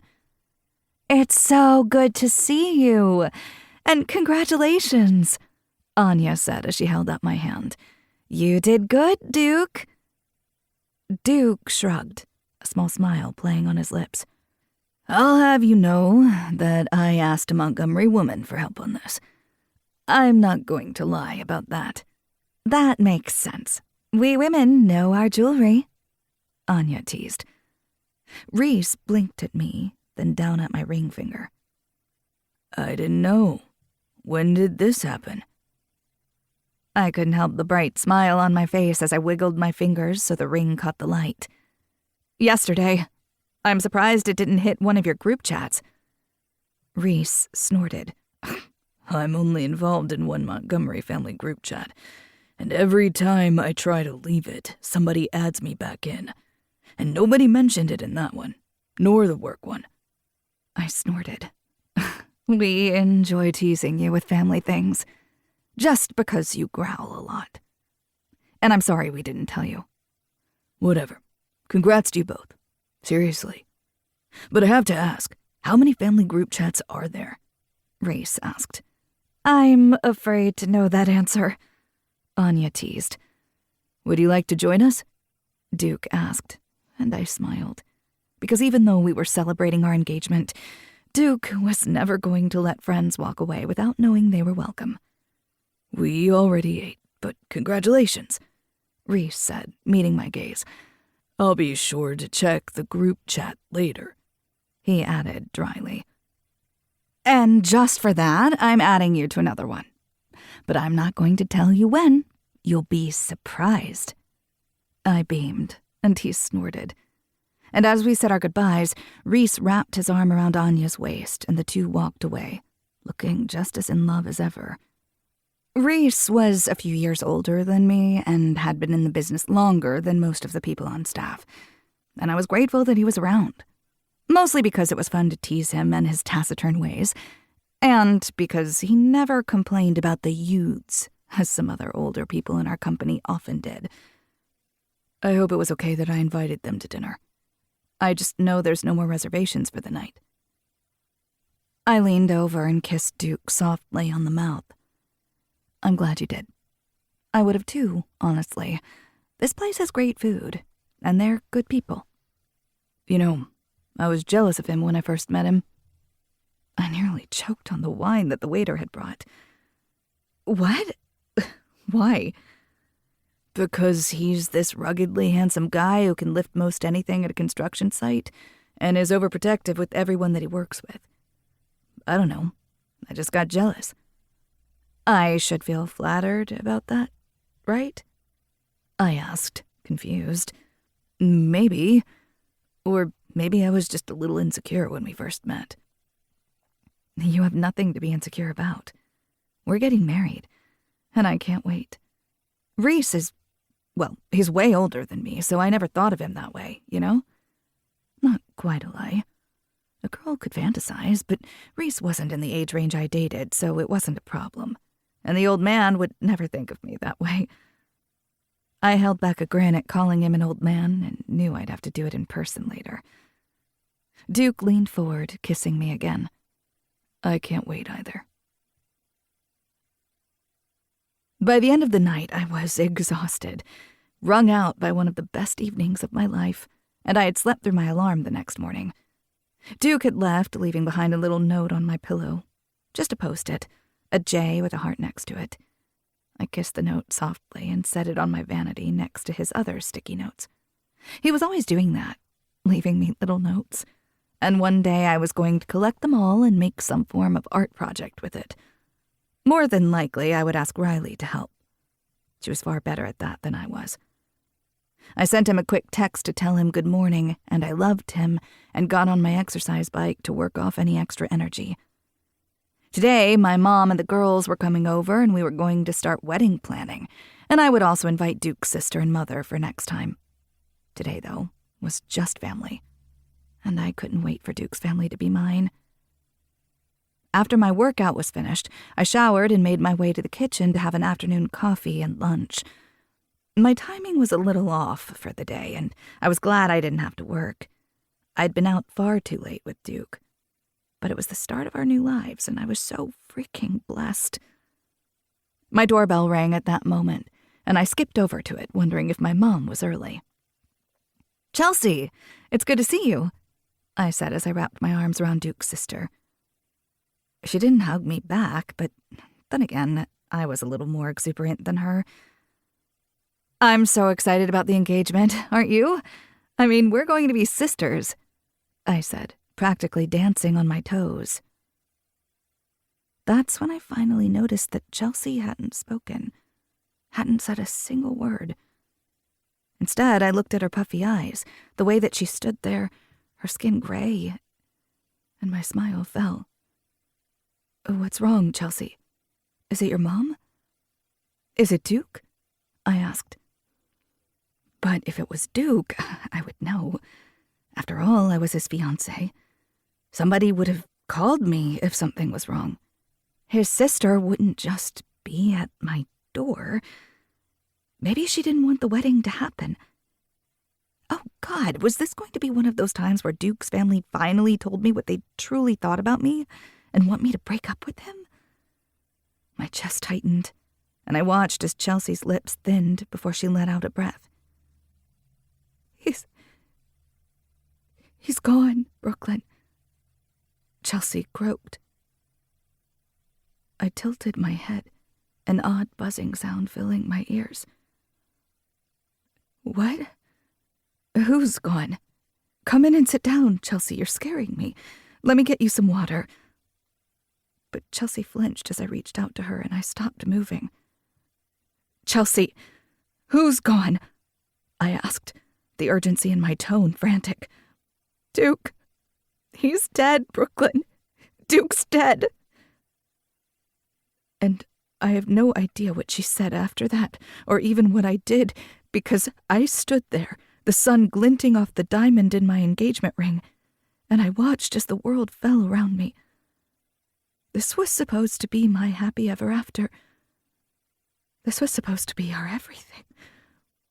Because there was no way the love of my life was dead. And it wasn't until pain radiated up my knees that I realized that the screaming I heard was me. And there would be no coming back from this. Ever. Bonus epilogue. Lexington. With so many various scenarios to come during the month, today's current position still surprised me. Mercy and I were on vacation. After months of pretending we weren't workaholics and spending far too much time either in the booth or on site, the only responsibilities we now had were each other, and how long it would take for us to take our clothes off. You know, the important things. I think a mosquito just tried to kill me. I froze at the sound of Mercy's voice and turned. My girlfriend had to be the most gorgeous woman in the world, and I wasn't even a little bit biased with that. She stood on our balcony that stepped off into the sand with the Caribbean right in front of us, its blue water iridescent under the sun. Her hair was slightly blonder than it had been before, her freckles popping out. Her sunglasses were large and covered around a third of her face, but she said they were to make sure that her eyes were protected. She had on a sexy white bikini, but was currently covered up with a hot pink and orange sarong. She turned to me, a frown on her face, and I truly wanted to kiss that frown right off. What? A mosquito. It tried to kill me. I am wearing like 7 layers of sunscreen and the mineral kind, not just the chemical kind. Then I added on a lovely layer of bug spray, the natural kind that works at home, and yet a mosquito not only bit me, taking far too much blood, it tried to go into my mouth to choke me. So now the mosquito is dead, my blood wasted, and I'm afraid I'm a cannibal now. I just blinked at her before I burst out laughing. Shaking my head, I moved forward to cup her face. Are you okay? I didn't hear you choking. I am so sorry. I could have died, she said, her lips twitching. But no, I was inside the house, mind you, but since there are so many open windows and walls here, it didn't matter. The mosquito hunted. It was lying in wait for hours for me, and now it's gone. No amount of toothpaste or mouthwash is going to help with this. I gestured to the fruity drinks on the side table behind us. Do you think alcohol will help? I truly, truly believe that it will. She grinned and went to her tiptoes as I leaned down to press my lips to hers. I groaned, deepening the kiss as I slid my tongue against hers, both of us moaning into each other. My hands slid down her hips, bringing her closer to me, and my cock pressed against her belly. In turn, her hands dug into my ass, rocking into me. As private as we are here, we can still somewhat see the other cabanas, I muttered against her lips. And every single other cabana in view are couples, no families. I'm pretty sure everybody else has had sex on their porch. Maybe tonight, under the moonlight. I'm not having ocean sex with you. There's way too much in that ocean that I don't want anywhere near you-know-where. Okay, I will mark that down on our never-do list. As long as we have an actual do-each-other list, she added with a wink. That was ridiculous, I said with a roll of my eyes. Pretty much, but it's what we do. Let's make sure that mosquito didn't have any family members. If it did, we'll find them and end them. I used my mysterious voice and loved Mercy's laugh. Are you telling me that you have a very special set of skills when it comes to mosquito tracking and ending? I leaned forward, using my best leer. I thought you liked my other special set of skills last night. With a blush, she shoved playfully at my chest before leading me back into the cabana. After months of working to set up the new accounts, to sign on the dotted line with one of the best companies I had ever worked with before, I was exhausted. Yes, the company was fantastic, and I was stretching my skills with each passing day as we worked to restore the property to its best look. However, it meant some long nights. Long nights with Mercy by my side, and Mr. Darcy on my lap, because apparently that was his favorite place to sleep these days.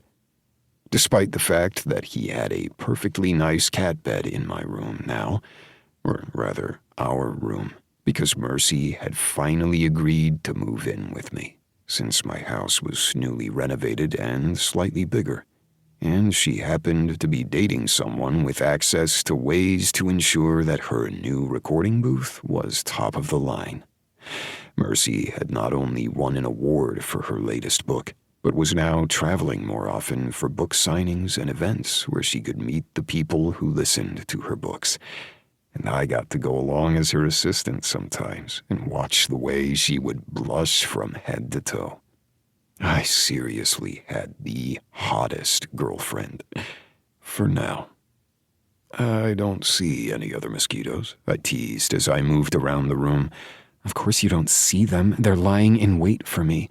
Babe. Don't babe me. You know the rules. If I say it's a problem, you cannot act like I'm the crazy little woman. I don't think that was ever a rule, I said, blinking, because I would never have said that to you to begin with. I just meant the rules in general.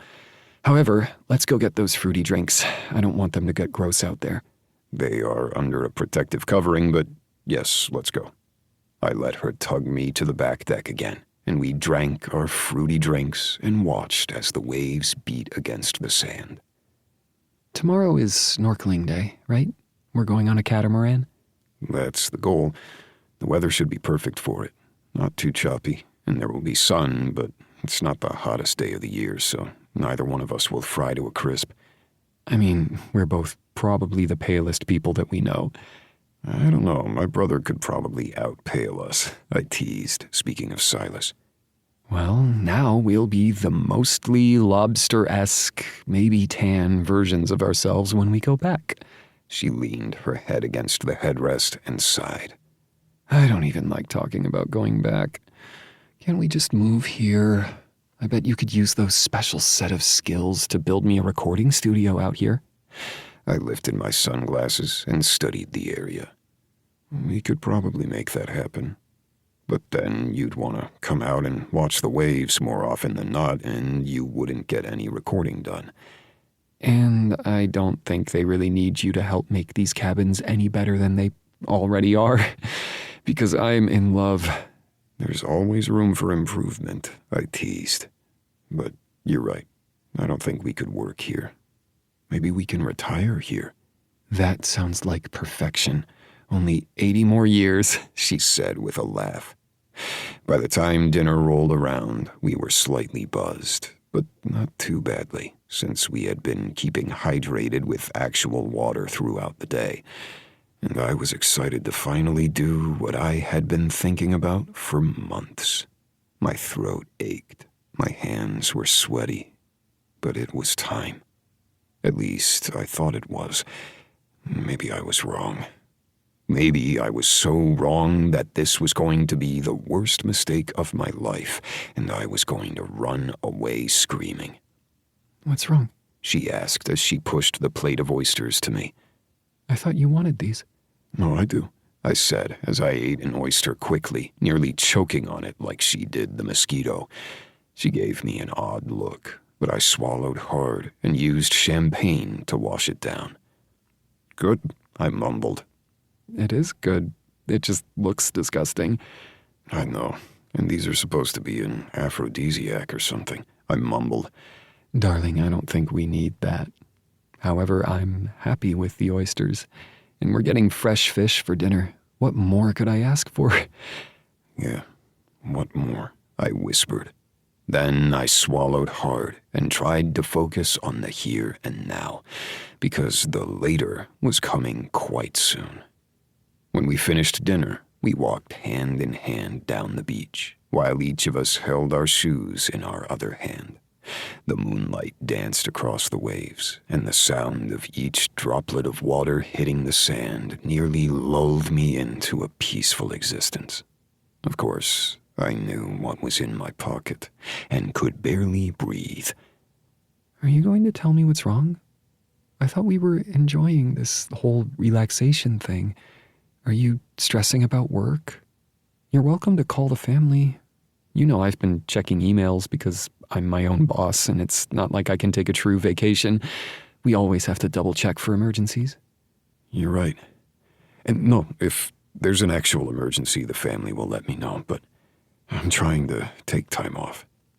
Well, now I feel bad about checking email. No, never feel bad. I turned to her then and set down my shoes. When I wiped the damp palm on my pants, she blinked at me. What is wrong, Lex? I was trying to think about how to do this all day, and I'm still not doing it right.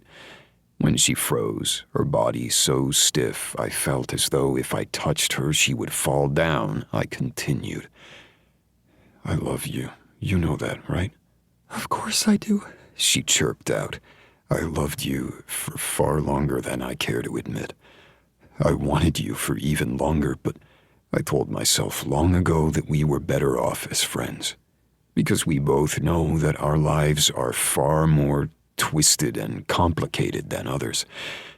That's an understatement, she said, her eyes filling with tears.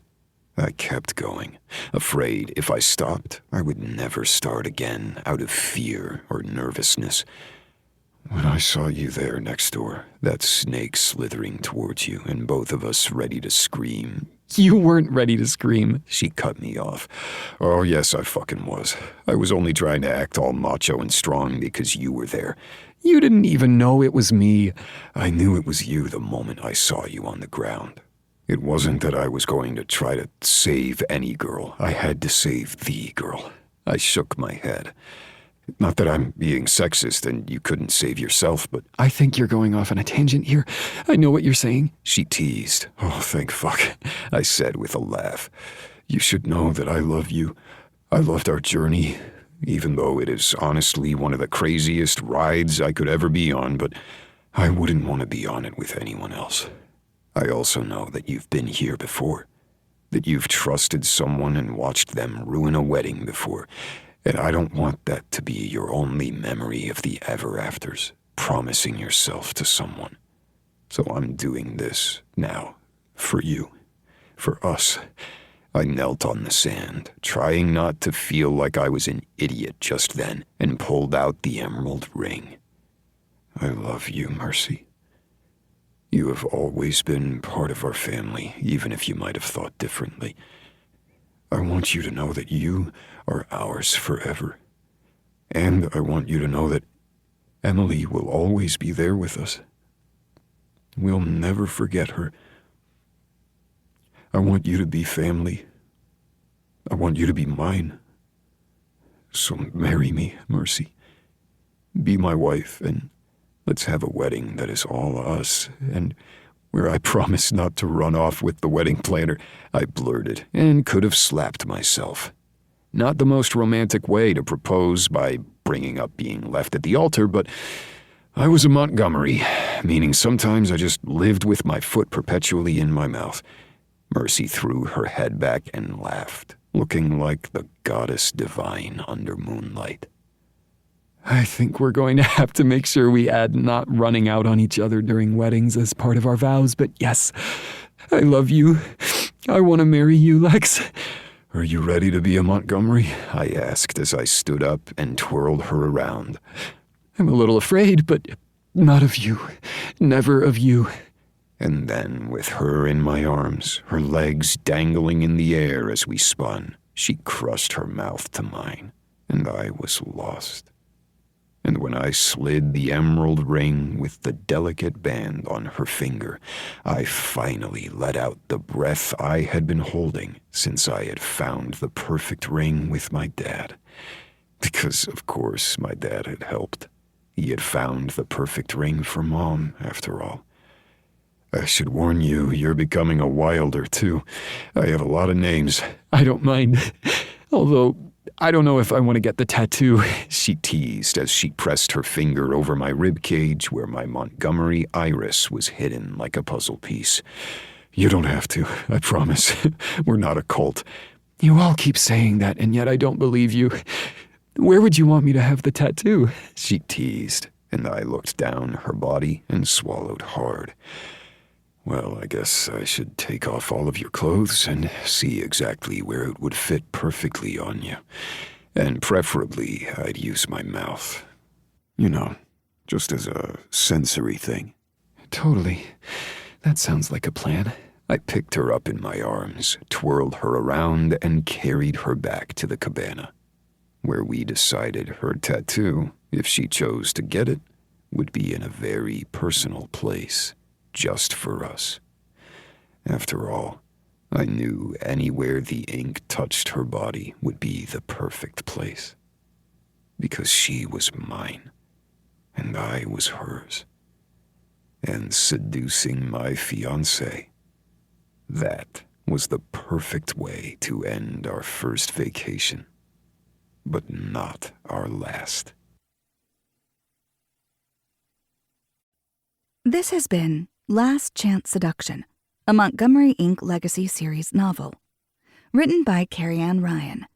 Narrated by Rose Dioro and Jason Clark. Produced by Wilder Audiobooks. Post-production by Chrissy Farrell. Text and production copyright 2025 by Carrie Ryan. Thanks for listening, and keep an eye out for Kiss Me Forever, the next book in the Montgomery Inc. Legacy Series.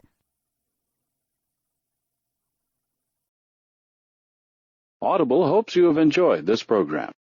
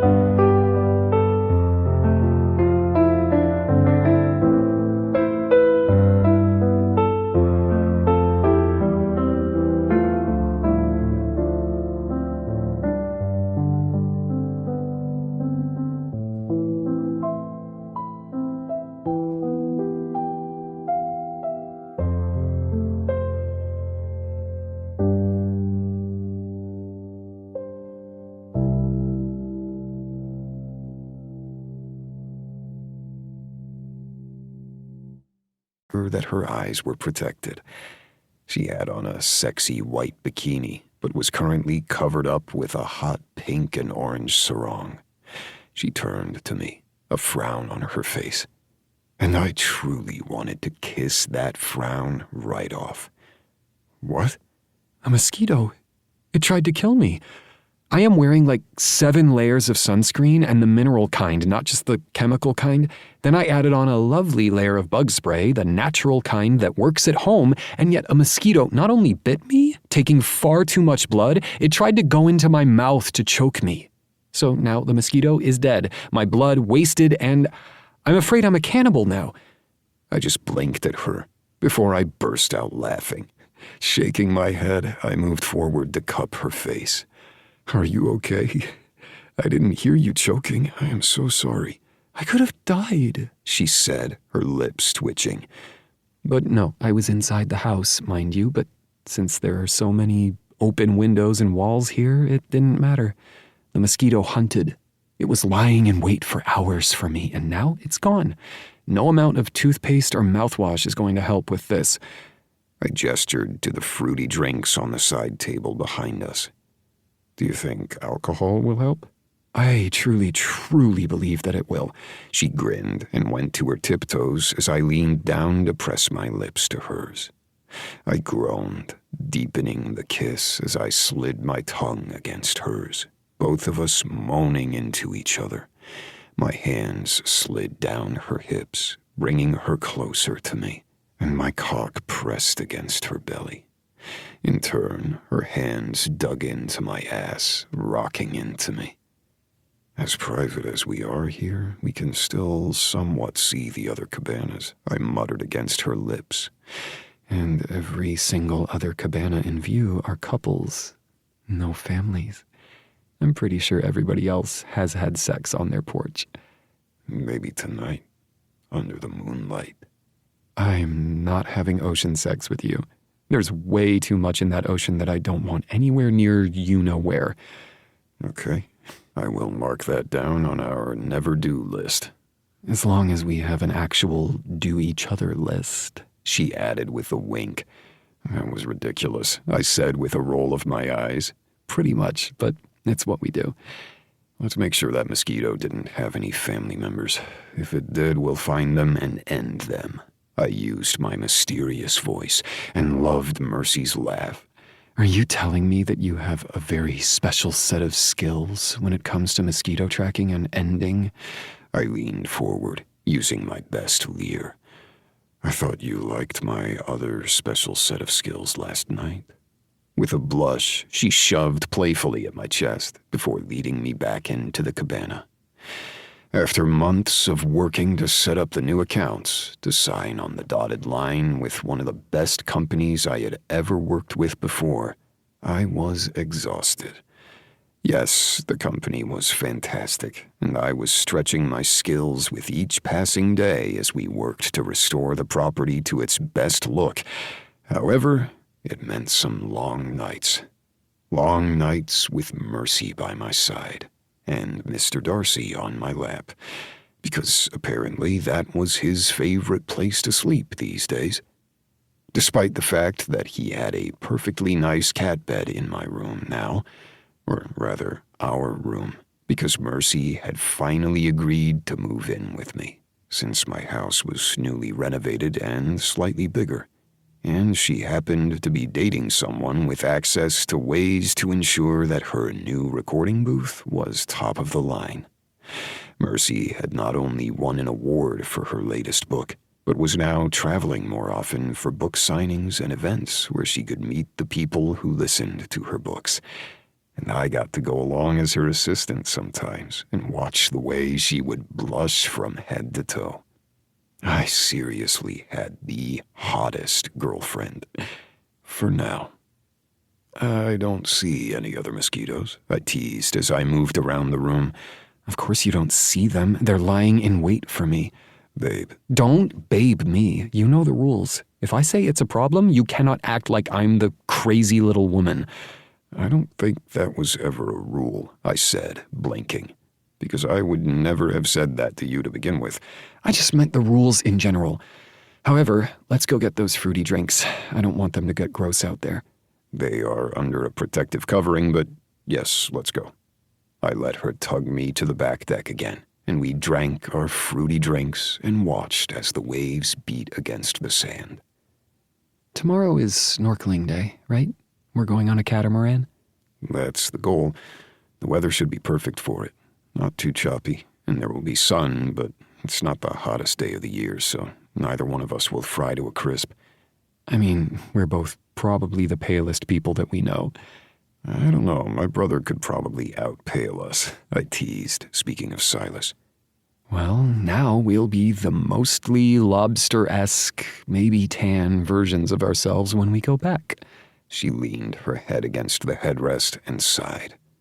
I don't even like talking about going back. Can't we just move here? I bet you could use those special set of skills to build me a recording studio out here. I lifted my sunglasses and studied the area. We could probably make that happen. But then you'd want to come out and watch the waves more often than not, and you wouldn't get any recording done. And I don't think they really need you to help make these cabins any better than they already are, because I'm in love, There's always room for improvement, I teased. But you're right. I don't think we could work here. Maybe we can retire here. That sounds like perfection. Only 80 more years, she said with a laugh. By the time dinner rolled around, we were slightly buzzed, but not too badly, since we had been keeping hydrated with actual water throughout the day.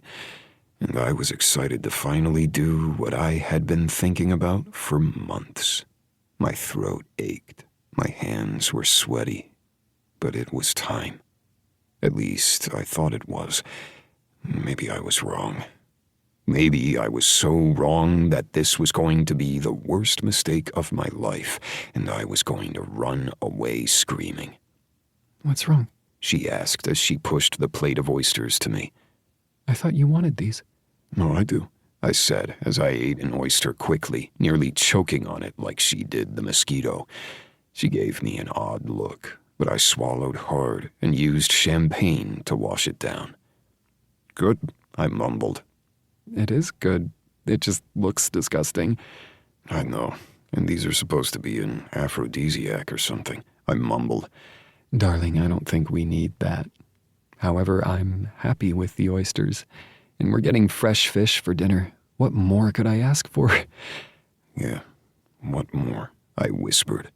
Then I swallowed hard and tried to focus on the here and now, because the later was coming quite soon. When we finished dinner, we walked hand in hand down the beach, while each of us held our shoes in our other hand. The moonlight danced across the waves, and the sound of each droplet of water hitting the sand nearly lulled me into a peaceful existence. Of course, I knew what was in my pocket, and could barely breathe. Are you going to tell me what's wrong? I thought we were enjoying this whole relaxation thing. Are you stressing about work? You're welcome to call the family. You know I've been checking emails because I'm my own boss, and it's not like I can take a true vacation. We always have to double-check for emergencies. You're right. And no, if there's an actual emergency, the family will let me know, but I'm trying to take time off. Well, now I feel bad about checking email. No, never feel bad. I turned to her then and set down my shoes. When I wiped the damp palm on my pants, she blinked at me.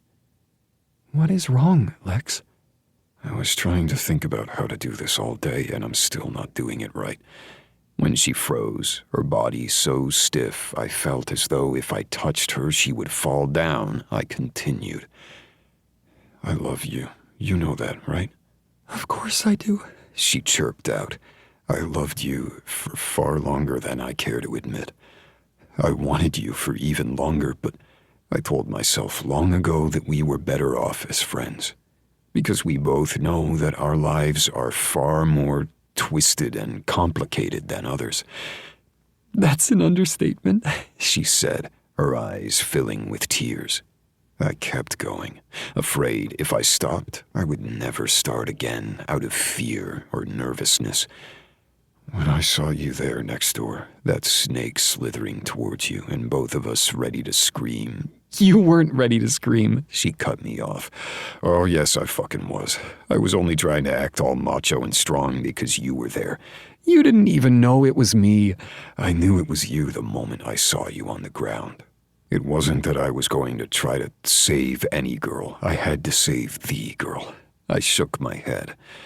Not that I'm being sexist and you couldn't save yourself, but I think you're going off on a tangent here. I know what you're saying. She teased. Oh, thank fuck, I said with a laugh. You should know that I love you.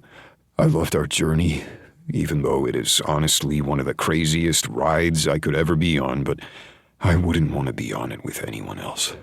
I also know that you've been here before, that you've trusted someone and watched them ruin a wedding before, and I don't want that to be your only memory of the ever-afters, promising yourself to someone. So I'm doing this now, for you, for us. I knelt on the sand, trying not to feel like I was an idiot just then, and pulled out the emerald ring. I love you, Mercy. You have always been part of our family, even if you might have thought differently. I want you to know that you are ours forever. And I want you to know that Emily will always be there with us. We'll never forget her. I want you to be family. I want you to be mine. So marry me, Mercy. Be my wife, and let's have a wedding that is all us, and where I promise not to run off with the wedding planner. I blurted and could have slapped myself. Not the most romantic way to propose by bringing up being left at the altar, but I was a Montgomery, meaning sometimes I just lived with my foot perpetually in my mouth.